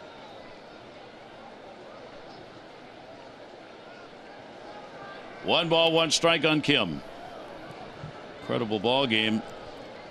So many opportunities, especially for the Dodgers.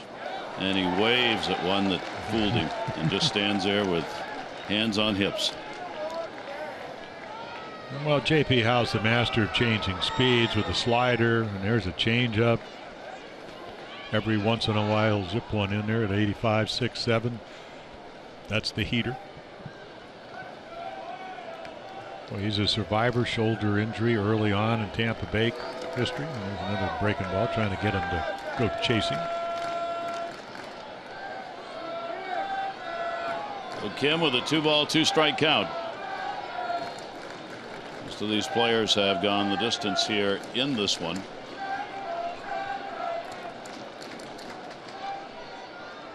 Not a whole lot left out of the 40,800 plus. In the air, left field. He will back up Kendrick, and he'll make the catch. Kendrick pretty deep on Kim anyway, as they played it here in the extra innings. Well, as the crowd thins, you can see the Oriole fans, because it's kind of like hunting season. There's more orange and red. Much more. Look. Everybody moving down towards the Oriole dugout. Yeah, they're right the there. orange. Yeah, they're right over there. the $1,485 seats right behind the dugouts, whatever they are. Nobody arguing with them at this point. There's a nest of Bird fans right behind the visiting dugout. Here's Manny Machado. 0 for 5 for Manny. 1 for 13 here in this series against the Dodgers. Well, they're finding out slower, especially if it's a changeup, is better against Manny, with the exception of the curveball he hit the game winner last night. 0-1 breaking ball in on him off the fists, and Howell gets a quick 2-strike count. Yeah, going back years ago, we played one of those celebrity softball games, and we found out that Rod Carew, as we look at Zach Brittengill, he couldn't hit slow pitch softball. Now, he won 7 batting titles. So when we went through the meeting, I said, hey, just flip it up there. He hits everything else. I'm not sure it really worked. I think he had 400 lifetime off me. Apparently wasn't throwing it slow enough. No. It's a real trick to really be able to drive a softball. Those guys who are professional softball players are amazing how far they can hit a softball.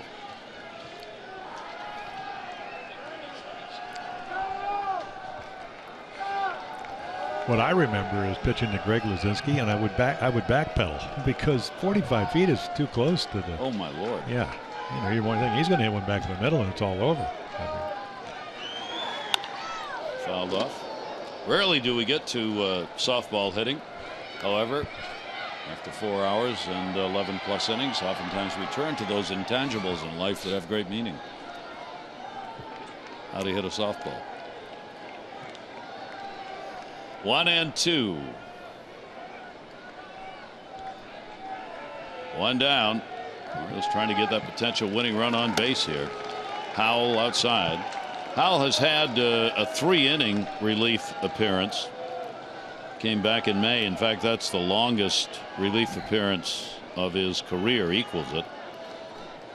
Working in his 2nd inning here. 2 balls, 2 strikes. And Manny inside out, and there'll be no play on that one. Right down the tunnel. They're kind of stretching his left shoulder, his front shoulder, after that swing. Young Oriole fan has gone down the tunnel to try and find the ball. I mean, the big swing. I don't think he really knew where it was. 2 balls and 2 strikes.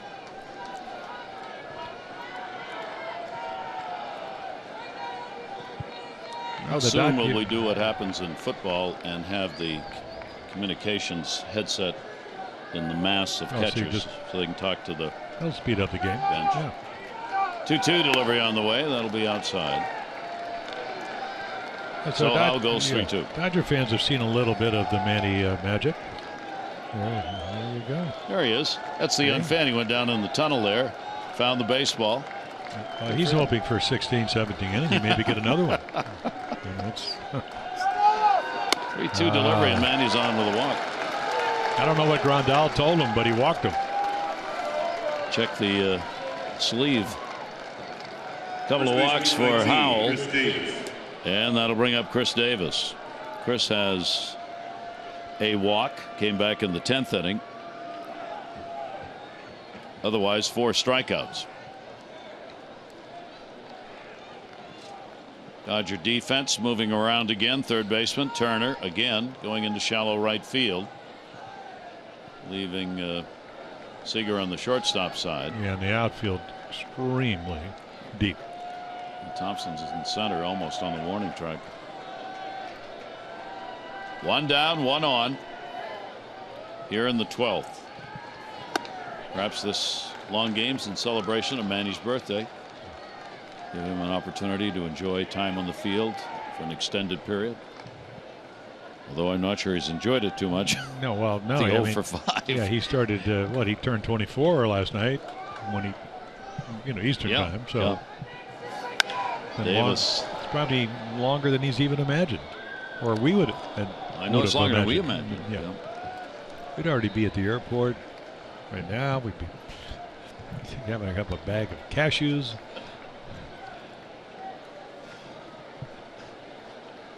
But no. No, we're right here. 1 ball, 1 strike, 1 out. The infield, while shifted, they've got to stay at double play depth here with only 1 away.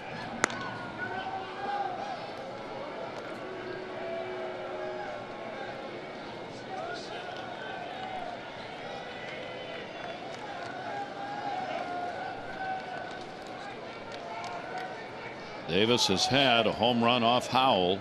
1 for 4. 1 ball, 1 strike count. But you just take one of those Chase Utley hits to left and get a good secondary lead as we look at Louis Coleman. Louis Coleman's been, we've seen him in the first 2 games.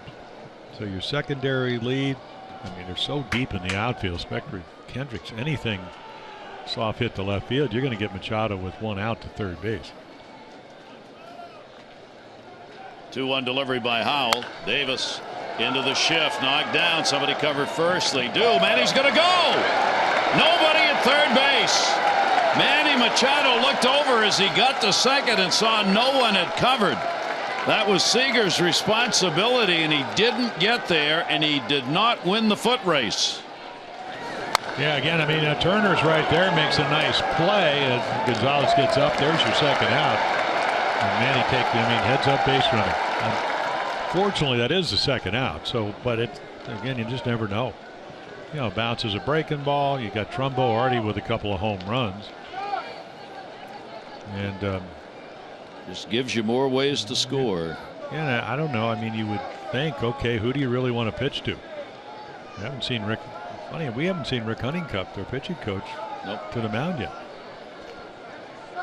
So a runner at third base. Howell has thrown 3 wild pitches this year. Trumbo will be intentionally walked, having hit 2 home runs, a double, 3 for 5 in the ball game. And they are going to pitch around him. Ooh. Well, Manny needs to be a little more attentive at third, because you just don't know. He's standing on the bag. You still got to take your lead. What if he does throw it to the backstop? Exactly. I always thought, and I didn't do it very much, the intentional walk's tough. You practice it in spring training, but how often do you do it in the season? I know that one of the new rule changes to speed up the game is go to your hands 4 times and just tell him to go. Tell him to go. All 4. So the intentional pass. Puts runners on at first and third, and now we'll get the skipper on his way out. Roberts will be coming to the mound to make a pitching change, I believe. I don't think he comes out there to chat. Yeah, Coleman about 180 righties against him, so they're going to match up. So that will be it for Howell. The Orioles runners first and third. We're in the 12th inning. Ball game tied at 4.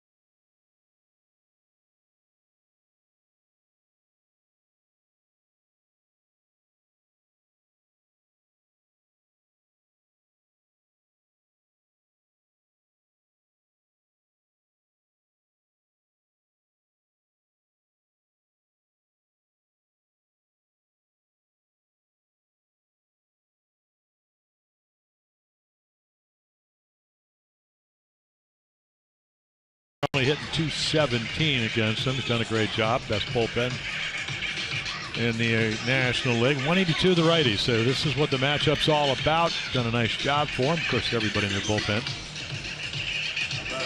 So the Orioles score what? They don't score the first game 5 and what, 2/3 last night over 5 innings. They don't score 1 run today. And that happened off of Casey Fiend. That was the Trumbo home run, the 6th. So there you go, 7 pitchers. Once again, only the home run that Trumbo hits off Fiend. And they're down to 2. Yeah. So they've got 2 left in the bullpen. First and third for the Orioles. 4-4, 2 down, 12th inning. Jonathan Scope. And Coleman with a great slider. Fastball, slider, pitcher. Wheels and deals from the third base side. Yeah, he steps, I mean, really steps almost behind you, and then he's got the big swerving slider, and you kind of know it's coming, but he just very rarely leaves it in the middle of the plate. Jonathan is 0 for 3 against him. Has an 0 for 4 today and been hit by a pitch. The 0-1 delivery. There it is. And you know what it's going to be. It's between 81 and 83. You've seen film, but perception of the ball out of the hand. It's just different with different pitchers. Obviously, some hitters, Ted Williams used to say, yeah, I can never really picked up a spin except on a slow curve ball. Wade Boggs says, oh, I see all kinds of spins. Of course, runner goes. Fouled off. That's probably about the best breaking ball you're going to get to hit. And Trumbo will head back. Yeah, Coleman's only concerned with 2 outs of getting the hitter out. And doesn't mean you don't just make him stop, but if he does get to second, takes the force away. One thing about Jonathan Scope, he does hustle every ball out of the box. 0-2 delivery. Runner goes again. Ground ball. That's going to go to short. Forces the play at first. Seager makes it. So Coleman comes on and gets the job done. No runs, no hits, no errors. 2 are left on base via the walk.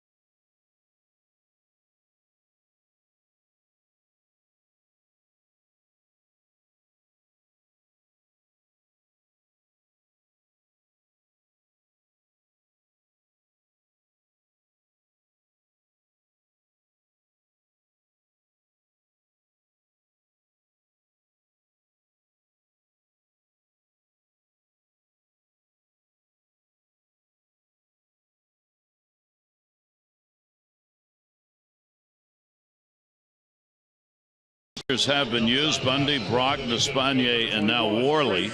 And remaining Givens, Rowe, Aquino, and Britton. So the Orioles much more equipped to play 19 or so today. Even though it was a 9-man bullpen for the Dodgers. Well, again, National League ball, you're trying to win, you pinch hit. Bundy really kind of made it a little bit easier because he comes in and just kind of zips his way through the lineup with 7 strikeouts. So Worley back to work for the Orioles in the bottom half of the 12th inning. Trace Thompson. He has struck out 4 times and grounded out. This one's going to go to short. Flaherty had no idea, not having started the game on this road trip, that at 4:45 local time, he would still be playing shortstop. We got his July quota of at-bats all in one game. Man, he got a big double early in the game. Yeah, he had a nice day. Yeah, well rested, as we know. 2 hits, been on base 3 times. Made the plays at shortstop. Yeah. Howie Kendrick double single. 2 for 5 in the game. Kendrick will foul that one away. Yeah, he becomes more of a not that he's a pull hitter. Look at the numbers there. Boy, that's a lot of players, a lot of strikeouts, a lot of people left on base, a lot of time. 4.5 hours. New record for strikeouts at Dodger Stadium. Here's a little roller. Flaherty again. Gonna have to hustle it over. Nice play. Ryan gets a couple of ground ball outs here in the bottom of the 12th inning. Yeah, Vance Worley he's a strike machine. I mean, not afraid to throw it over. Yasmani Grandal will get his 3rd plate appearance. He has struck out and walked.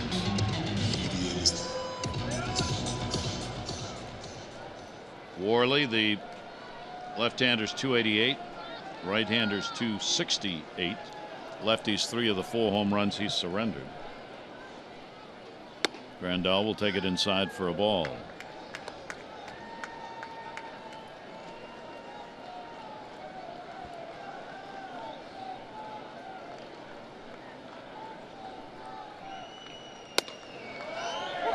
And Worley's delivery's in there.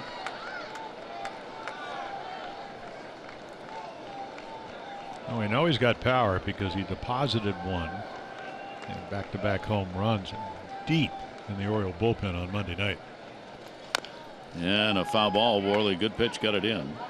Orioles' longest game this season, innings-wise, 13. Played at Houston. We are in the 12th inning here.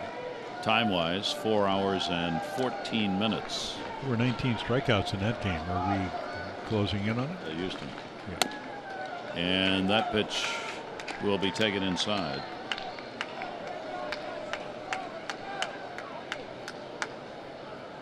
Thir 19 for the Orioles? Yeah. In the game, wasn't it? Yeah, well, it was 13 innings, and I think 18 in the next game, which was 9. And that one's going to be a little bit inside. Well, I think it's kind of, he's playing careful because he knows Grandal has some power. Well, I said he throws a lot of strikes. He's also been around long enough. He knows who he wants to pitch to. 3-2 delivery and another squibber to short. It's a Flaherty inning. He gets all the assists, 3 ground balls. And we'll go to the 13th inning. 1-2-3 inning recorded by Worley. 4-4.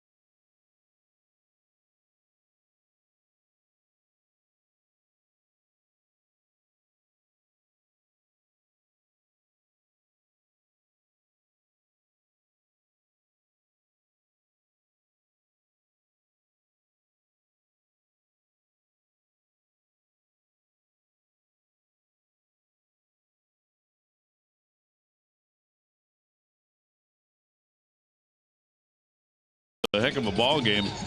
Tied up at 4-4. That's the line.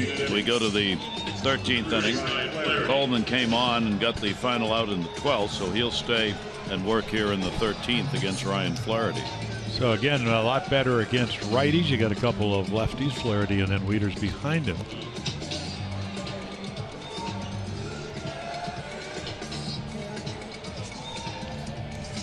They still have energy. Go O's. You don't have to go a lot. Just No, maybe just a run. a little. Just a run and bring in Britton. And that's it. you go do your post-game interview, and there'll be happiness in Birdland. Yes. Well, for all the folks who couldn't stay up for all these late night games on the West Coast, we thought we'd do this for you, so you'd have the opportunity to see some baseball. Now I'm beginning to worry because it's starting to be closer to bedtime. Well, we're getting into primetime television, so now we're going to lose that audience. Well, there you go. Oh, no. They've already watched World News. Not our fans. Yeah. We're going to stay right here. Watch this game.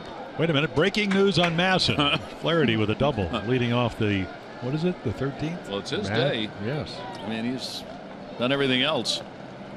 Flaherty will take the pitch for a strike. Wow. Double, single, walk, and he has struck out twice.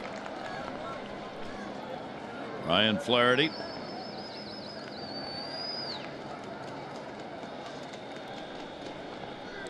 And Coleman's delivery will be taken up high. 1 ball, 1 strike count.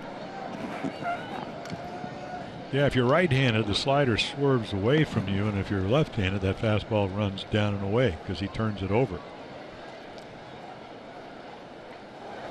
And Flaherty will swing through that one. Michael Givens in the bullpen for the Orioles.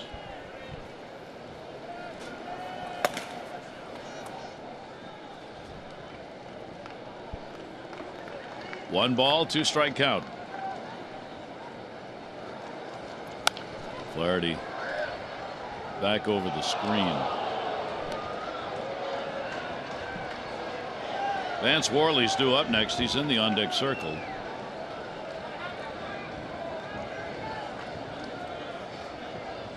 Yeah, looks like Joey Rickard's kind of coming out. Take his place. Here's the 1-2 delivery, and Flaherty again will fight that one off.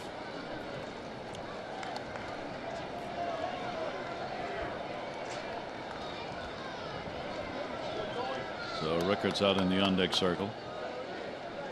Buck Showalter, it's a move you might make to make the Dodgers understand you might want to throw something a little bit better to Flaherty because it's not going to be the pitcher hitting next.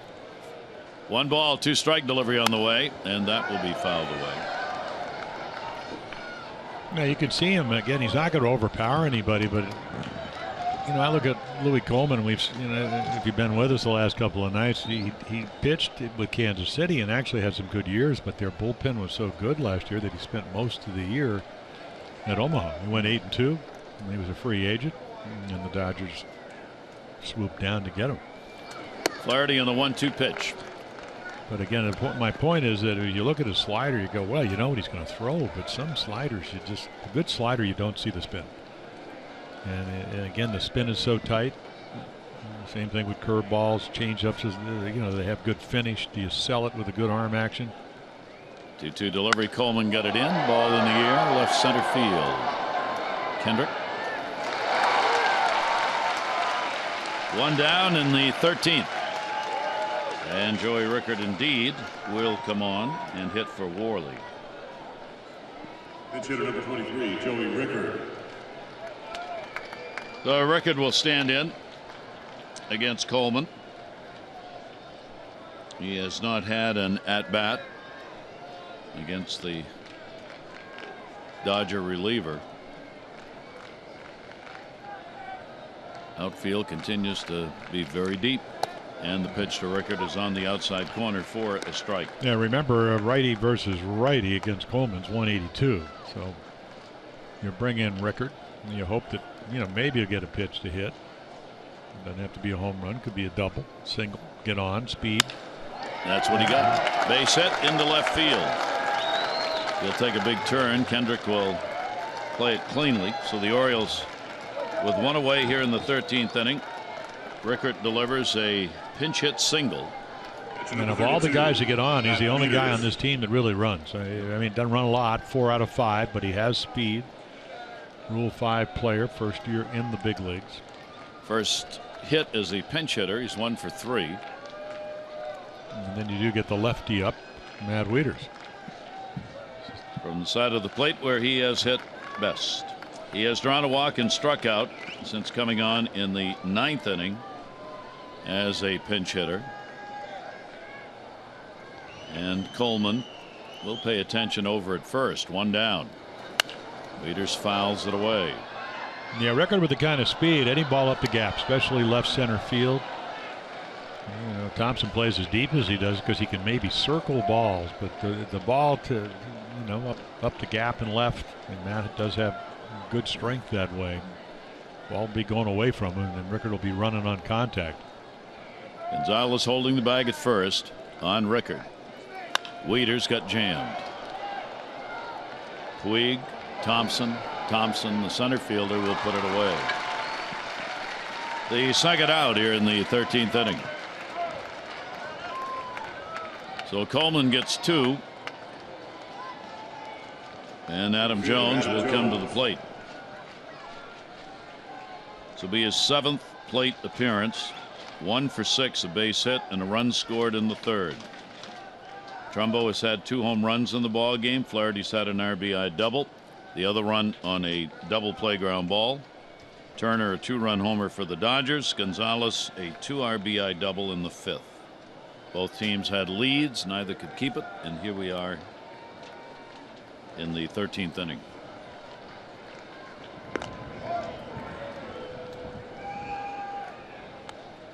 I think if you're Buck Showalter, you go, what do I have to lose here? I mean, as long as I think he can get a good jump, and again, he's an inexperienced base stealer. Wouldn't mind having Adam Jones lead off the next inning if you get there. And you can see Coleman's very quick. Not much of a leg kick. Only been 1 attempt in games Coleman has been in to steal a base. 1 for 1.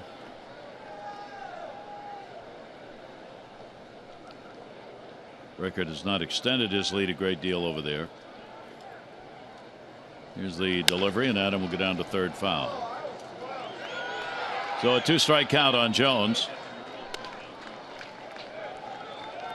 Rickard heading back.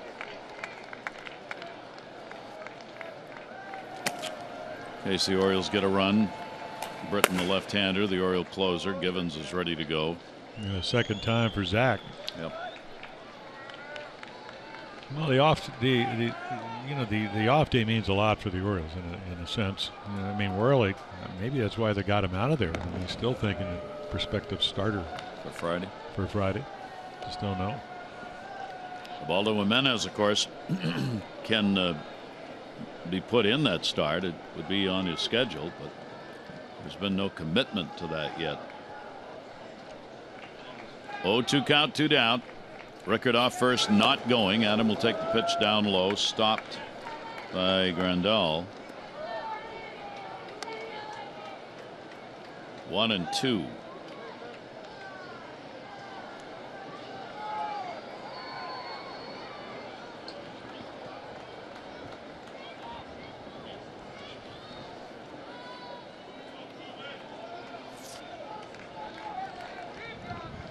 One ball, 2-strike count. Rickard not running. Jones down low again. Good stop. Wow. Throw down, and he's back. Yeah. Yeah, Grandal saw him and then made a belated throw, and Joey Rickard was able to get into the outfield side of the bag. Right there, he's thinking, oh, scurry back. Nice swipe tag, but not in time by Adrian Gonzalez. 2 balls and 2 strikes on Adam Jones.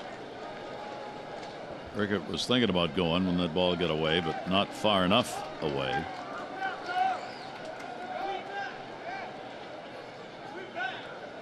And the 2-2 delivery, and he really sidearmed that one in. Nice catch. There you go. Wow. How about that? I was just sitting there, and all of a sudden I looked up and the ball came and it was right in my glove. 2 balls and 2 strikes. Adam battling in this at bat. Big hole on that right side as they move Utley, the second baseman, over towards the bag. 2-2 pitch. Did he go? They're both pointing. Grandal and Jones both saying, check that. That's right. Well, we'll defer to the veteran. Another slider. Let's see. Did he go? He held it up. It's funny how, everybody thinks, boy, we were a kid, he broke his wrist. It's really just how far the bat traveled. And that bat traveled probably, if you hit it, maybe a double.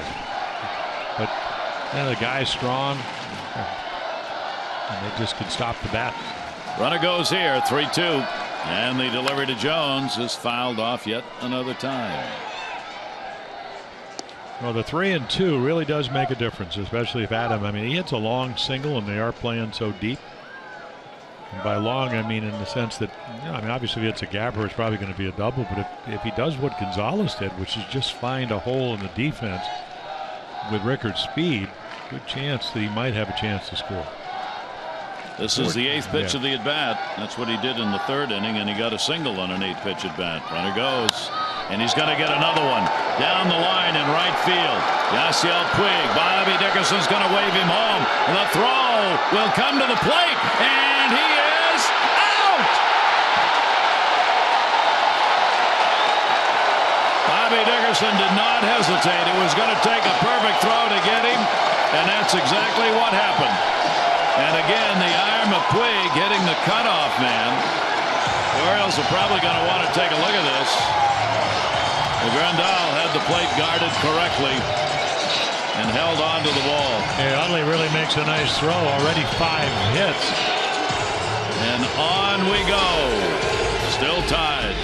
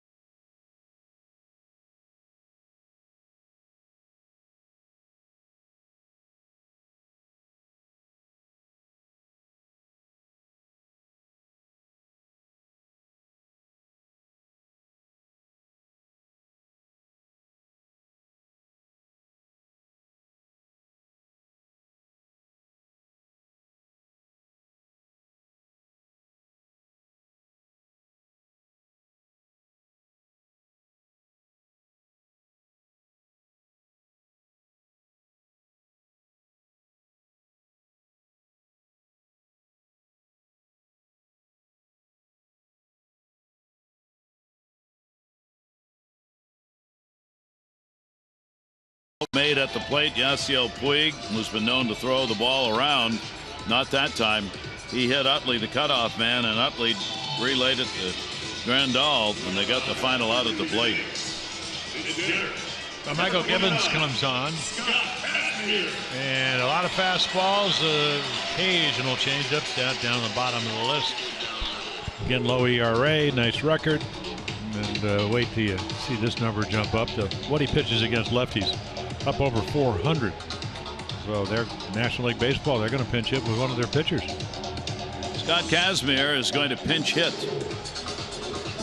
to lead off the bottom half of the inning. Kazmir has had 3 hits in 28 at bats, all singles, as they do not have any. There are no more bench players left for the Dodgers. So Kazmir comes on.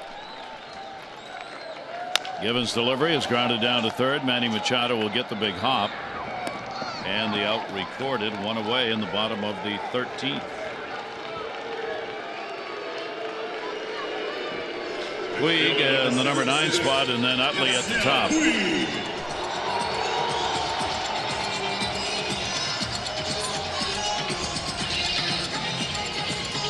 That's amazing there. I mean, they give him a big ovation, and I mean, he did what you're supposed to. He hit the cutoff, man, and then Utley, perfect throw to Grandal. If it's off by 3-4 feet, Rickard probably scores. He came on in the 6th inning as a pinch hitter and stayed in right field. Now he's getting his 4th plate appearance. 1 down, 13th. Michael Givens on. Worley worked 2 solid innings. Gave up a couple of hits, had a strikeout. The 0-1 pitch. Puig a tapper. Swinging bunt. Wieters. And he's out of the baseline. Gets him. Just call him out anyway. Come on up. Just do your job. Even if he doesn't hit him, I guess they don't need to. But he was, what, 2 feet, 3 feet into the grass. Baseman number 26, Chase Utley. Again, scurrying down there, 45-foot line. Makes it really hard because Wieters not able to go, and then the snap throw, but he's way over on the grass. 2 quick outs. Got to be careful. Again, I mean, Utley's gotten a lot of. I mean, he's just red hot in this series, and hadn't hit a home run, but what, 2 doubles and 2 singles, 3 singles today. So Chase Utley with 2 down and nobody on. Stand in against Givens, facing him for the first time. Orioles have used Bundy, Brock, Despaigne, Worley, and now Givens. Combined, they have given up no runs, 6 hits. Dodgers with a 9-man bullpen have needed it. They've used 7 relievers so far, and Hatcher, whom we have seen. Never saw him last night. 1 of 2 left. Yeah, former catcher. And so you got Baez out there. 0-2 pitch, Givens. So Utley going for a record career high. He can get another hit in this game. 5 hits in his career, most he's ever had in the ball game. 1 ball, 2 strike delivery by Givens in the air to left field. May fall. It will. He does. Kim will pick it up, and Utley's on again. 6-hit game for the veteran Chase Utley. Well, what it does, and again, it's just kind of a flare. He fights it off. Givens makes a pretty good pitch. And just safe Hagman in left field in front of Kim. They get Seager to the plate. Seager started out with a couple of strikeouts, drew a walk in the 5th inning, scored on the Gonzalez double, then had himself a double in the 7th to extend his major league leading hit streak to 19 games, and then was walked intentionally and has struck out. So Corey Seager with a runner at first and 2 down. Dodgers with 15 hits. They are 4-15-0. The Orioles are 4-10-0. 0-1 delivery on the way to him. That's right there. 94-mile-an-hour pitch, pretty much splitting the strike zone. 0-2.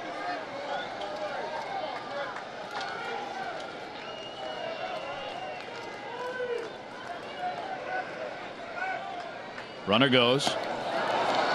Tagged him up. Another strikeout. Great job by Givens.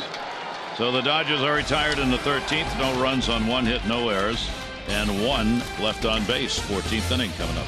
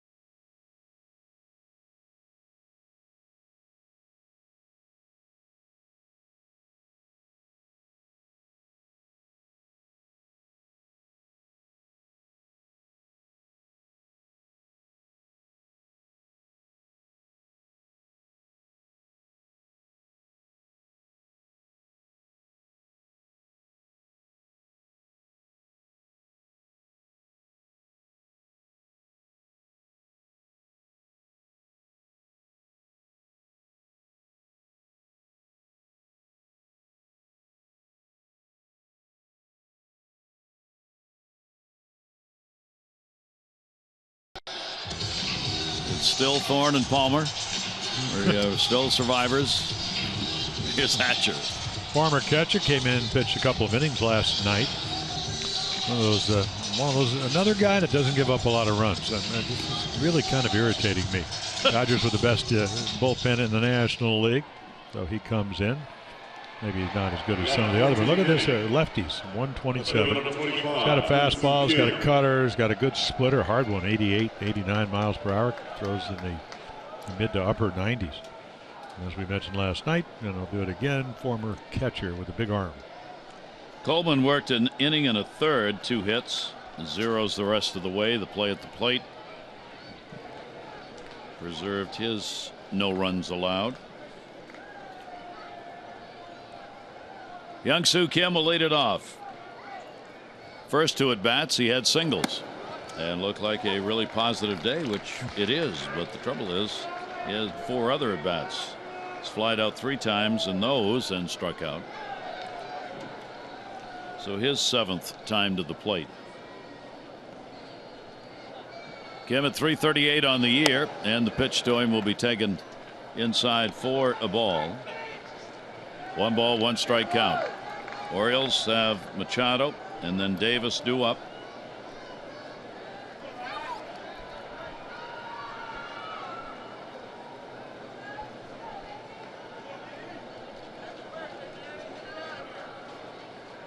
Only 8 runs scored when you consider we're in the 14th.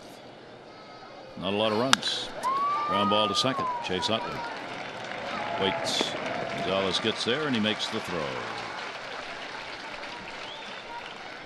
And feel the day cooling off, and you can see the shadows moving in. Yeah, one of the reasons you don't play twilight games out here, or if you do, it's really difficult to hit, to see, and discern the spin on the ball.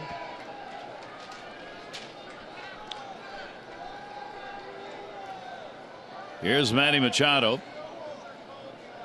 Manny drew a walk in the 12th inning, the only time he's reached base. 0 for 5 in the ball game. That's the last reliever that the Dodgers have, Pedro Baez. They've already used Scott Kazmir as a pinch hitter.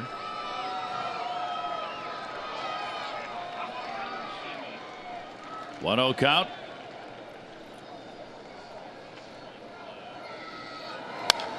Manny's longest game, I suspect, on his birthday. 1 ball, 1 strike count.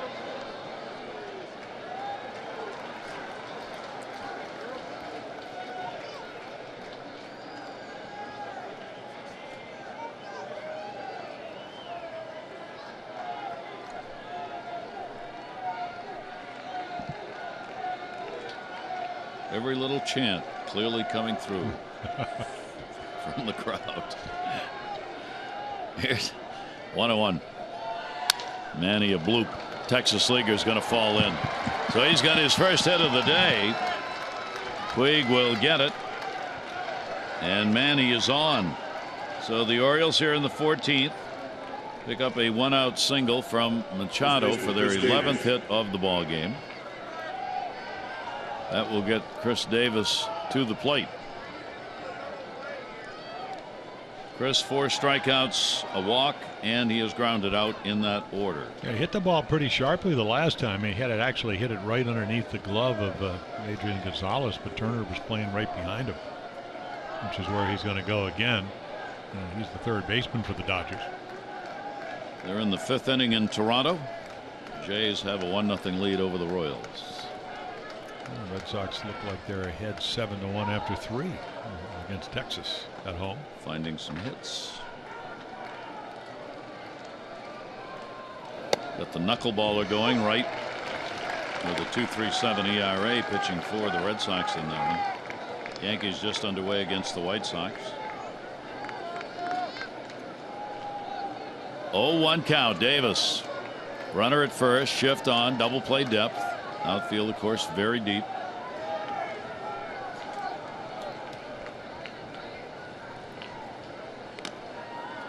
Manny back to the bag.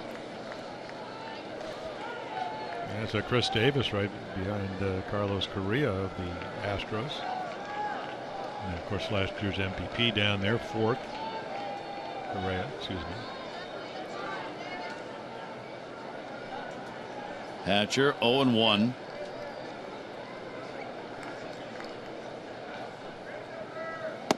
And the pitch is there for a strike at the knees. Yeah, he's got an arm.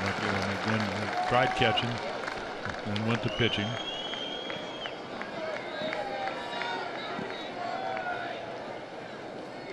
And we saw last night he throws over. Manny last year stole 20 bases. You have to steal one this year. A different base runner. Davis against Hatcher for the first time. Getting a look at him. 0-2 the count. And we'll try and get him to go after one away at 97. A 1-ball 2-strike count on Davis. Trumbo waiting on deck. Position players almost all the way around for both teams have gone the distance. Both catcher starters, Joseph and Ellis, came out.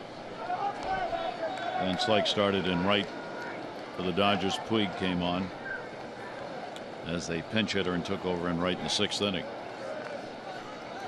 There you see the bench players remaining. Only J.J. Hardy for the Orioles, and the Dodgers none.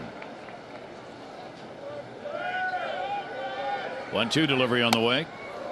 And as we said, the problem now for the Orioles with getting Hardy in the ballgame, if you wanted to use him, and you can, is that you've already used both catchers, and Flaherty is playing Hardy's position at short, and he's your emergency catcher. Now, Buck can work around that if needed, but he has that on his mind as he looks at Hardy on the bench. 2-ball 2-strike count. Manny Machado off first base. Hatcher's pitch is down low. There's a splitter, and so let's see. Again, in a year of really not trying to run a whole lot, except at second trying to steal third and got caught 3 times. Last year you definitely would start him. You got to think he's got to throw a strike. If you walk him, you're going to have first and second. Rondell's got to frame the pitch, and you know that Hatcher is going to throw over. And now you got a legitimate reason to throw over. You just don't want him to give her a running lead. But last night he just kind of seemed like whatever's going on, when he thinks he's going to throw, he's going to throw.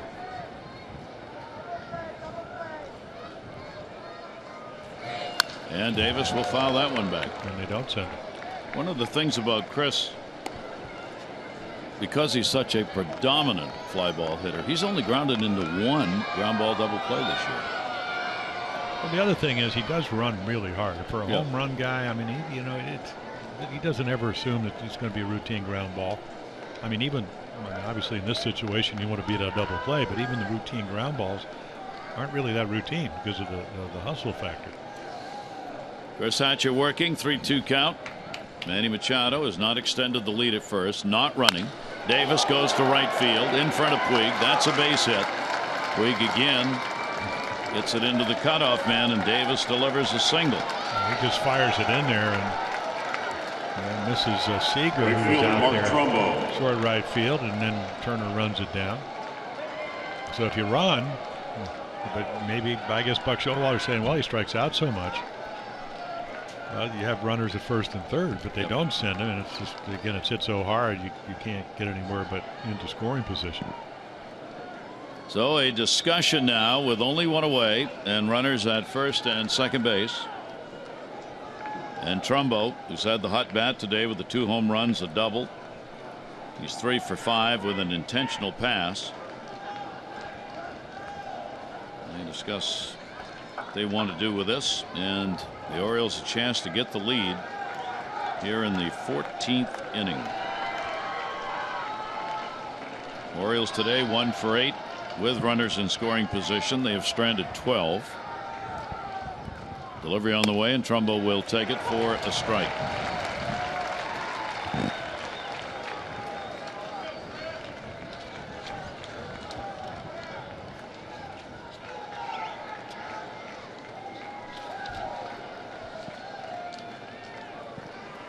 Manny Machado checking around him at second base. Utley is the one holding him. Outside corner. Trumbo thought that missed away. 0-2. He'll kind of shake his head a little bit. I thought it was high. But been around long enough, even though it makes it a little more difficult. You can't nothing you can do about it. I mean, same thing when you're pitching. You want that pitch. He wanted it to be called a ball. Now he's got to cover everything, so it makes it harder to hit inside, outside, up, down, soft, hard. 0-2 delivery on the way to him, and Trumbull swings through it. So Hatcher, big strikeout. 2 down, 2 on. Well, he's got, like we said, big arm in 96, 98, and just rides the heater up in the zone.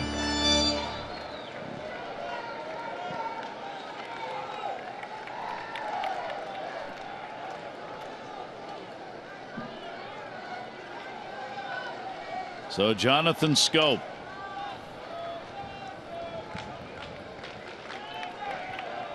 Jonathan hit by a pitch the only time he's been on.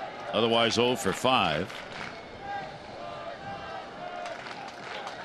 Schoop will take the pitch away. He's been up enough to dip under 300.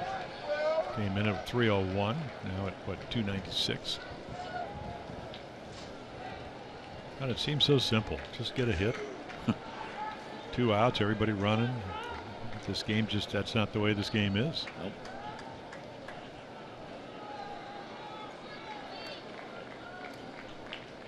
1-0 count.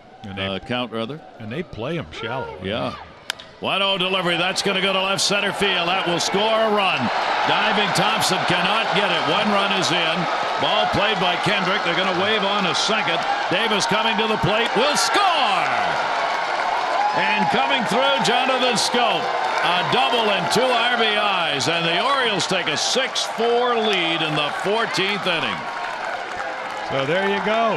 You get hit by a pitch on back-to-back nights. You make them pay. You find the hole in the defense. And again, look where Thompson is in right center. He's got to come a long way. I mean, I didn't think he had a chance. He almost catches it. And then when it kicks off, Kendrick is a second baseman playing left field. And there's where you run hard. You get an extra run. So I mean, again, the ball bounces, but great effort. And Jonathan Schoop. 23 doubles already. We're not at the All-Star break. And 50 RBIs. He joins that select group. Ryan Flaherty, runner at second and 2 down. You can pick up another run here and then bring in your closer. I mean, that's the great thing about this game. I mean, you got a 2-run lead, but you also have Zach Britton in the bullpen. And he's ready. He's more than ready. Flaherty. 0-1 delivery to him by Hatcher will be inside. So it'll set up a potential win for Michael Givens, who worked an inning and gave up just 1 hit. 1 ball, 1 strike count. Dodgers will have the middle of the order, 3-4-5 due up. And Hatcher's pitch is away. Manny Machado picking up the single to start it with 1 out.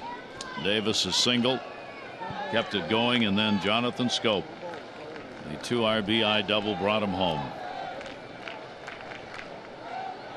2-1. Flaherty with a couple of hits in the game. 2-1 delivery on the way, and a shattered bat goes to first. Gonzalez will make the underhand pitch to get the out, but the Orioles here in the 14th inning will pick up 2 runs on 3 hits. Jonathan Schoop, will that be the game-winning RBI shot? 6-4 Orioles.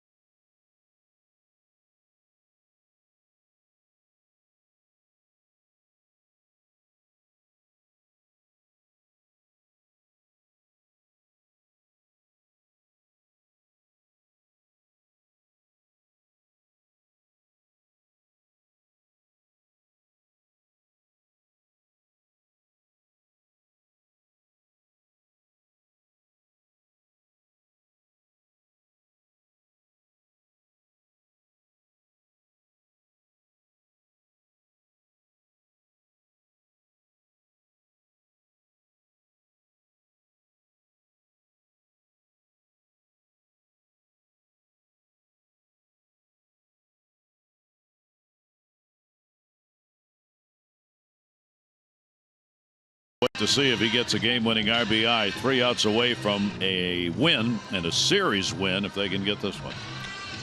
Well, you bring in the guy, and if, sinker ball specialist, occasional breaking ball. When they put it on in play, it's usually on the ground. Strike out a lot of guys. So your closer, 24 out of 24, most saves in the American League. Minuscule ERA, more strikeouts than innings pitched, and again low numbers, righties and lefties.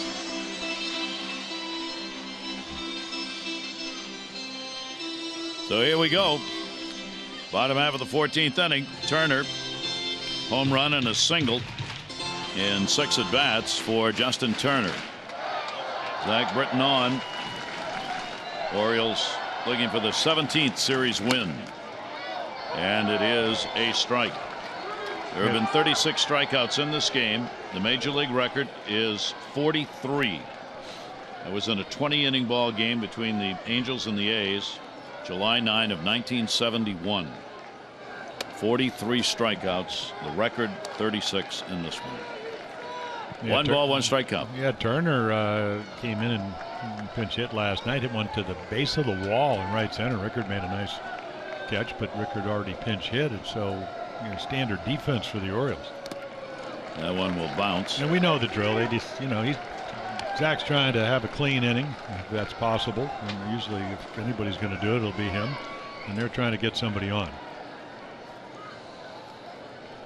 This battle, a grinded out rubber match between these two teams. Orioles after their 49th win. And on the inside corner for a strike.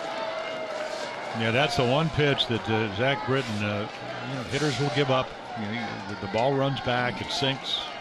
No better sinker in Major League Baseball. 2 ball, 2 strike count. Key to keep that leadoff man. Get him out of there. Played by Manny Machado. Guns it over for the outs. So Turner's retired, 1 away in the bottom of the 14th. The Orioles can get it. Michael Givens Number 23, pick up his 6th Adrian win. Gonzalez. He will be 6-1. Hatcher will take the loss. He'll be 5-4. Yeah, Gonzalez last night got a hit off of Zach Britton. It's pretty much a kind of a routine ground ball up the middle, and Bobby Dickerson actually now just moving Jonathan Scope more up the middle. Couple of hits and 5 at-bats today for Adrian Gonzalez. Well, he got the bloop double in the 5th off of Gausman, which for Kevin made a great pitch. Jammed him, threw it perfectly up and in, hit it into left center, very much like the Scope ball, but maybe a little higher. And that one will be fouled off. Kevin Gausman, a long time ago, non-decision. The Orioles starter, 4 runs, 8 hits over 5. Bud Norris for the Dodgers, 3 runs, 6 hits over 5. 2 starters long ago out of the ball game. Yeah, Bud had a chance to win when he left. Yeah, when he left, and Casey Fiend gave up the home run to Trumbo, his 2nd. Here's the 1-1 delivery by Britton, looped and a base hit into left center field. Nobody went over to get it. He's going to go to second base. Throw will be made by Kim. Adam Jones thought Kim was going to play it. Kim was waiting for Jones, and the ball went all the way back to the warning track. That's the advantage of the 2-run lead. Yeah, the power numbers are down, but the magic wand for Adrian Gonzalez still exists. Again, you want to throw him a strike, you want to throw him a sinker, but somehow he lifts it. The ball was down, unlike it was bell high. A big day for Gonzalez. He's had a 3-hit ball game, a couple of doubles and a single. Now Trace Thompson. So he brings up a guy that, he struggled, obviously, but he's got power. 13 home runs. So Thompson with the runner on second base. And he'll take it away for a ball.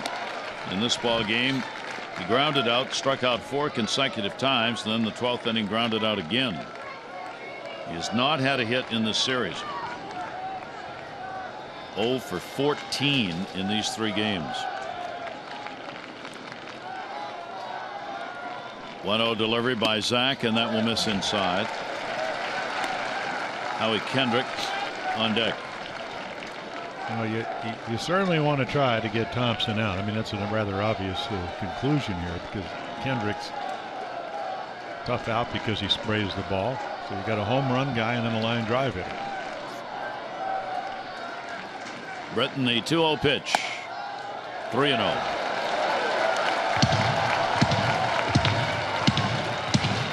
Count with one down. Orioles playing their longest game this season, innings and time. Runner off second base, Gonzalez, and he walked him on for straight. 2 on, 1 out. So winning run at the plate, tying run at first with terrific speed. Kendrick's a double, a single, 6 times up. Howie Kendricks with the 3 long balls on the year. Not good speed at second base in Gonzalez. Well, the only guys that matter are Thompson at first and the batter. Yeah, and the batter. Britton's delivery, and that will be in there for a strike. Yeah, probably one of the bigger pitches of the game is the bases loaded pitch that Kendricks. Somebody just got thrown out, I think, and Dave Roberts may have been heaved out of the ball game by the home plate umpire, Pat Holberg. I'm not sure, but it sure looked like he heaved him. He took the mask off. Well, if he didn't, he's coming out now. I mean, I think you go all the way back to when Kendrick struck out with the bases loaded on a 3-2 pitch. They weren't happy. There he goes. Arguing ball strikes. Roberts is out of there.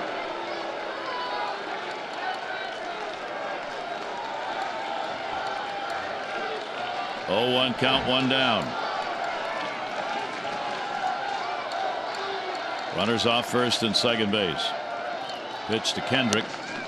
Goes after one that was way down, and it's 0-2. Well, anytime an umpire gives you a pitch that is questionable, you think maybe he'll do it again, so he chases out of the zone. And Zach would like to go out of the zone again. 0-2 allows him to do it. Delivery on the way. Howie Kendrick will take it away. 98-mile-an-hour fastball and a 1-ball, 2-strike count. Well, high ball hitter out over the plate, and Zach knows that. Certainly has enough at bats against him. Howie playing with the Angels for years. 0 for 6. Kendrick against Britton. Chopper. He'll get one. Relay over to first. Not in time. And now they want to look at second base. Well, I'll tell you what, if they look at it and he didn't stay on the bag, bases will be loaded. Flaherty to Scope immediately. Both coaches at first and third looked into the dugout where they don't have their manager anymore and said, look at that. He's on the I bag. think they're going to. Well, he's saying, I think he said he beat it because he stayed on the bag.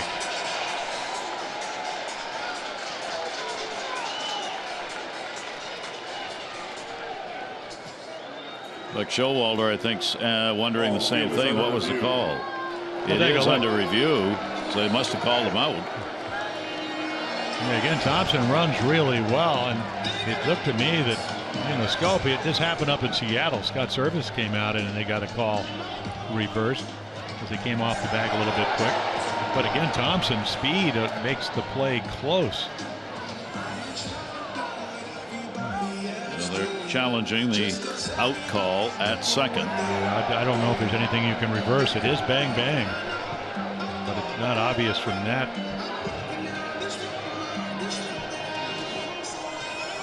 So either he's out and there's runners at first and third, or the bases are loaded and there's one out. Pretty huge call here in the 14th inning. He's out. So they get the forced play, the Orioles do. You get an idea of what speed can do, boy. That's how you got that challenge, because Thompson got down there in a hurry. So now runners at first and third, but for the Orioles, the important thing is there are 2 down. Call upheld at second base. And Yasmani Grandal will come to the plate. Grandal, the Dodger hope with 2 away. The Orioles have the 6-4 lead here in the 14th inning. And Grandal, 200 right-handed, 182 left. He has had 9 home runs, but 8 of those hit from the left side of the plate. 2 down. Britton's pitch scooped up by Wieters. Gonzalez at third base. Kendrick on at first.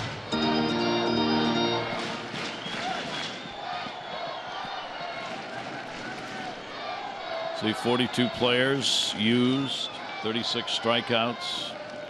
Look at the left on base, 5 hours 22 minutes.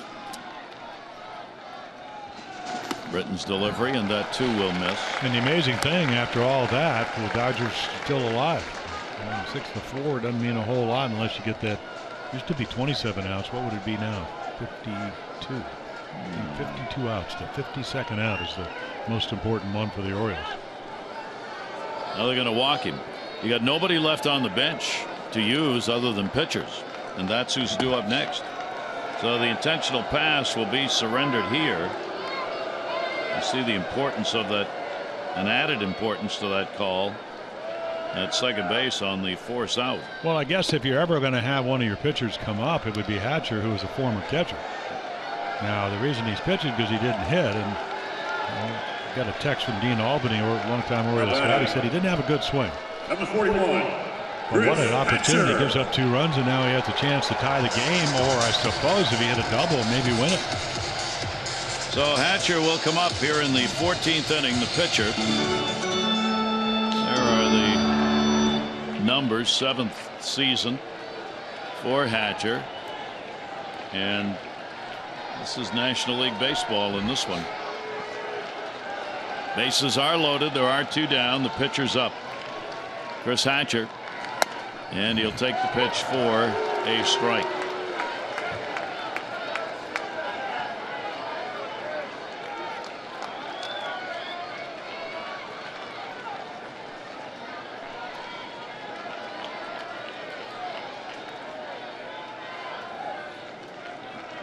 The 0-1 delivery. Hatcher down and away, not going to catch up to that one. Yeah, even if you hit for a living, and Hatcher used to, now he's a pitcher, this is tough to hit it. And he expands because relief pitchers don't take BP. Starters do. So let's win one for the shirts. 0-2 count, 2 down. The Orioles 1 out away from wrapping up a marathon finish on the West Coast. 0-2 pitch by Britton, a little chopper. They got to play anywhere. He'll go to first and almost threw it away, and they get the out. Why was that close as Zach Britton gunned it down to end the ball game? Hatcher showing some pretty good speed going down the line, and the Orioles have come away with a very hard-earned 6-4 victory in 14 innings. And for Britton, there's the reaction. 4 runs on 60. So the Orioles get the win. They end up the road trip 4-5. They take this series from the Dodgers and head back home for a day off tomorrow. And the weekend series against the Angels, starter for the O's not yet announced. Matt Schumacher will make the start for the Angels on Friday. Coverage on MASN 2, 6:30 O's Extra, presented by Southwest, followed by game coverage at 7. This has been a MASN presentation. Gibbons will get the win. Hatcher takes the loss, and Zach Britton will pick up the save and remain perfect on the year. For Jim Palmer and all of our crew, thanks for hanging with us. I'm Gary Thorne. Adieu, adieu.